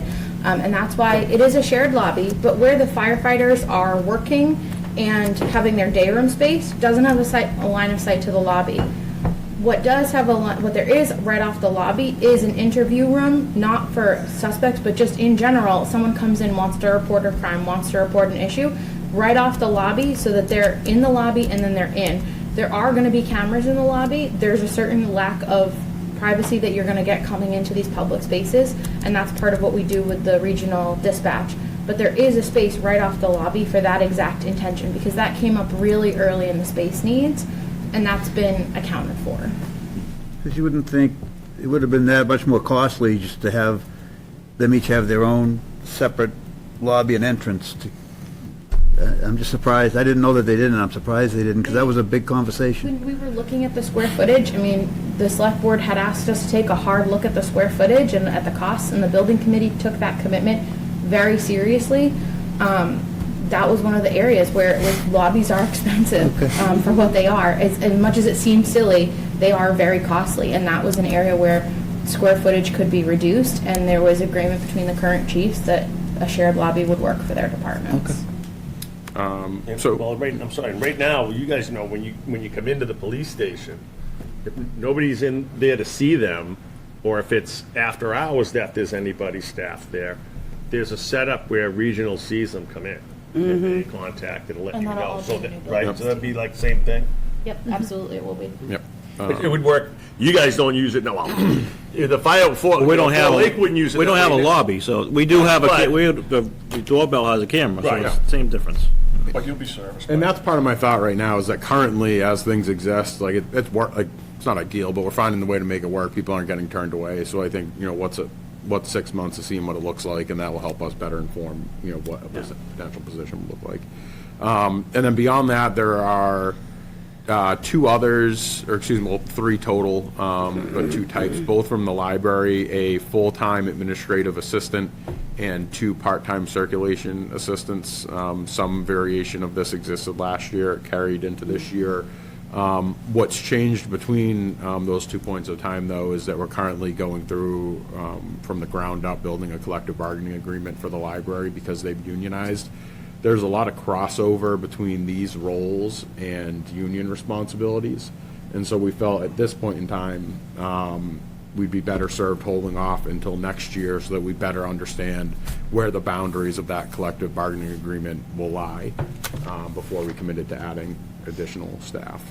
We should hold off anyway, because if the thought process is for the new facility to have a multi-generational, we may not even need that personnel at the library. Oh, if like the programming drops Right. off or shifts or. yeah. Exactly. So something to I think consider. we talked about that last year when she asked for it. There's sort of a philosophical thing. Do you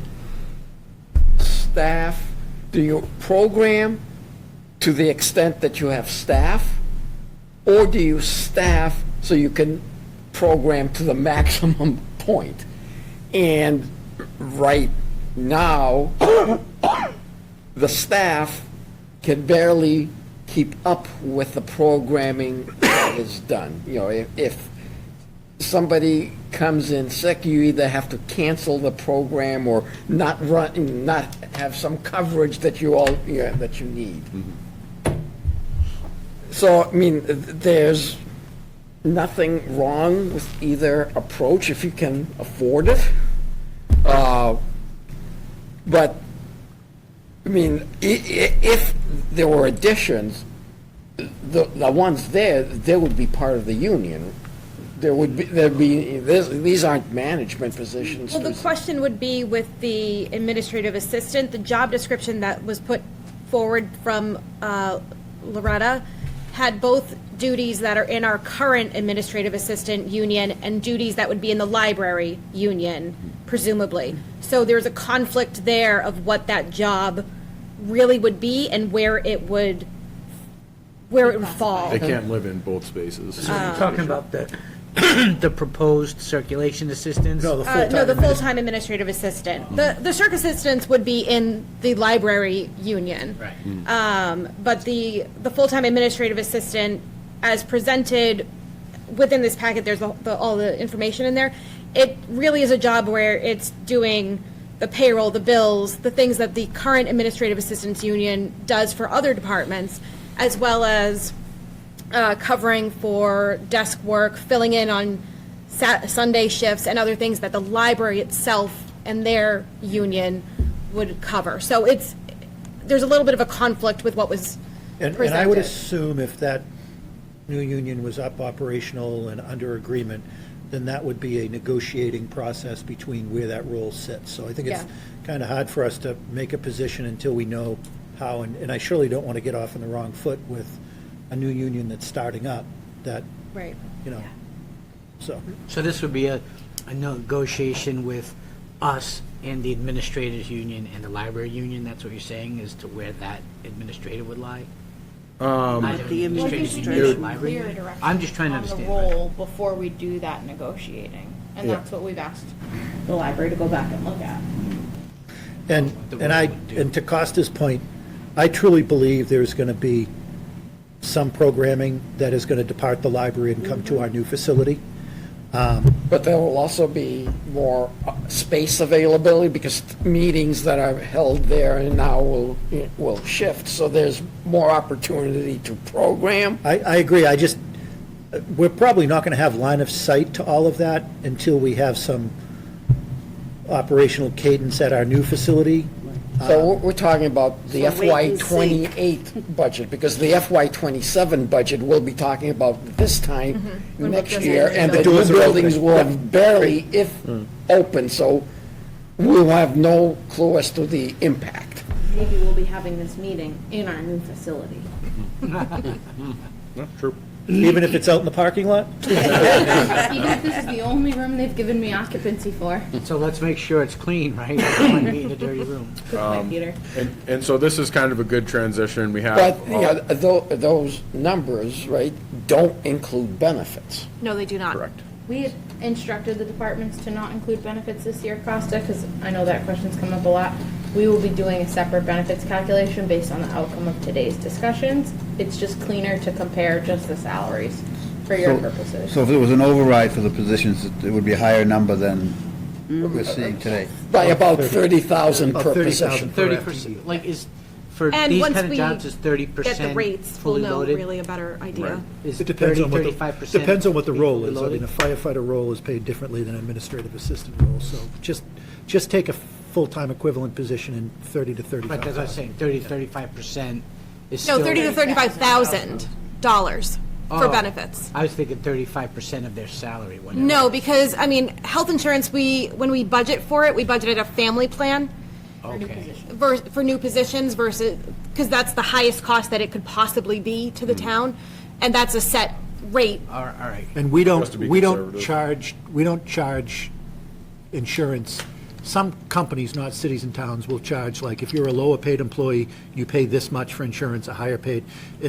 We have like, I was thinking of my company, we have salary bands. No, we don't have that. You know, when they say, No, it's the what's a same fully loaded fee for everything. FTE?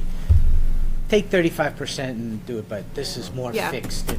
Yeah, the only thing that, on the benefit side, that would have a variance depending on it would be what I need to increase our Medicare tax, because that's a percentage of the pay. But everything else is a flat amount. Right, it's fixed Yep. more than just in a corporation. Yep.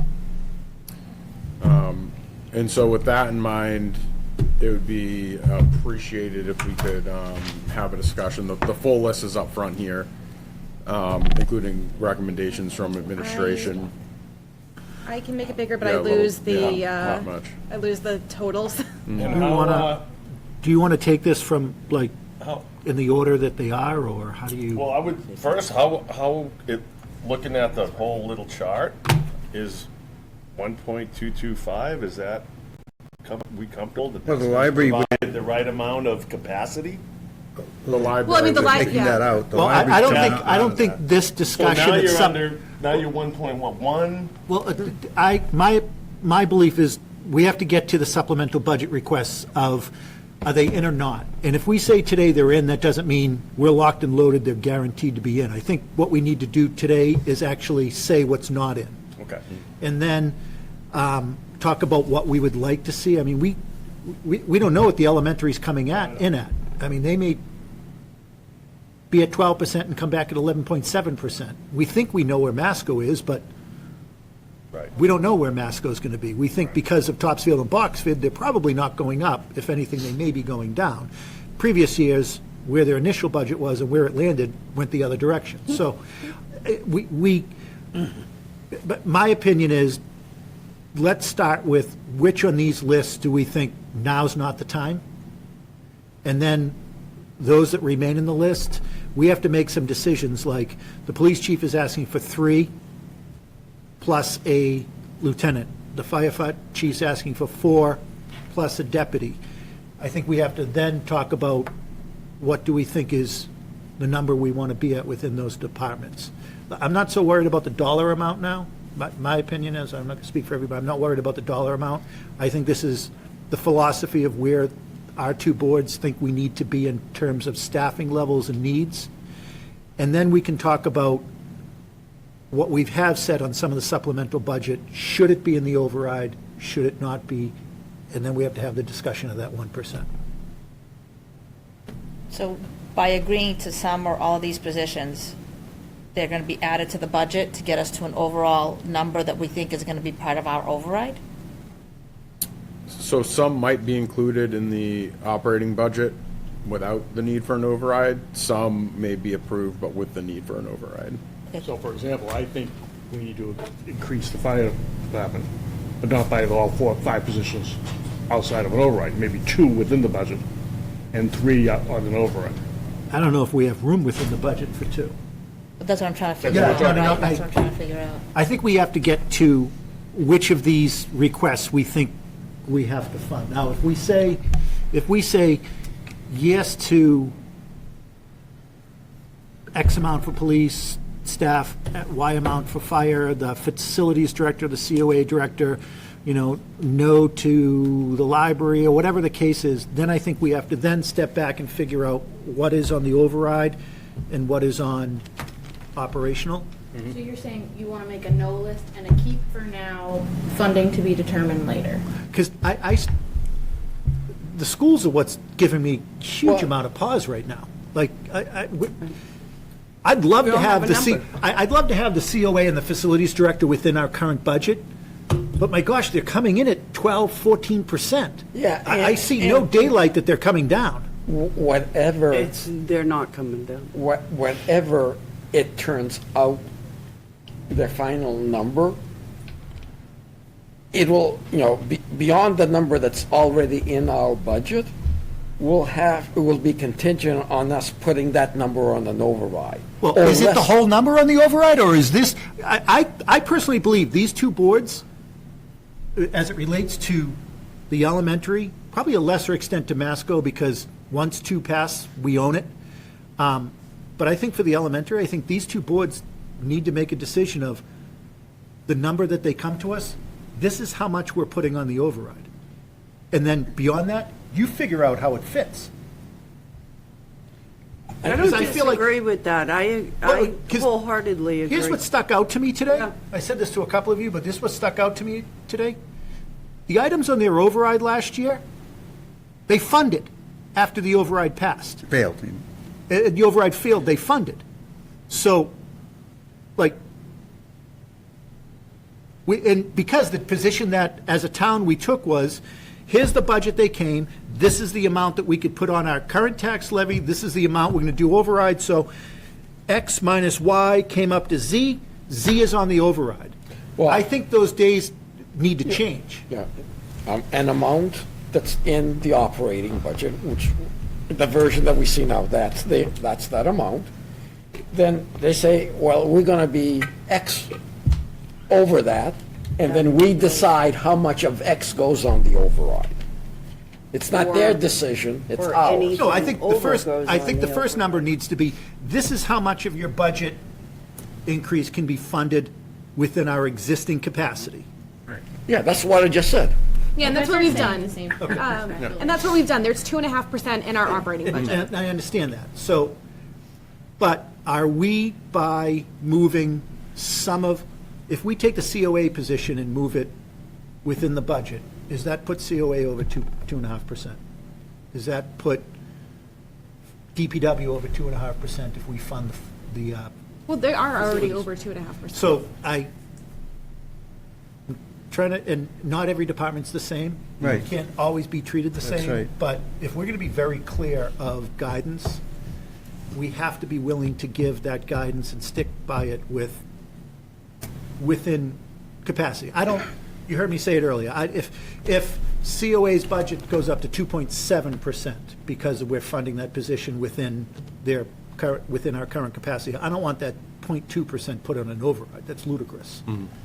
But if we know the schools are coming in at 12%, and we're going to say 2.5%, I just want similarity here, because there's, I think we have the right to look at what it's for, too. Like, we know special ed has transportation, and everything has to be funded. So you look at the bottom, so maybe the things that we know have to be funded comes out to 3.1%. So we say, okay, we'll put in the budget 3.1%, because these things have to happen. This other stuff really doesn't have to happen. This other 7% but I'm of stuff, so no. Maybe do it that way. I'm confused how they funded the items that they said they couldn't fund last year. I don't understand that. I don't know. Maybe it's fuzzy math. And we won't be able to guess which ones, if that's going to happen again. And I get the schools have What are they line gonna item, cover? I get they have line item autonomy, that's how the law is built, and I get and appreciate that. I'm sure you'd love to have it. But I just, there's a transparency issue for me here, and I feel like we're starting to talk about a 12.5%, while we're struggling here trying to figure out if we can get an $80,000 position funded within our current infrastructure. Or do we have to ask the voters for more money? When we asked the voters for more money in the schools last year, and the voters said no, and then somehow it got funded. I don't know, I don't understand that. Brian, If like somebody you can said, educate it's me on fuzzy- that, it would be it's very fuzzy helpful. math. Well, it's not just fuzzy math, it's just. It is just there's- fuzzy math. When we ask the voters for something, this town's been incredibly transparent. I mean, we went back and asked for additional money for the facilities, and it wasn't an easy discussion to have. It surely was an easy debate to have, but we were wildly transparent about that, and the voters understood that, and pretty overwhelmingly said yes. But when we ask for an override, and they say no, and then it's funded, That's going to make them more. as a taxpayer, I'm outraged. Doesn't look good. And that needs to be part of this discussion. I mean, we're here fighting over $80,000 within our current budget. 48 million. And somebody should be saying, you can't fund 85,000 out of 48 million?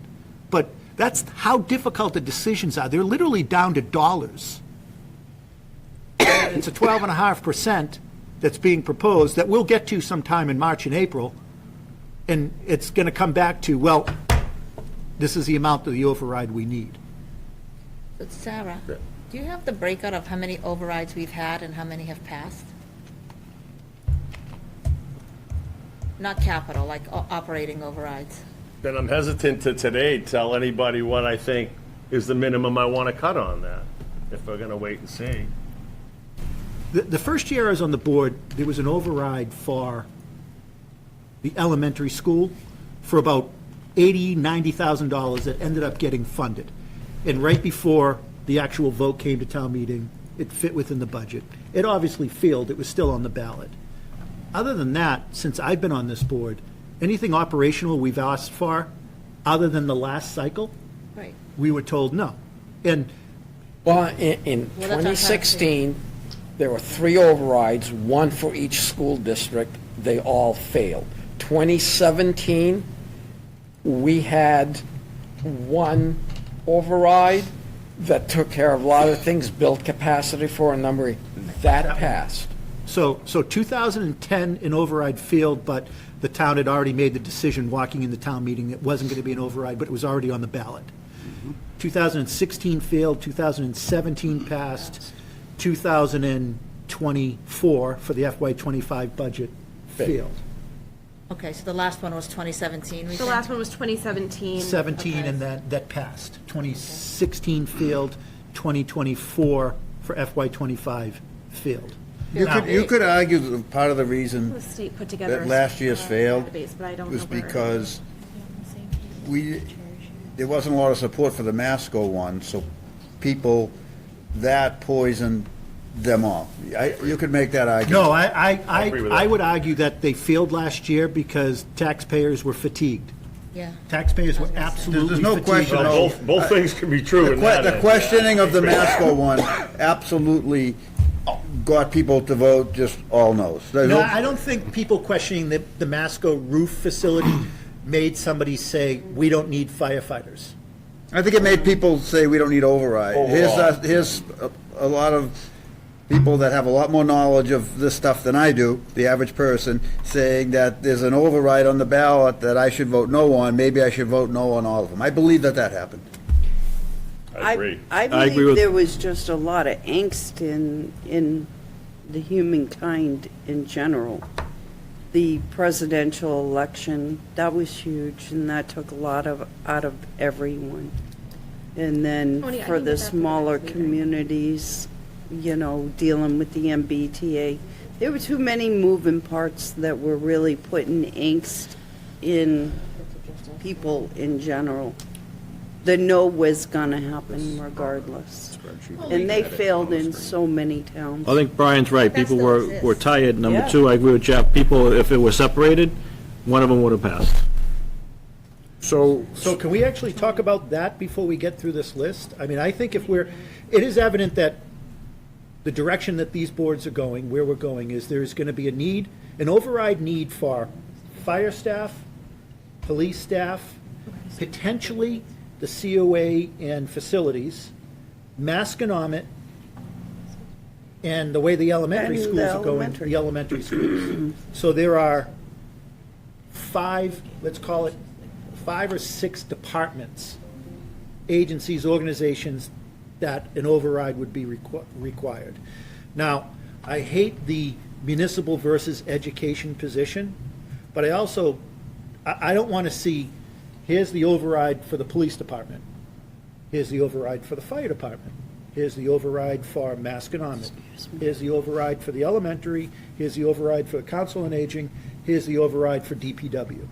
Because- Fire and police should be together, I think. So I would argue public safety is one, education is another. Education And if as we a are whole. going on the route of these 2 positions not being an override position, I don't think they should be bundled with police and fire. I think we should, no matter what, find the funds in the budget for the council on aging position in the facilities. One way or, whatever it takes, those should be in the budget. That should be off the table as an override.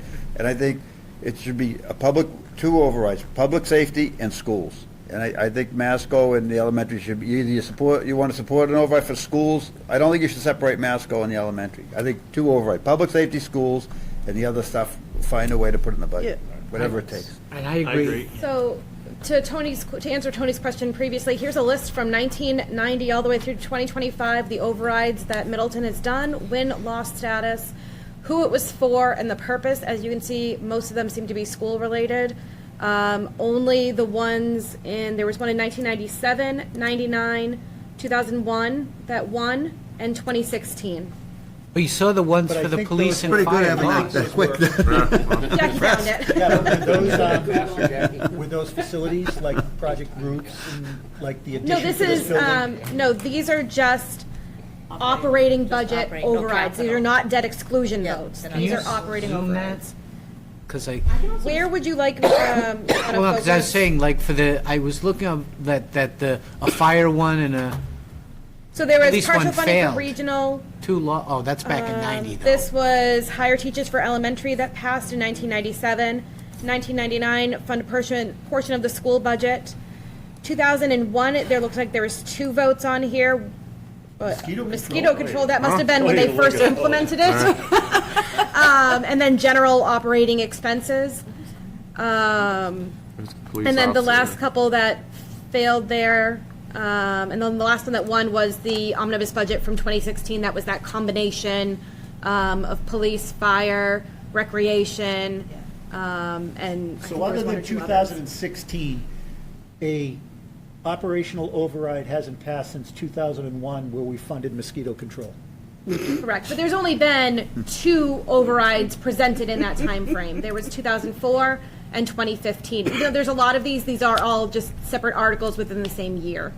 And then interspersed within there were multiple failed overrides for the Howe Manning School until it passed the 3rd time. Yep, because these are just the operating. Yeah, those are capital, overrides. though. Those, they're Yeah. not the Capital. debt exclusions, yeah, But for the average taxpayer, Yep. a tax increase is a tax increase. absolutely. So this is what I would do. We started with about 470,000 in the red in the budget that we first started. From that 120 date. Since then, you said that the state aid was about 60,000 higher. Contract department heads was minus 40. Town council, we moved to that 25 to a warrant article. I think we could increase local receipts by about 100,000. And the Masco percentage that's in the budget is 5%. You know, I would lower that to 3% because there will be an override need at 5%. So that would save 225,000. You add all of that, you're about $100,000 in the deficit. I would then change the policy of the 1% to 0.3%, which would create 325,000 capacity, put the facilities and the volunteer coordinator for the community center in the budget with their benefits will be about 230,000. And you've then funded the extra 100,000 that you're in deficit from the previous. And then I would put some public safety people on the override. I would not put the deputy chief or the lieutenant. And then I would do public safety and I agree education. with everything you said, except if you could find a way to do it, maybe going to 0.5% instead of 0.3. So whether, Yeah, whether that's it's a small half a point- numbers to be so worked whether out. it's a half or 0.3, the other thing that gives me pause is, and we had this problem before, and it was long before you were here and you guys were here, where there was an override for Masco that failed. We had to fund it. Now, unfortunately, the budget we passed didn't include that. We had to come back at a special town meeting, if you remember. So if we take elementary and Masco, put them together, public safety over here, put them together, and the school override fails, I can pretty much guarantee you Topsfield and Boxford is going to pass their budget. It may be different in Topsfield this year, but The $1.3 million is their increased I assessment. agree, but can anybody point a year where 2 towns have said no to the budget? No. I can look it up actually for you if you want an override for. So, well, no, not even just for no, it just said no to They the always budget. pass. I mean, because if you think about what we do, we actually pass a can't recall budget. one. And then we figure out by override how we pay for it. So we're gonna pass a budget that is gonna include the line item for Masco, which includes the entire cost for us. And then our override is gonna make the determination of how we're paying for that. Because that was the error that we had before in the past, if you remember, Costa. Our budget that we passed included the number with the override not included in it. And then the override failed, and we're like, whoops. So if the educational override fails, I think it's highly likely we still own that number. Do we have enough capacity at 0.3%? No, we don't, we wouldn't have enough capacity. If we put to 3 in the budget, at 1%, we probably wouldn't have the capacity to fund it. And because right now, our share would be probably 780. So if we put 330, that's like almost all of that 1%. It would be very close. So it's not guaranteed. But you understand what I'm saying here? That's a legitimate concern. Even though Topsfield has a very big bill due this year, which we're going to have one next year, or the following fiscal year. And they've had, last year, they passed a hefty elementary override and a hefty Masco override. Will they have the ability and willingness to do it? On top of a much higher tax rate than we have to begin with, much higher. Exactly. So They do not say no. The problem is, we're making decisions today on police, fire, and others, and even elementary. We don't have a decent elementary budget forecast yet, and we have a little bit more than breathing costs from Masco, but, we can argue of, is it going up or going down, but I'm concerned if the override fails on the education side, if we do 2 separate overrides, that we're still going to own the Masco piece. If the override, the elementary fails, it fails. We're not cutting municipal side to fund that. They're going to have to figure out what happens. Well, they've proven how they figure out, but they're going to have to figure out how that happens. Is there nothing sticky in there where one, Health insurance? hook and ladders If it's been 10% with the town higher. would ride, because the override was that question? On the Masco Join the side? Masco with the elementary. Of putting them together or separate? Yeah, there's no I don't- danger of. I think you have more of a chance of a passing with them together Yeah. than separate, I believe. Because you have more people that are a constituency for it. I think it would more likely I pass think the together. elementary constituency would drive a Masco passage more than a Masco. In 16, when the 3 school districts were separate on an override, Masco came the closest to passing, much closer than the elementary override. I think a lot has changed in the perception. I think they both help each other. I think it would more likely I agree with that. to pass together than separately. But I just think we have to have clear sight too. If the elementary school override fails, it fails. If the police override fails, we're not hiring new officers. If the fire department fails, we're not hiring new firefighters. We still have the need. Yeah. If the Masco override fails, we're still funding it. That's the problem. Well, we will know what Topsfield does before town meeting. Boxford's the same as us. Because their town meeting is the previous Tuesday, Topsfield, and their town election is the next Thursday, 2 days later. So we have contingency plans of what do we do in either scenario. Richard, to answer your question, for both town and school, worst case, if we were at the max for health insurance and dental, it's an additional $224,000 for that's the both one- town and school. To me, I think I need to see that answer before I decide any of these. Because if we're at the 224, you're gonna fund that. I think we're going to come in closer to the average than the high, based on our utilization rates, but, Which is about 10%. 10%? yeah, so it may be that I'm right on the money, or close enough to it. It could be that there's a slight increase from what we have. We're also going to continue to look at enrollment too, because it changes, not every month, but it changes significantly. But I think as we change the percentage shift, we should start seeing more enrollment. We do have more enrollment this year. There are an additional 8 on the town side. We had some new hires. A Yeah. lot of people turning 26 this year, weirdly. Yeah.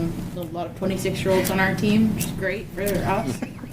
That was an odd stat to find, to be honest. Really weird. That wasn't very convincing, was it? I wonder when the, Confusing. the shift occurs for the percentage of the town pays, the people pays, you gotta get more enrollment. Someone, now, the person's town plan is better than their spouse's private plan. Haven't seen it yet, but it'll start.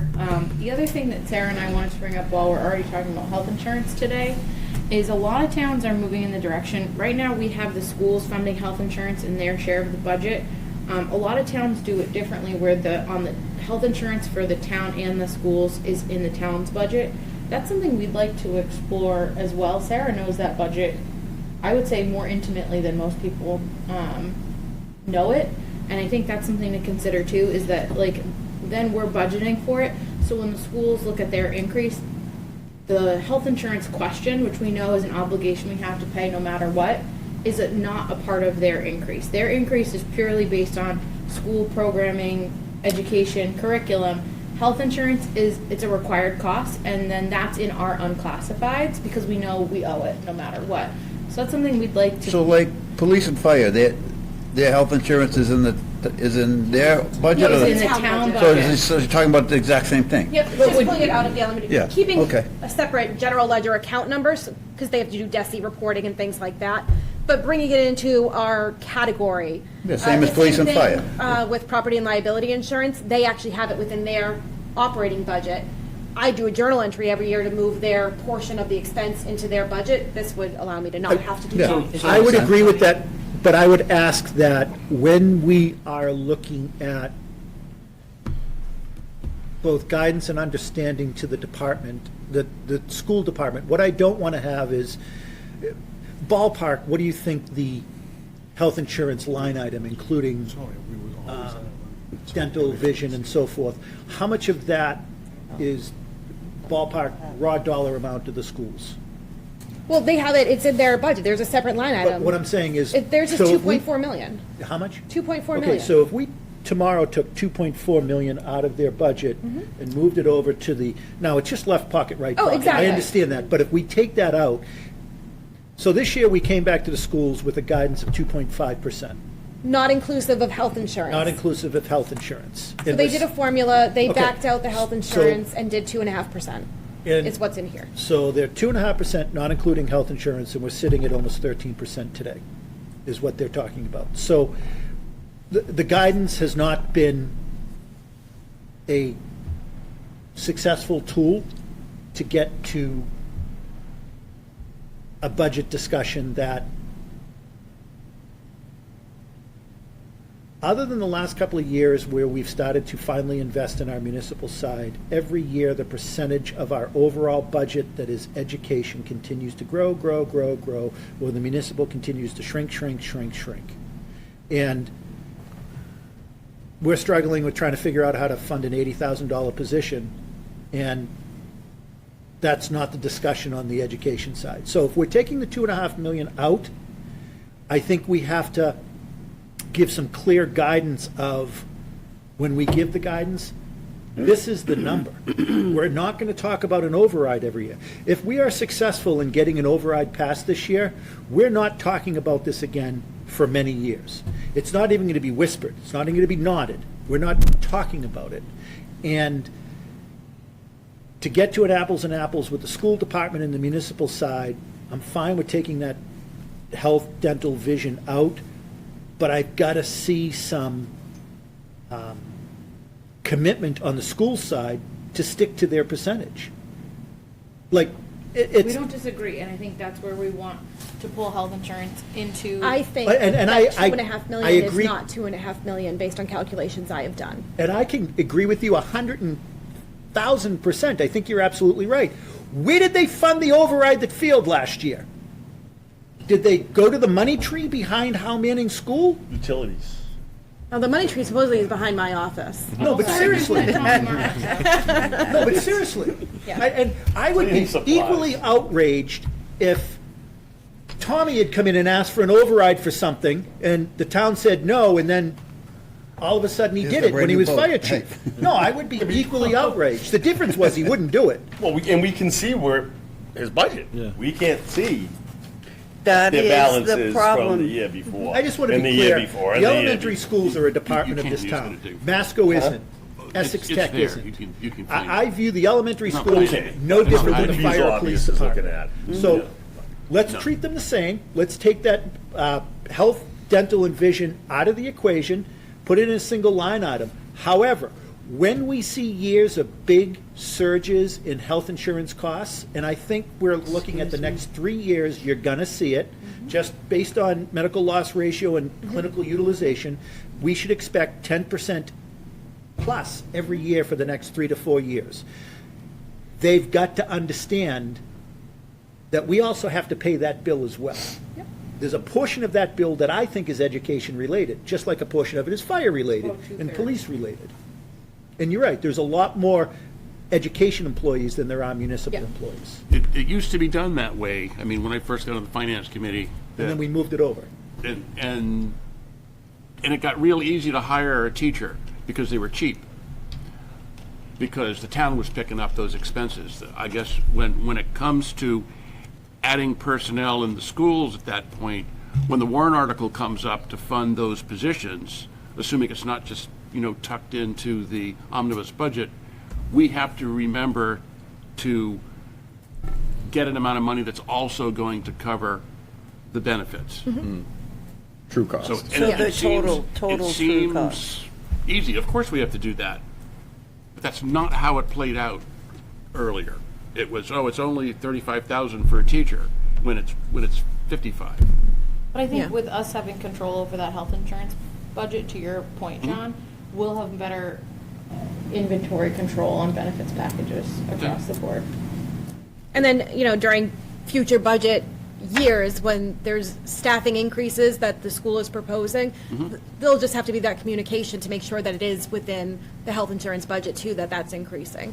Okay. So I think as long as we're all cognizant of that and aware of it, that it shouldn't be an issue.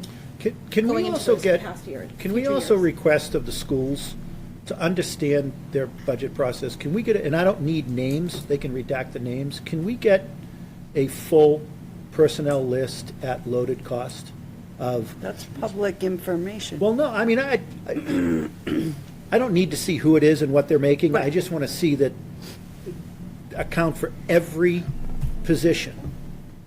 There is an FTE. Can we, and I don't want to see a full-time equivalent, I want to see that, here's a position, and just call it individual the A. whole salary Here's the schedule amount. I without want to see it names. from top to bottom. So we're in agreement for the COA program volunteer director and the facilities manager, director, to be In the pulled budget. into the budget. Yes. Can I get an honest engine from the administration? Would that be the kind of thing in a next budget or two, to be fair, that we could do with a deputy chief position and a lieutenant's position?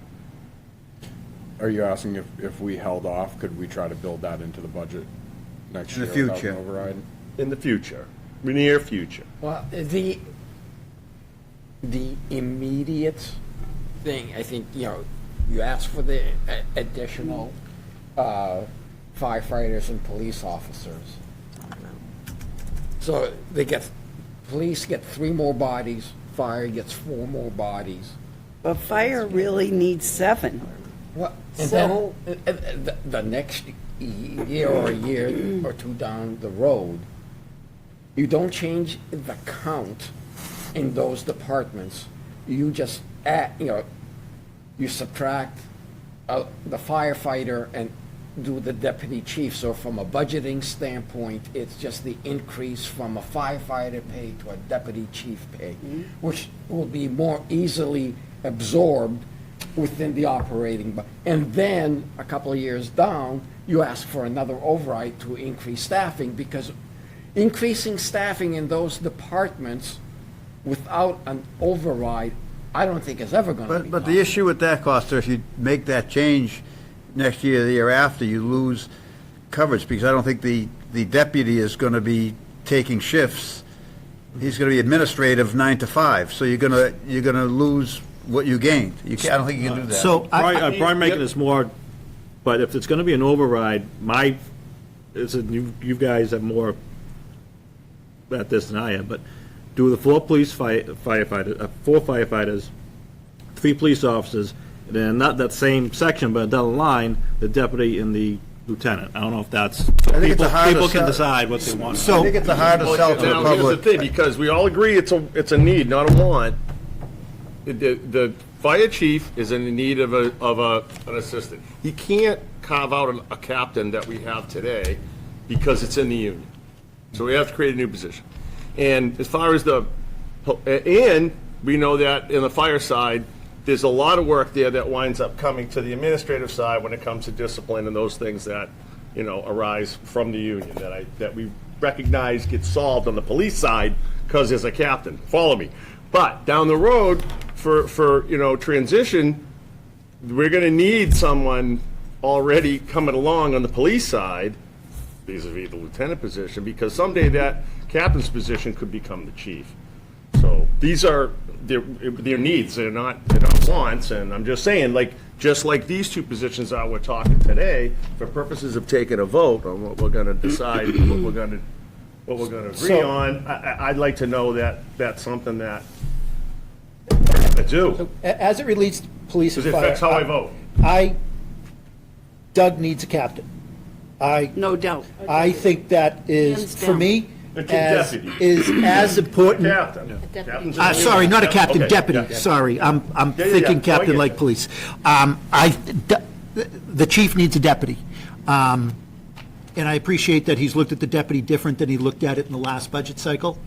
And I think that makes sense.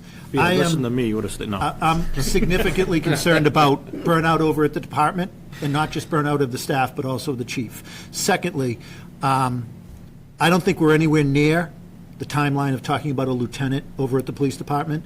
I think as those numbers in staff continue to increase, that's when we have the discussion. I could agree with that. My recommendation would be, I think we need 4 additional bodies over at the fire department. I think it should be 3 full-timers and a deputy. And I would recommend that the deputy not get moved up from the ranks until there's at least 1 or 2 new officers that are added. Because if tomorrow we approved 3 firefighters and a deputy, and the first thing that happened is a lieutenant became a deputy or the captain became a deputy, we now have a bigger problem at the department than we have right now. I also think we have to have, a part of that is some type of negotiation, this will have to be with the union, that deputy, within reason, be eligible for a certain amount of overtime, A, to backfill as needed, but B, you're asking somebody, it's very evident there's a lot of overtime that's happening over there because of the shortage. You're going to ask somebody to step into a deputy role that they're going to make less. I think you're saying backfill shifts? No, overtime. Overtime so here's a perfect example. What I don't want, I wouldn't you don't want want my it for chief or my shifts, deputy too? showing up for a 2-hour coverage when I understand that happens. You did it. Yep. Frank did it. Yep. Doug's doing it. I appreciate it, but it's become the norm. Yes. Now, if that's going to happen, that the new deputy is going to be doing some of that, I'm not proposing overtime for the chief. You're the Yeah. chief. That there's a I benefit you think with, for example, in North Reading, the current deputy, that can work shift overtime, he comes back on ambulance coverage, whatnot. He makes $300,000 a year because he's in the union, which is not the idea of a deputy. No, I would like this What I propose is department- the deputy should be out of union. I agree with and you. not be able to do anything like that. The deputy is for administration. I agree. However, until we can get to, in your experience, if tomorrow 4 firefighters arrived on the scene, boom, fully trained, paramedic, boom, they were in the shift, are our problems solved? Nope. Thank you. There won't be till, again, I think we're comparing apples to oranges. You get firefighters and you have administration. The chief needs his deputy, and we also need the firefighters. Trying to combine the two is just prolonging the problem.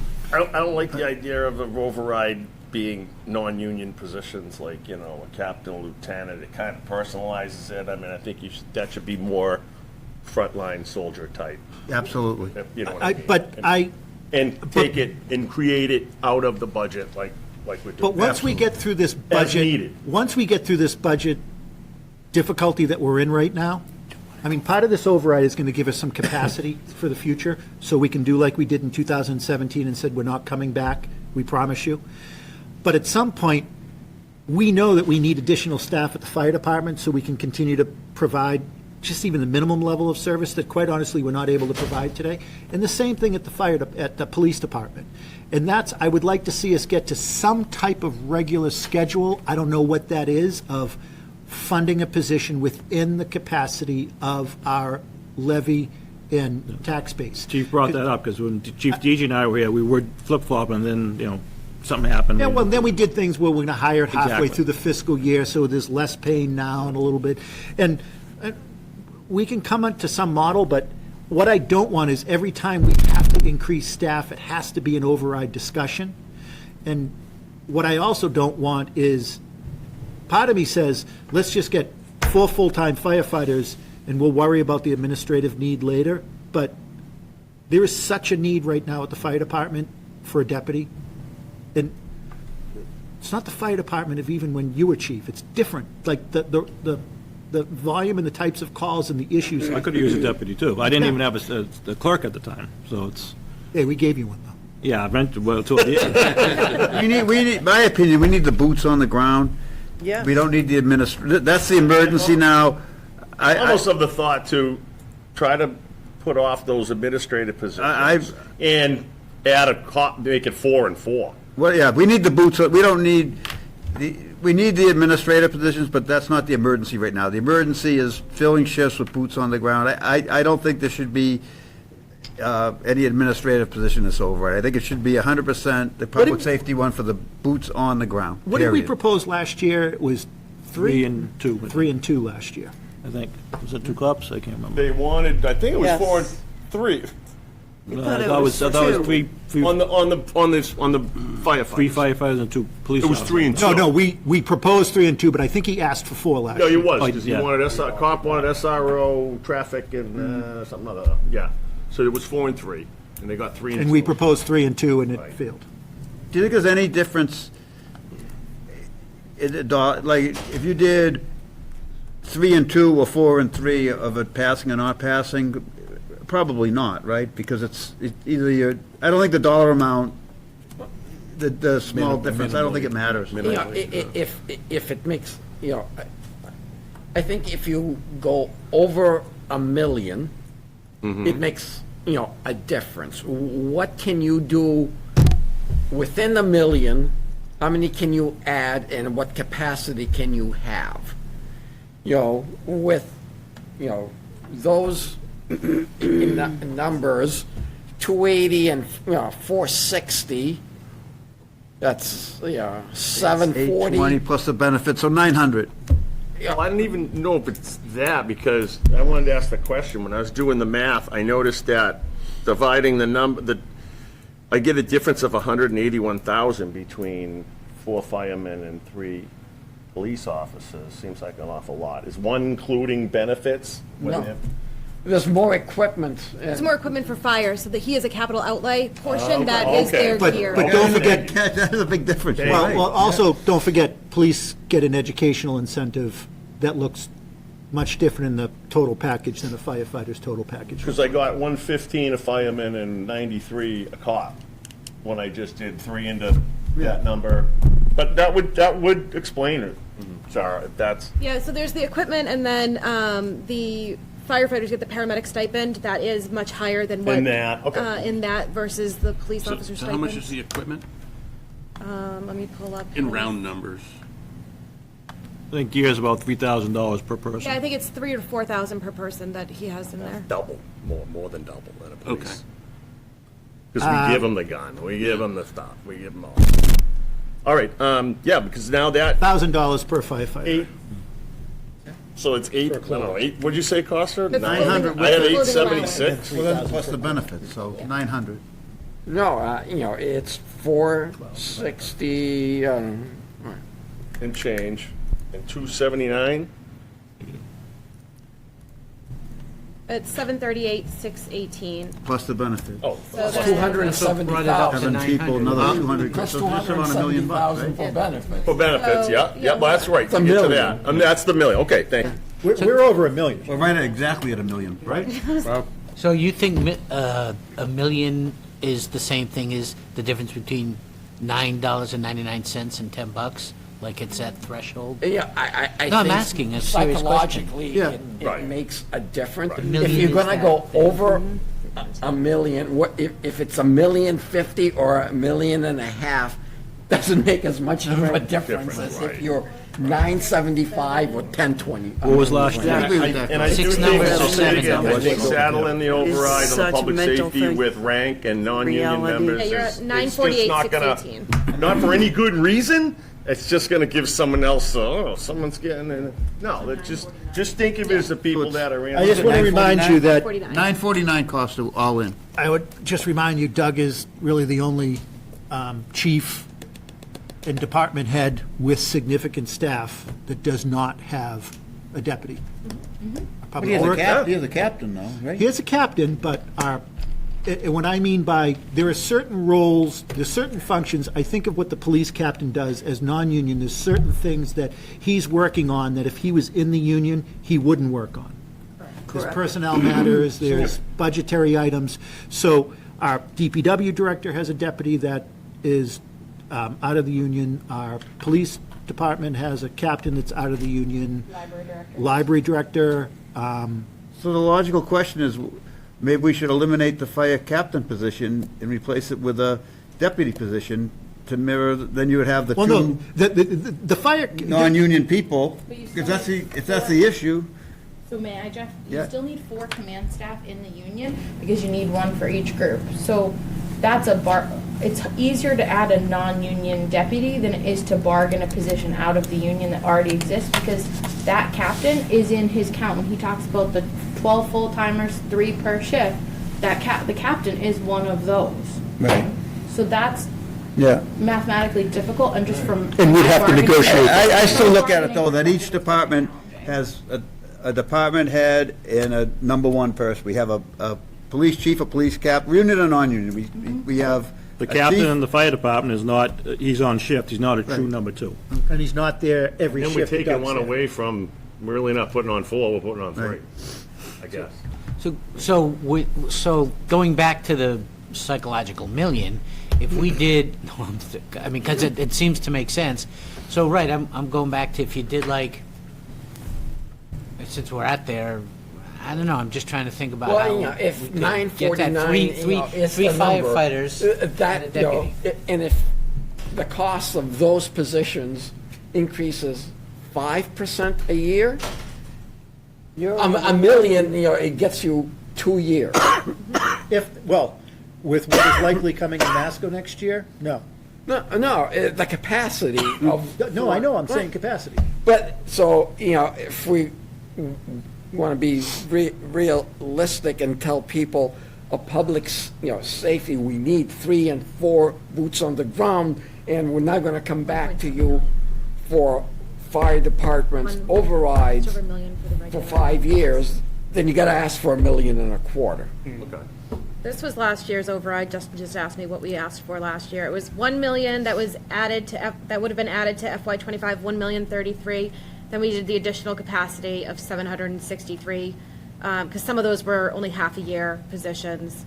So the overall override question at the ballot was 1,796,500 for this. With Can the you slide up schools. for a second? Yes.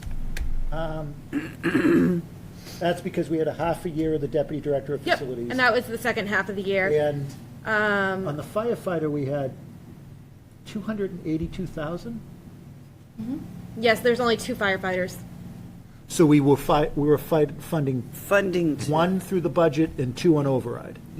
No, because we. No. No, we We only proposed. did 2 through the Only 2, override. period. He asked for, No, he asked for 4. I thought he asked this for 4. committee said yes to thought so, 3. it was at 3. I remember you sitting there and I was sitting there. was it 3 and 2? I thought he I asked thought it was for 3 and 2 4. when we finally, well, it was all said and done. That's what we, yeah. We said no to I don't have a deputy calculation. chief, and we said no to the lieutenant at the time, because he had asked for Said that no last to year. the fire inspection, who was Which gonna was the deputy remain was gonna- union. Yep. He kept That him in the was- we union, had which is that part of the in reason the why we turned it future. down.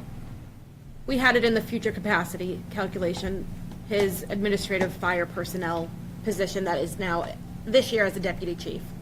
Oh, and you had 100,000 of the future for firefighter paramedic. Yep.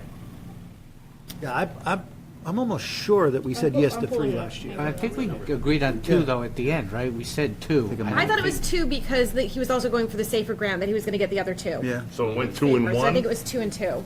No, I think we just went 2. His initial ask was now, 4 and then fires and 1 in the administrator. No, I'm saying for public safety, it was 2 fire, they're Yeah, saying it was he 2 had- fire Hold on, and 1 Jackie's police. pulling it I up. got it. Right. It's, It so was 3. 2 police Three and two, personnel, right. 3 fire personnel, Yeah. half your facility, 2 part-time library, and then the health insurance and Medicare for all additional full-time. So that number doesn't align, because the firefighters at 282,000 is not 4.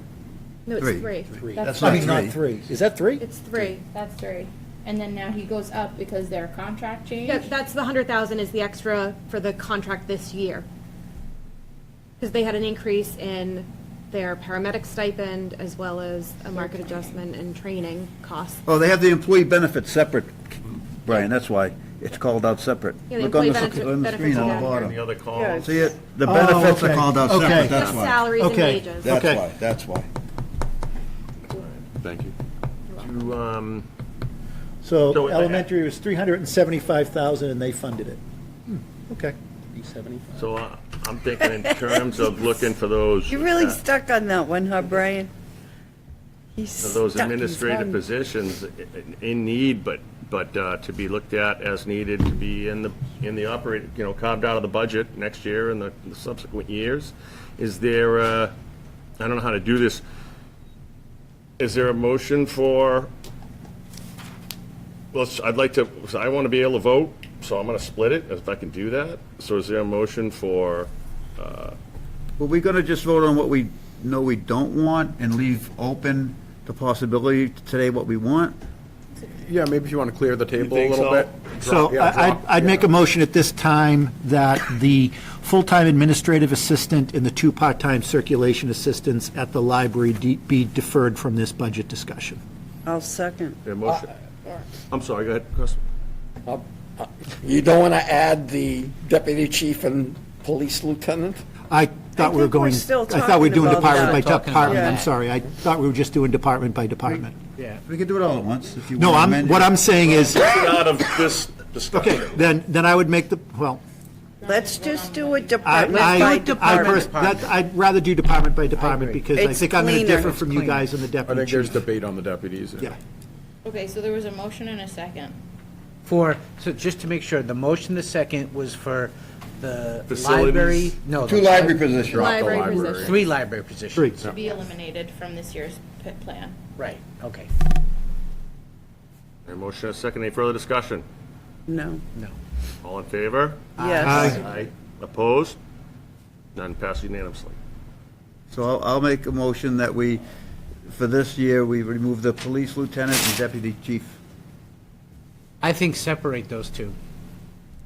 If you prefer, okay, I'll start with the deputy chief, Deleted stuff out of the Excel. Okay, so to remove the deputy fire chief. From this year's, Yeah, from this year's supplement. yeah. Okay. Okay? Can you give me 2 seconds, please? Okay, she's got to catch up. We're moving too fast. Justin wanted me to go back to the Excel workbook. Just so we could update it on the screen in real time. We just have to get to it. Was there a second, just for the minutes? Not yet. I was waiting for you Okay, guys. sorry. So the motion is, To again, remove the deputy fire chief from this year's supplemental.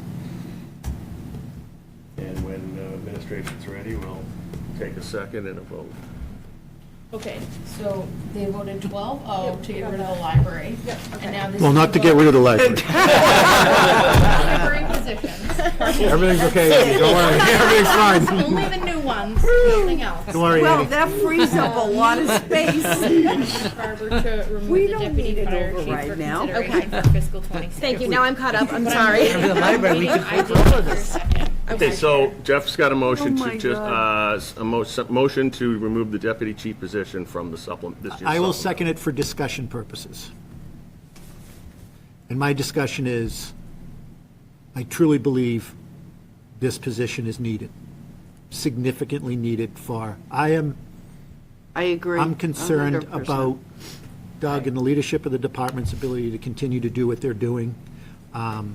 This is not a position of, I'd like to have, I think this is a position of we must have. I think if we had the money in the budget, I would be all for it. We don't. We don't have the money in the budget for any of I know, them. but we need to sell an override. It's very easy we to got rid sell of the an library override bill. for boots on the ground, and when someone's having a heart attack, who's going to show up? It's this- not as this- easy to sell an override for an administrative position, and I really But this want this administrative override to position pass. I also can really help want out these all four around, additional period. firefighters. So Doug, That's Doug why, had that's why I asked said, that this deputy chief, I asked specifically, is this guy Yes. gonna be, or woman, gonna be a firefighter paramedic? And he said yes. Yes. Which means That they that will person- But he's fill 9 to 5, he's position. not filling shifts. No, but then, Doug is also no, but subsequent to that, it's gonna be, they're gonna have to negotiate when this contract, if he's gonna get overtime or not, because he's not gonna do it for free. No, I'm not debating Right. that. Yeah, I'm just oh. saying that he was saying just purely administrative. And what I'm saying is, separating every time, this guy's gonna be a fire Well, paramedic. That's right. He- But the he job can is fill administrative. with a He heart can attack. 5 days a fill week, shifts. 8 hours a day, 5 days a week. If there is an ambulance that rolls out the door and 2 or 3 people leave during that, and this deputy is sitting in that building, He can go. He's that gonna deputy's go. going to be rolling out to the next one, 9 to 5. 9 to 5. No, but even, I mean, I don't know, I mean, I mean, I think even if he was sitting at home on a Saturday, sometimes if it was needed for a heart attack. He can. He's He- gonna be he the same, could he'll do be it. the Like same that. as Chief Lacoste is. He can, for command and control positions, and it just makes it safer for everyone. He can fill in like Dougie does, takes a little stress off of Dougie. Yeah. It's while he's a working, needed, it's a not a- needed not a position. call. It's more money, too, by the way. It's Which- obviously more money. There could be, but that would have to be negotiated. Yeah, right. No, I realize that. No, What would see a what I'm trying to get to is that I'm making the point that it's not just a purely administrative position, that Yeah, okay. they can only, sign bills. So they're not and- sitting at a desk Because and you're never fired. walking out and getting on a piece of apparatus. Not every day, but No, but they, they They could. can. They can. That's They why can. I guess I'm agreeing. I'm saying it's not administrative, responding to Jeff's thing, it's not just administrative. This guy will be able to do. it's actually no different than the police captain. I know the police captain that sometimes is in a vehicle. Hey, Yeah, I got pulled absolutely. over by the former chief. And he was administrative. Yep. Shouldn't have said that on camera, but I got pulled over by the former chief. So just- I agree. I just think it's more appropriate that those positions, number one, for purposes of this year's budget, are taken out, not that they're not needed, and that we look at it more appropriately to be carved out, as we're doing with the facilities director and the council on aging So- volunteer. I want to keep them coordinator. in. Could I ask this question? Do you I think wanna the keep it deputy in. chief's position is, if we had the capacity within the existing budget process and not overridable, would you be supporting it this year? I would. Say it again? So if we had capacity within our existing budget, within our, Levy limit. yes, thank you. This is within the our whole levy- 1% or If 0.5% that, we- let's just pretend for math purposes, we had capacity, would you support the deputy chief position? If there were no overrides I for just- public safety at all, I would, yes. Absent any public safety override, yes, but not with a public safety override. So I think I'm going to lose this vote, and that's okay. Let's move on. So, Mr. Chair, there was a Not motion. gonna and a lose second. So the motion was made by Jeff to remove the deputy chief from the supplemental for this year, seconded by, I seconded for discussion. for discussion, I'm sorry. So waiting in a clear-cut second. I'll second That's it. still illegal. It's still a That's still a second. second. Still a It's second. second. Still a second. Oh, all right. Still a okay. second. Let's let the Fine, minute but show. There's nothing legally. All right, then we have motion and a For second for discussion. discussion. It's in there. and the motion is to remove the deputy chief Yes. from this. From this budget cycle. For this year, not forever, Yeah. for this year. So a yay is you don't want it. Right. So a yes vote means All right. remove it. Any further discussion? All right, all those in favor? Aye. Aye. I need you to raise hands respectfully. There's too many of you. I apologize. All in Do we need to favor? get the people come out to do To the count? remove the No, we're not gonna make jokes. deputy chief. Jackie, did we bring pink cards? Deputy chief. You already missed that joke by 10 No, seconds. we're just doing fire. We're just doing one at a time. There you go, John For the said, fire raise your bottle. deputy, Not the police. So If you yes, were what a would be yay, to just remove give me them, your just get the initials. four. Okay. Some people are just lying. So for clarification, if you're saying yes, that is to remove the deputy chief. From the budget. From the budget. So I heard Rick. I heard Costa. Hands up, I heard please. Jeff. I heard Richard. I heard Tony. Costa. I got Costa. I have Rick, Costa, Jeff, Richard, Tony. Those are my 5 yays. So, Mr. Chair, you want Ask to for call for no's. the nays? Sorry? Would you call for the nays, please? Any opposed? Finish. yeah, I'm Okay, thinking. so that's TM, DC, PM, JE, JE. You guys need some new initials. BC. CMC. So that's 7. So that's all votes counted. Well, but the boards are split. The boards are split. Thanks, Costa. You're faster than me at math. This is why What it's good to is, have you what do you here. mean the boards are split? So the select board will vote in favor of removing it, the finance committee was more in favor agreed of at 2 and keeping it. removing the FinCom finance voted, committee's whatever majority it and keep it. voted to keep it, not to remove it. So the two boards came to different Right, the conclusions. select board voted to the majority to remove it, the finance committee, the majority voted to keep it. Would you like to come back to that and Yes. move on to others? I think this is. I think for all intents and purposes for today, we're just united. We're not select board and finance. Right, no, but he was just making a point, he was just making a point, it wasn't, Supplemental vote has Costa always been made the counted as point. a 12 vote, whatever it is. Yeah, that I comes agree. out. Want to rename us, Jeff? Well, I would say now, on this line of discussion, is there a motion to do the same and remove the police lieutenant from? Mr. Chairman, I move that we remove the police lieutenant from the budget. In a second? Others? Second? I'll second.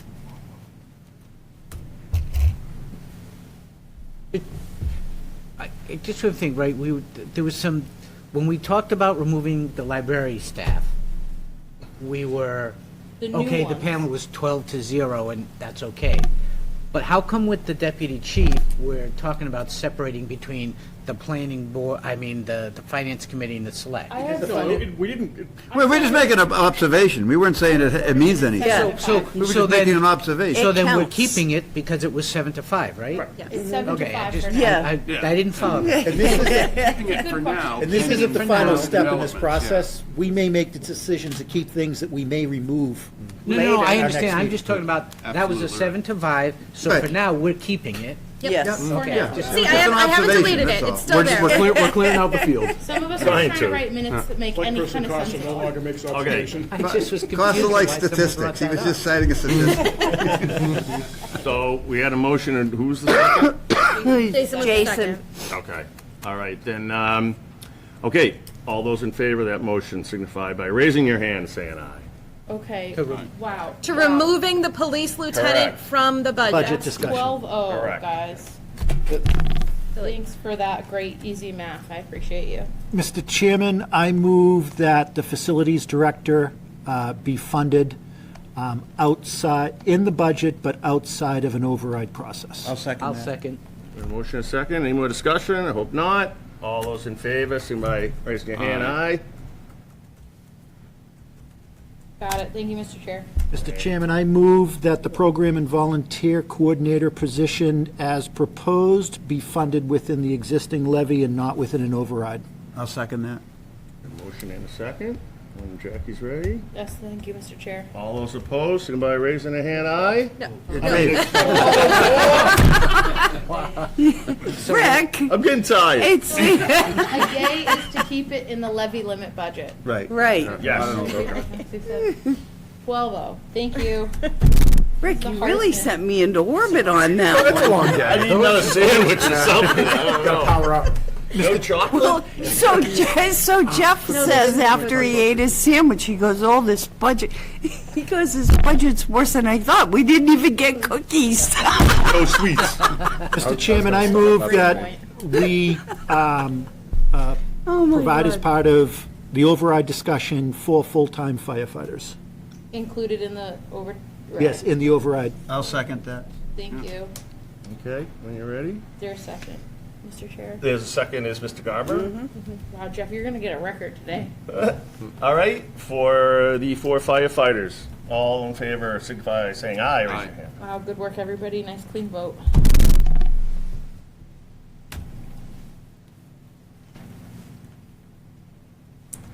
Is there a motion? I Is there a want to motion? talk about 3 versus 2. So I'll make a motion to fund the 3, was it 3 that were asked for? 3 police officers, 3 police yes. officers that were asked, that were requesting the supplement. I have to abstain. Are you recusing yourself from the whole discussion, or are you No, abstaining? from the police. Please. You're abstaining, not recusing. Correct. Thank you. Did you abstain from the lieutenant as well?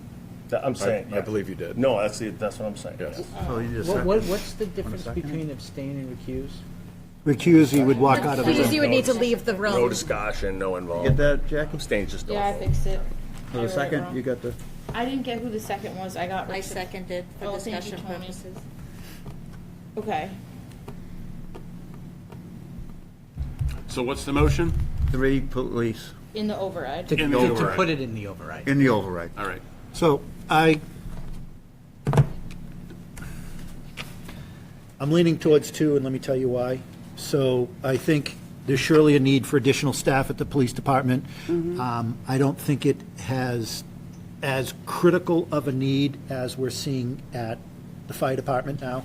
While just recently, our most recent, it was either the last warrant or the warrant before, there was a little bit of a surge in police overtime, but I found out later some of that was due to training.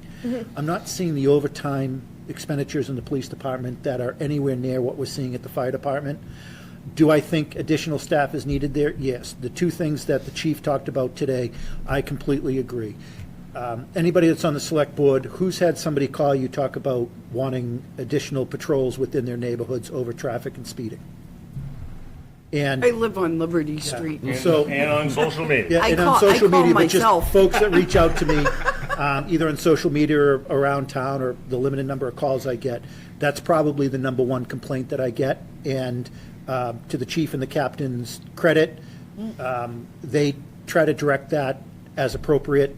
But I think 2 staff, including one of them would be additionally SRO trained, but what I heard today would not be a full-time SRO officer, but I think the chief is really trying to get more boots on the ground to actually do some targeted patrol. What I heard today was blue lights and police in neighborhoods, especially where there's high traffic and speeding, would make an effect.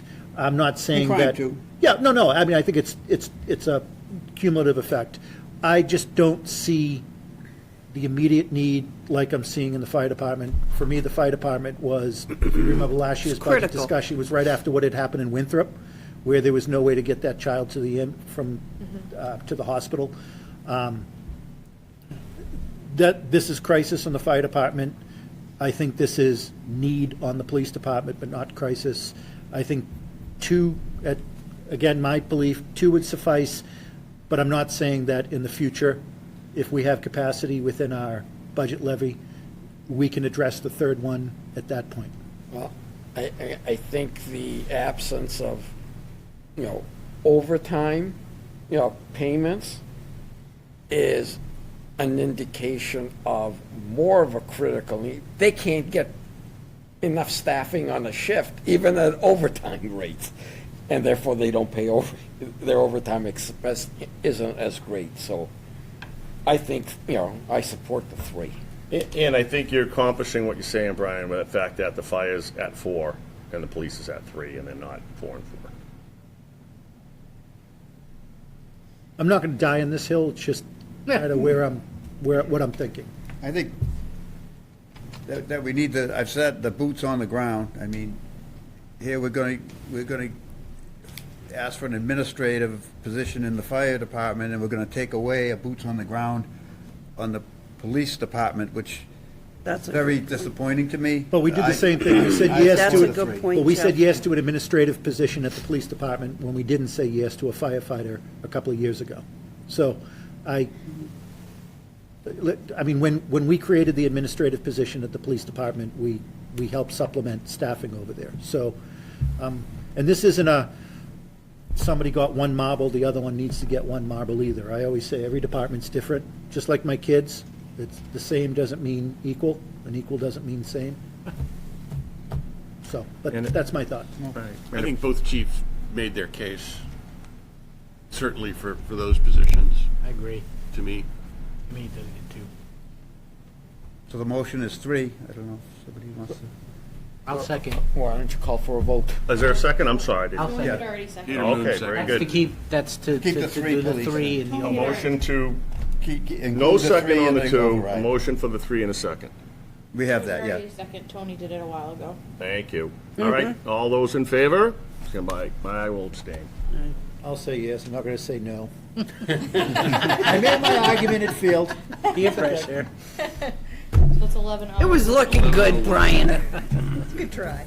Couldn't even Thank- get Michelle. Thank you. Well, I mean, if this is the last time we're going to be asking for a while, it just only makes sense. And I think that covers all of them. That's Can we, everybody. so we at least have somewhat of a picture, at least on the municipal side, on override. I think we have a clearer picture on Masco of at least what percentage on override is likely going to come. We'll, at some point, have a discussion about the elementary, but I would like to, and I know we'll have more clarity at our capital budget, but can we talk a little bit about what we think we need to build in for capacity, future growth capacity?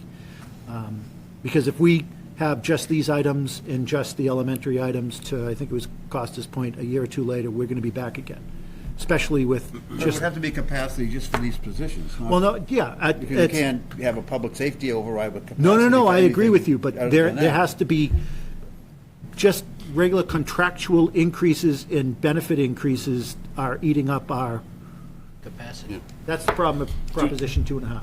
Do we have any numbers? I mean, I just don't want to guess and say, we need an extra 750,000. I mean, is there a projection for a couple of years on what we might need? I mean, I don't want to make something up.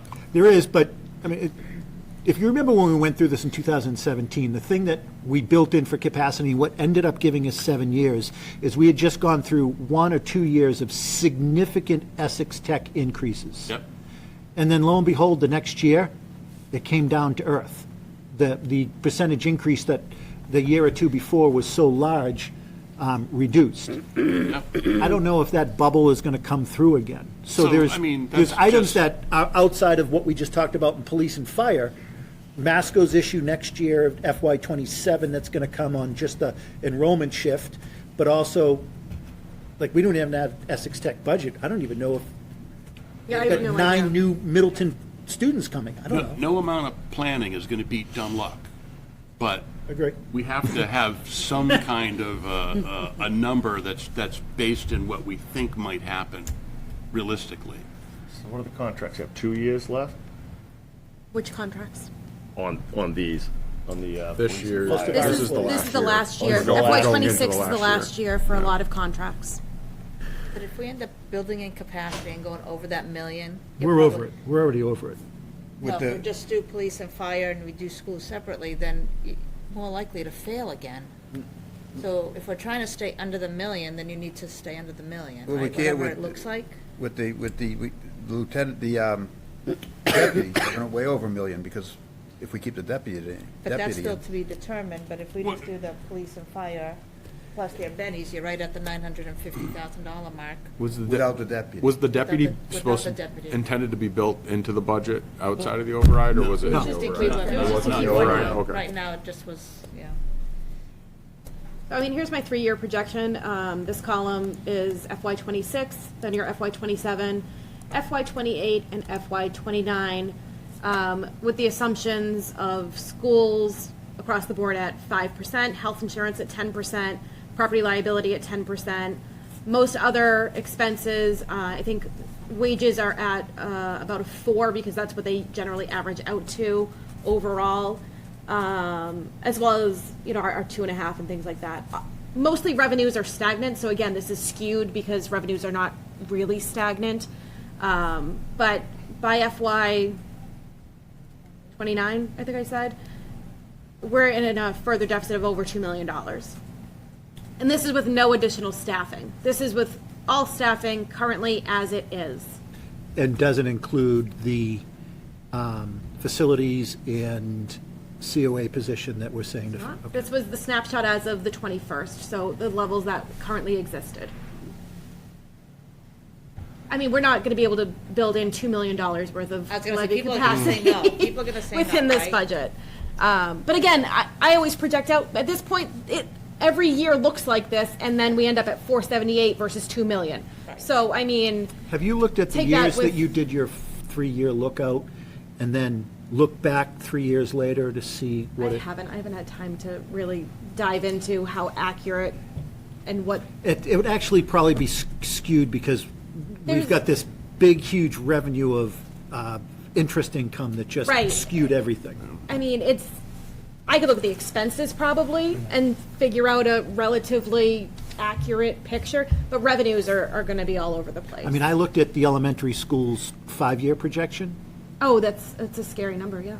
I mean, they were talking 2-point-something million more Yeah. within that 3 to 5 year period, so. Yeah, I think their 5-year period ending budget was where our operating budget overall was when I first started here. So projections are projections, they're never accurate in my mind, which is why I always do this because it's a good exercise to do, but I always take this with a very small grain of salt.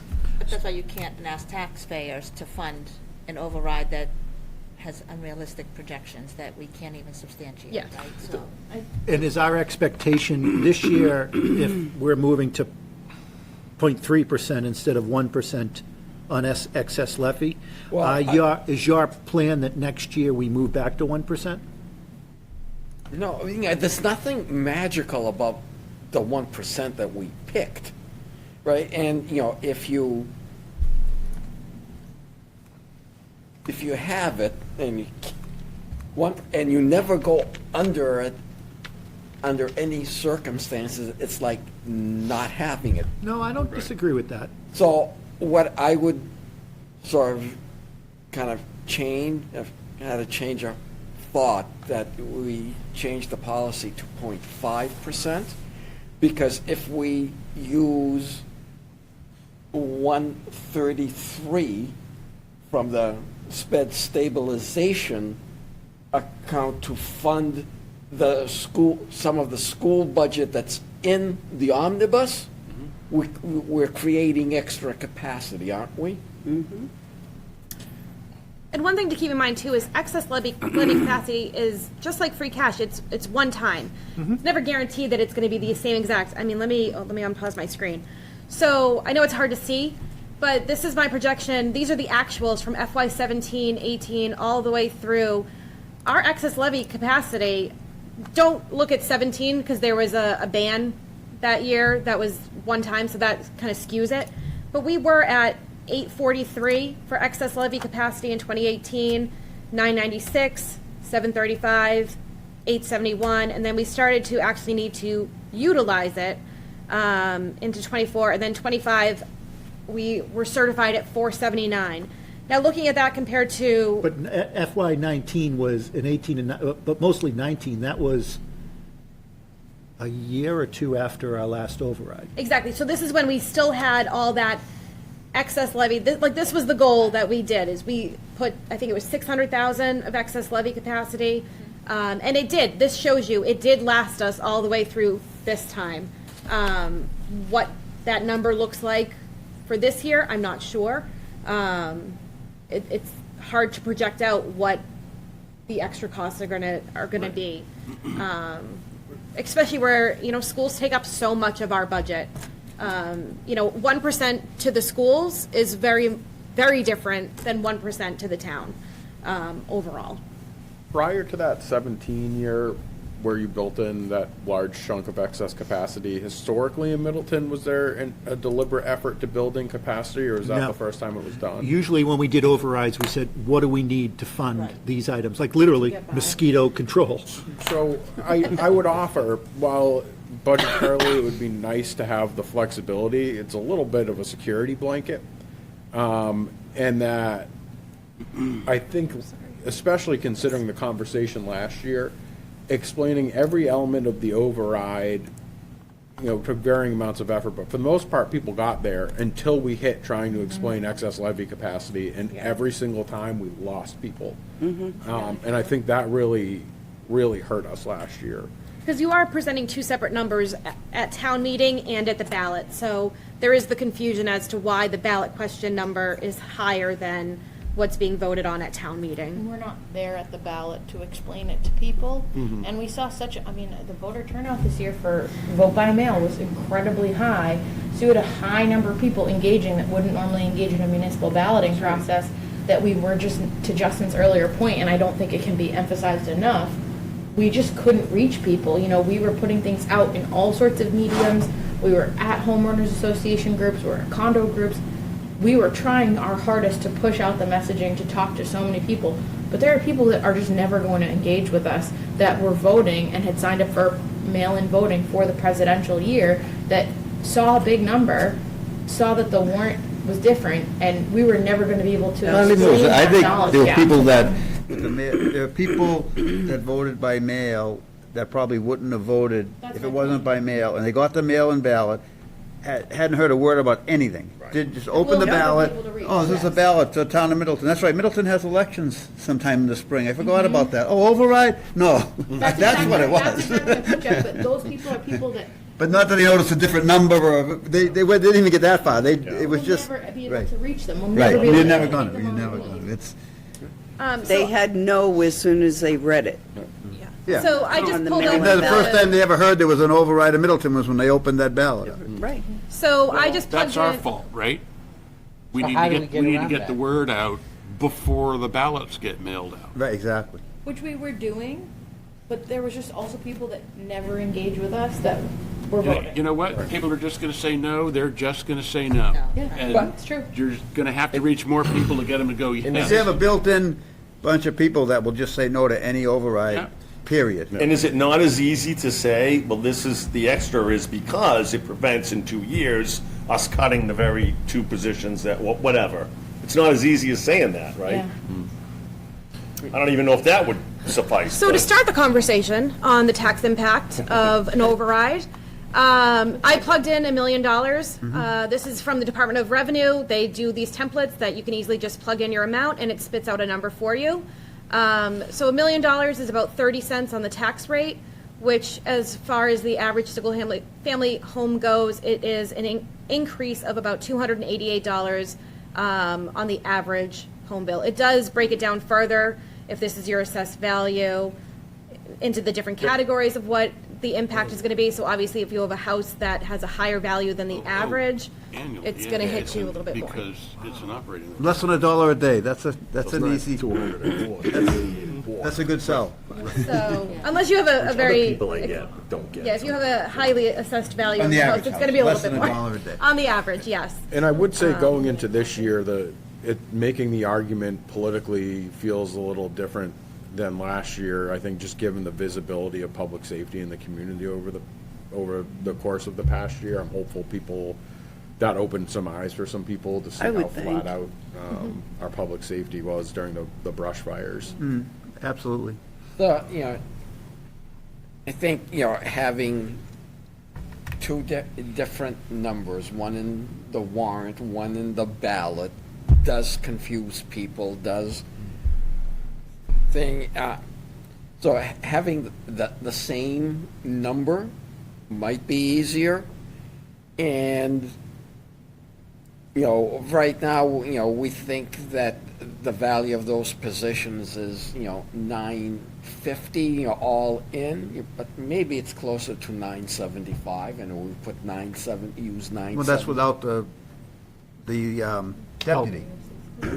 Without, like, making that assumption, right? There's no pennies there. So, not, 950 is better. No, Oh, it is all pennies. in, all yeah, in, all in. so if we use like 975 as a number for both the ballot and, the warrant, I think it's easier to explain. It's, stays under $1 million.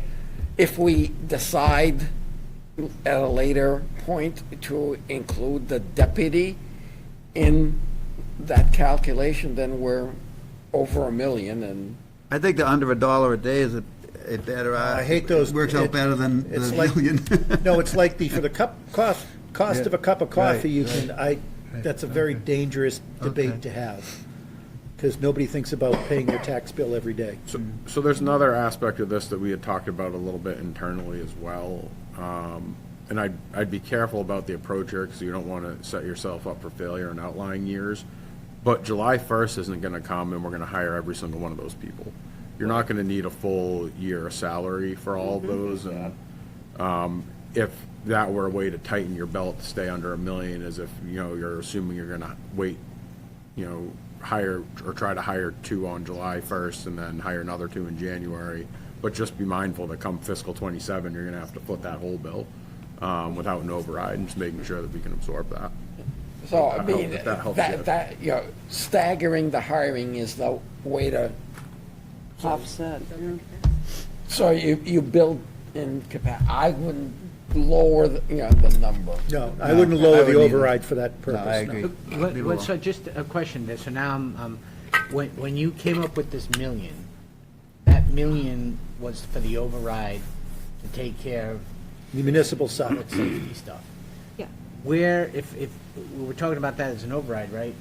Where does then would there be a separate item for getting that extra capacity for the next few years? Like, No, there'll be a No. separate item for Masco and. No, it would No, just they be the won't- they amount won't. we add to the. Yeah, there wouldn't If you're be a estimating $1 million for 7 Right. personnel, then. Well, we'd put 1.5 million, and that would build in 5. No, because that's where you get into the confusion of the ballot being 1.5 million, but the town meeting warrant article only be $1 million.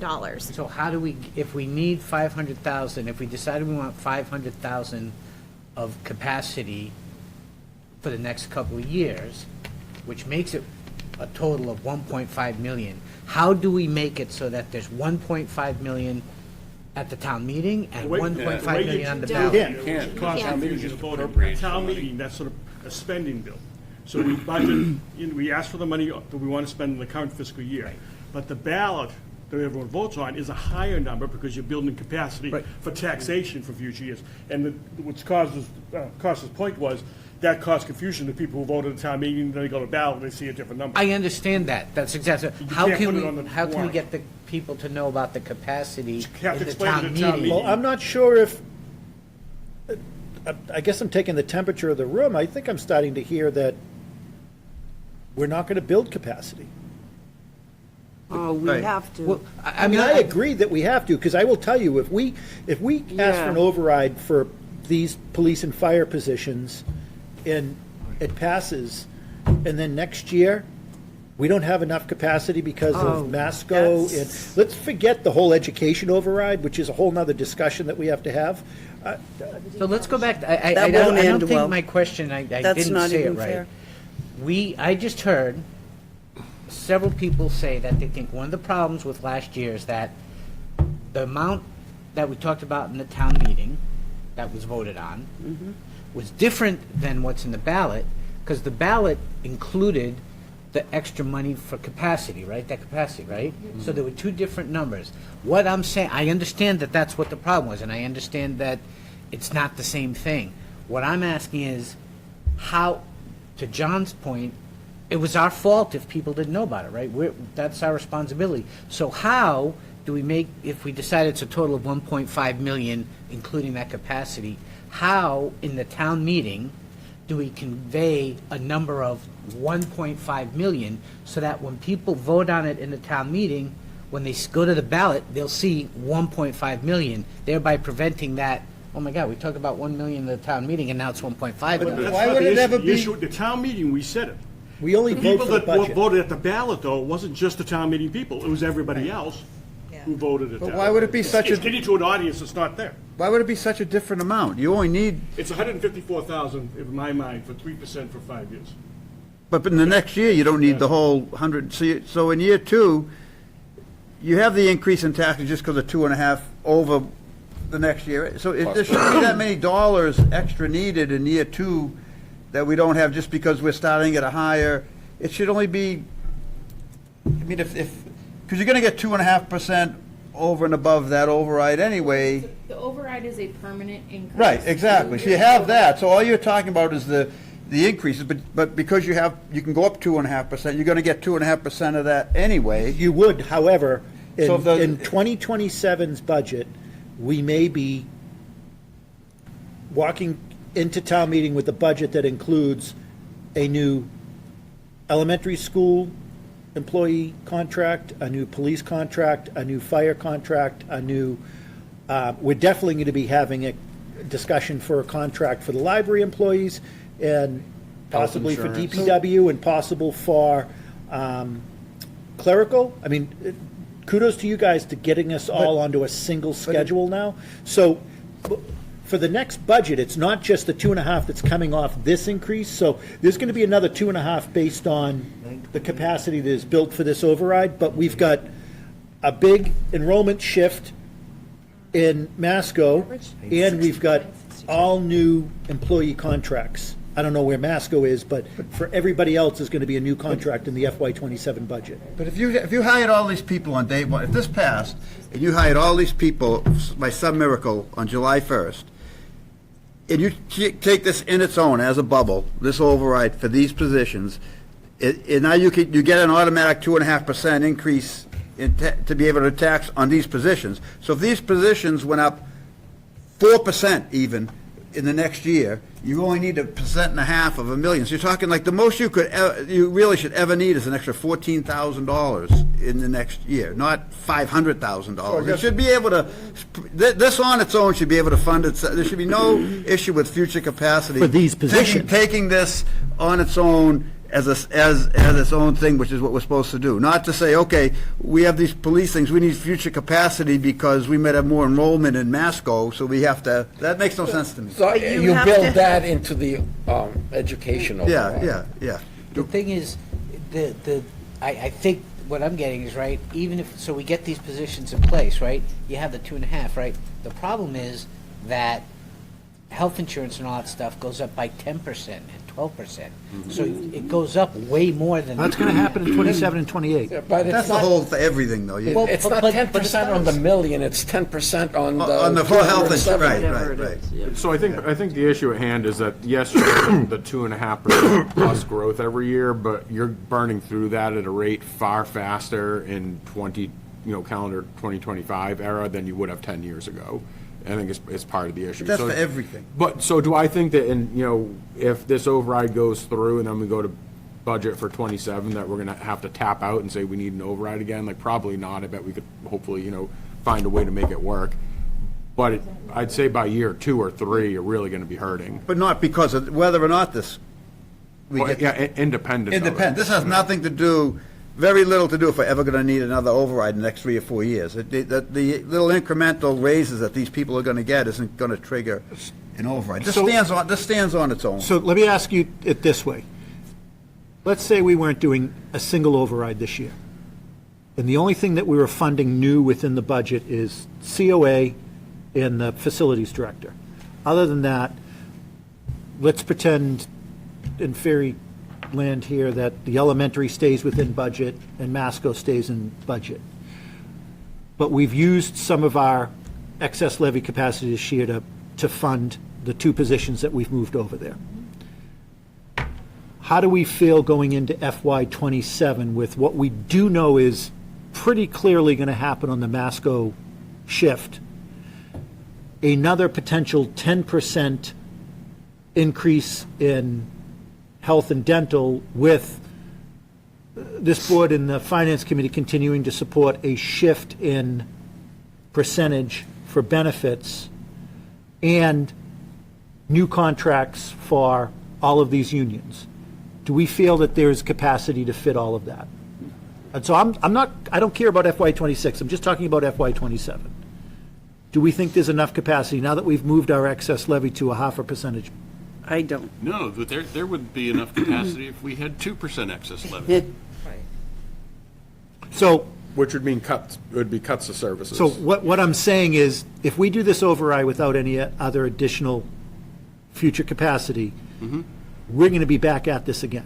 Absolutely. Exactly. So, And if it really goes But absent this, It really goes we would wrong. be anyway. We'll be back anyway, even if we do ask for it. Exactly, I was gonna say. exactly. But if we're asking for an override this year, and forget these positions, but if we're asking for an override this year, and there's no additional excess capacity, future capacity, we're going to be back at it again just for the items that I talked about that were outside of these 4 police, 4 firefighters, 3 police. And I will tell you, if we do get support for an override this year, not getting one the year after or the year after that. So the place to put the excess capacity is in the school override, because you're saying it's because of the schools, nothing to do with this override. Well, no, I think it includes, the scenario I posed was just our regular operating increases that we know are coming. Some of it is going to be on the schools, truly, for Masco because of the shift that's happening, but we've got all new contracts, and I don't know if anybody's watched where contract negotiations have gone. I mean, we've surely seen what's happened on the education side with increases that happen in Beverly, increases that happen in Marblehead, in Revere, and other communities, Woburn. I mean, I think, not that that's a benchmark for Middleton Elementary or for Masco, but... Well, Masco is in the first year of a contract this year. So Middleton Elementary will be part of all of our municipal union increases. So this isn't we'll worry about that in FY '27. I think we have to worry about that now as well. Then you would have to call this an operational and public safety override. That's the only way you can. Well, it is an operational override. I'm just You saying, have to call I it don't that. know I if don't we wanna do can that. build enough capacity on the education side because of what we do know is coming on the Masco. That is about as crystal clear guaranteed as anything in our FY '27 budget is. Unless a whole bunch of people move into Topsfield tomorrow.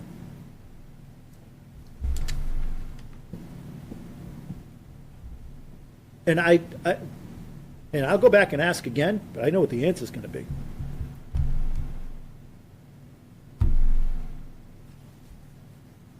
Have we reached a point where there's more for you to consider that you can't consider until we have more information for this year?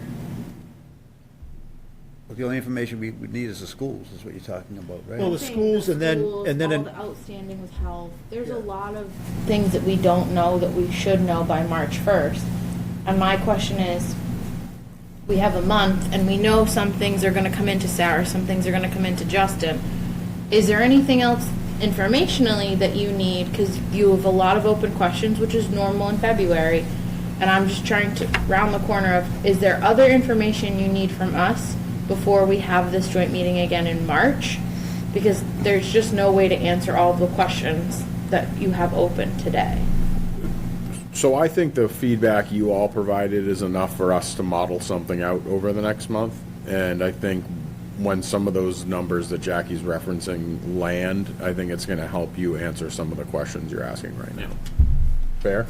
Is that- I think. And I don't know how small potato it is, but you heard me ask the fire, and I have asked the police, getting additional personnel comes with the responsibility of those units to control their overtime.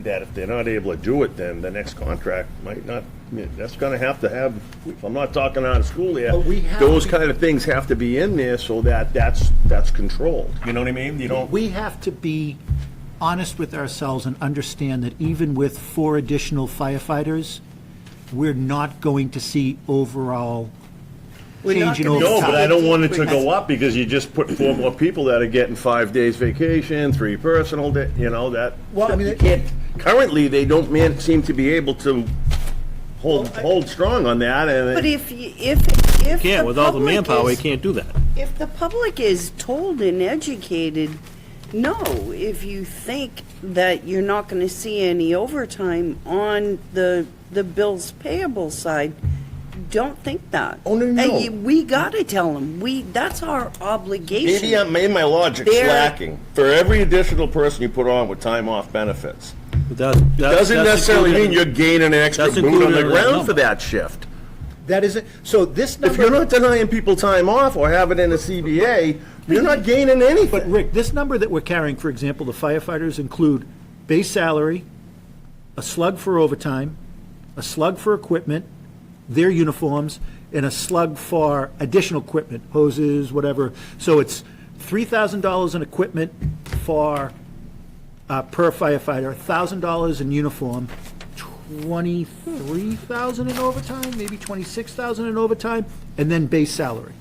So there is an overtime expectation there. I would say on the police side, it's probably going to look different. I would expect less overtime on the police additional staff than I would ever expect. And it took me a while to Yes. get to this. The last times we did those multi-year I was like, we had 2 new firefighters over like a 4-year period, and our overtime was higher than it was before. Well, the reason why is because our types of calls. And what Doug never talked about today is you roll into Beverly Hospital emergency room right now, they're stacked up like cordwood. And many times, they're sitting on our stretcher because there's nowhere to put them. We're not leaving the stretcher.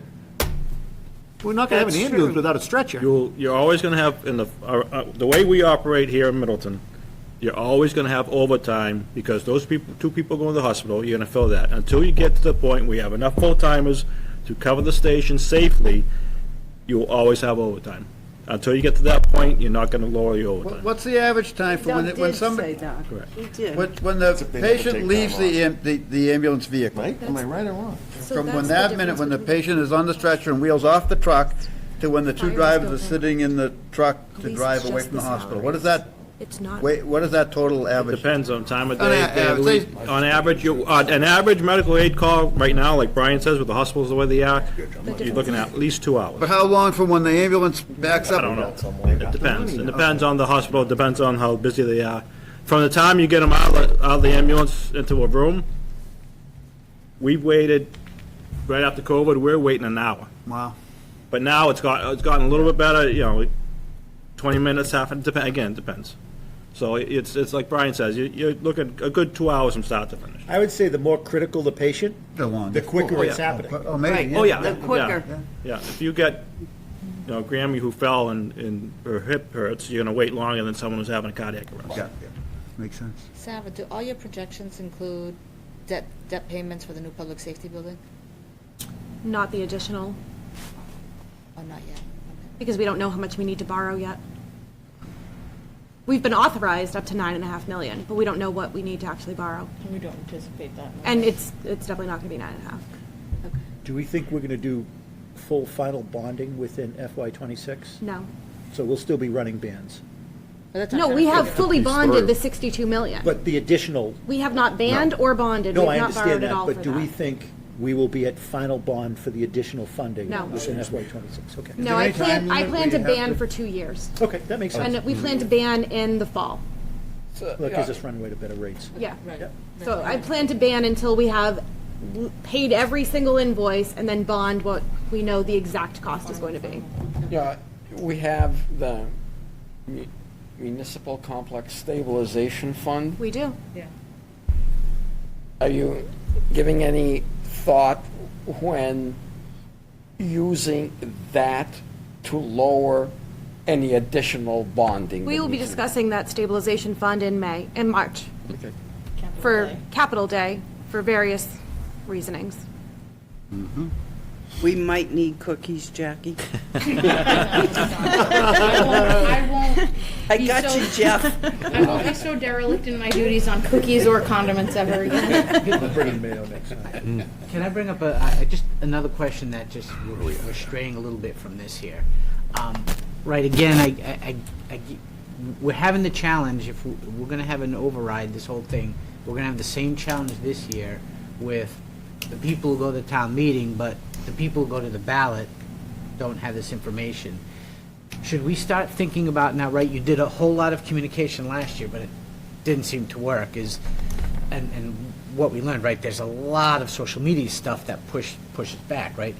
Is there, I mean, almost like, right, you have the families of Middleton site, right, is almost, could there be a Town of Middleton something site that can push out on Instagram and TikTok and all these things to get to get that out there to the people who are just not. So there is an ability to do that. I would say we have to be very careful of how we manage that, because once something goes into an override ballot question, there is state law requirements around campaign committees and what is considered electioneering and campaigning and what is considered informational. And so there's a very clear line about what the town can do and what individuals or board members can do, or a town employee as a individual can do. And I will tell you that I would highly recommend, if we get into this override discussion, that we get some guidance from our council on what can and can't happen. Especially if, say, a group in town wants to do a mailing in favor or in opposition, that becomes a campaign committee that is reportable, both donations that have come in and expenditures that go out. But say we were using our town email communication system, there's a fine line between educating and electioneering. And even the discussions that happen in boards and committees, there's a fine line as to. And it would probably be very helpful, just for those ground rules. I'm sure our council can, they probably do this all the time, can provide some overview for folks on that. Do we agree in principle, though, to try and look at some other avenues for communication? So Because it seems you like only it have a wasn't week. effective. Unless you want to stop before town meeting, you only have 6 days in between. We have to your stop pass. before town meeting. Absolutely. People are voting before town meeting. So we've talked about No, this. that's true. People would be voting on their We mail. can start pretty much before the mail-in ballots go out. That's what I'm talking about. From the second it failed at the ballot last year, we've sat down and kind of dug into this. And there were some conversations that we had gotten out too late. We were out a week or more before the ballots hit people's houses, and so that wasn't it. And I heard that several times over. And I think, and when I say we, I mean on the town staff side, and that was after hours, coming in on the weekends, like I'm going. not criticizing my. No, I know that, just for like anybody watching at home, because I've heard it from some other people. We did a lot there, and I think like there's always room for improvement, but it needs to be, and I think to what Brian's touching on, like we're limited in what we can advocate for. We can't go out and say like vote on this way, because then we get nailed on that. That's right. Right. So, in terms of like getting the information out, like we can work on ways to get the information out. That has to be extraordinarily balanced. But if they're, as citizens, people want to go out and support public safety, they're entitled to do that as a citizen. But like we can't coordinate that effort. Yeah, we can't. And there are other Send letters organizations, out. for example, like the firefighters union could do things. They're allowed to, under law, to do electioneering. Police patrolmen's union could do it. They're allowed to. The Middleton Educational, the MTA unit of, they could do so. They're allowed to do electioneering under the Office of Campaign and Political Finance rules. What we could not do is, now, could we utilize our town's website to have information of what does this override mean? Like, a lot of that data That's that Doug information. and Bill provided today, absolutely can do so. What we And we'll be there. no, but what we can't do, Is there. what we can't do is do a mailing or push out a mass email that states, vote yes on warrant article 4 and vote yes on question 1. Yeah. And that's a very fine line. Right. And you have to be careful you don't go over it. Yeah, I'm just Right. thinking about what are all the things we could do to somehow get to the people who only look at the ballot. So historically, town meeting vote is always better than the ballot vote on an override. Always. That is always the case. I wish the folks that And went to that's town every meeting were town. the only That's ones that not came to the just ballot, here. but they're not. I wish the people that came to ballot came to town meeting. Well, we had that in December. However, just remember the old adage, if you can bring 10 people to the polls with you, so if all of us went out and talked to 10 people that we know that aren't in the know, not the people that go to the town meeting. Think about your neighbor, your friend, your sister-in-law, your brother-in-law. If you talk to them about the importance of voting in favor of this, and we all do that, everybody does that for 10 people, we're in a much better position than we were. And we can't make the mistake of saying, wow, it's irrefutable information here, like on the firefighters, like, wow, this is like an easy decision to make. I thought it was. I really thought the overwhelming yes we got at town meeting was going to be an overwhelming yes at the ballot box. But voters are the final arbiter. Okay.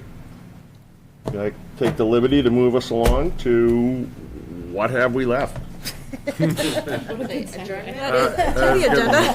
What do we have left? I think item 11, I right? thought we were done. I thought it was I think We have number marching orders here, 11. So we'll put something together. Yeah, and we distribute sort of it. circled back enough to call 8 Thank you. done, and, On the 8, 9, and 10. financial policy, is it better to change the 1% to 5%? 0.5%. To- 0.5. Yeah, 0.5. Or to build in a way to get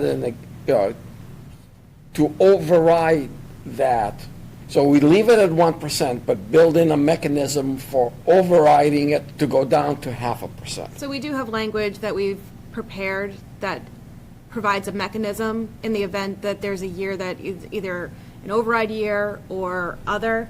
I think at this point, we can table it till our March meeting to just But put something a little bit clearer the- together.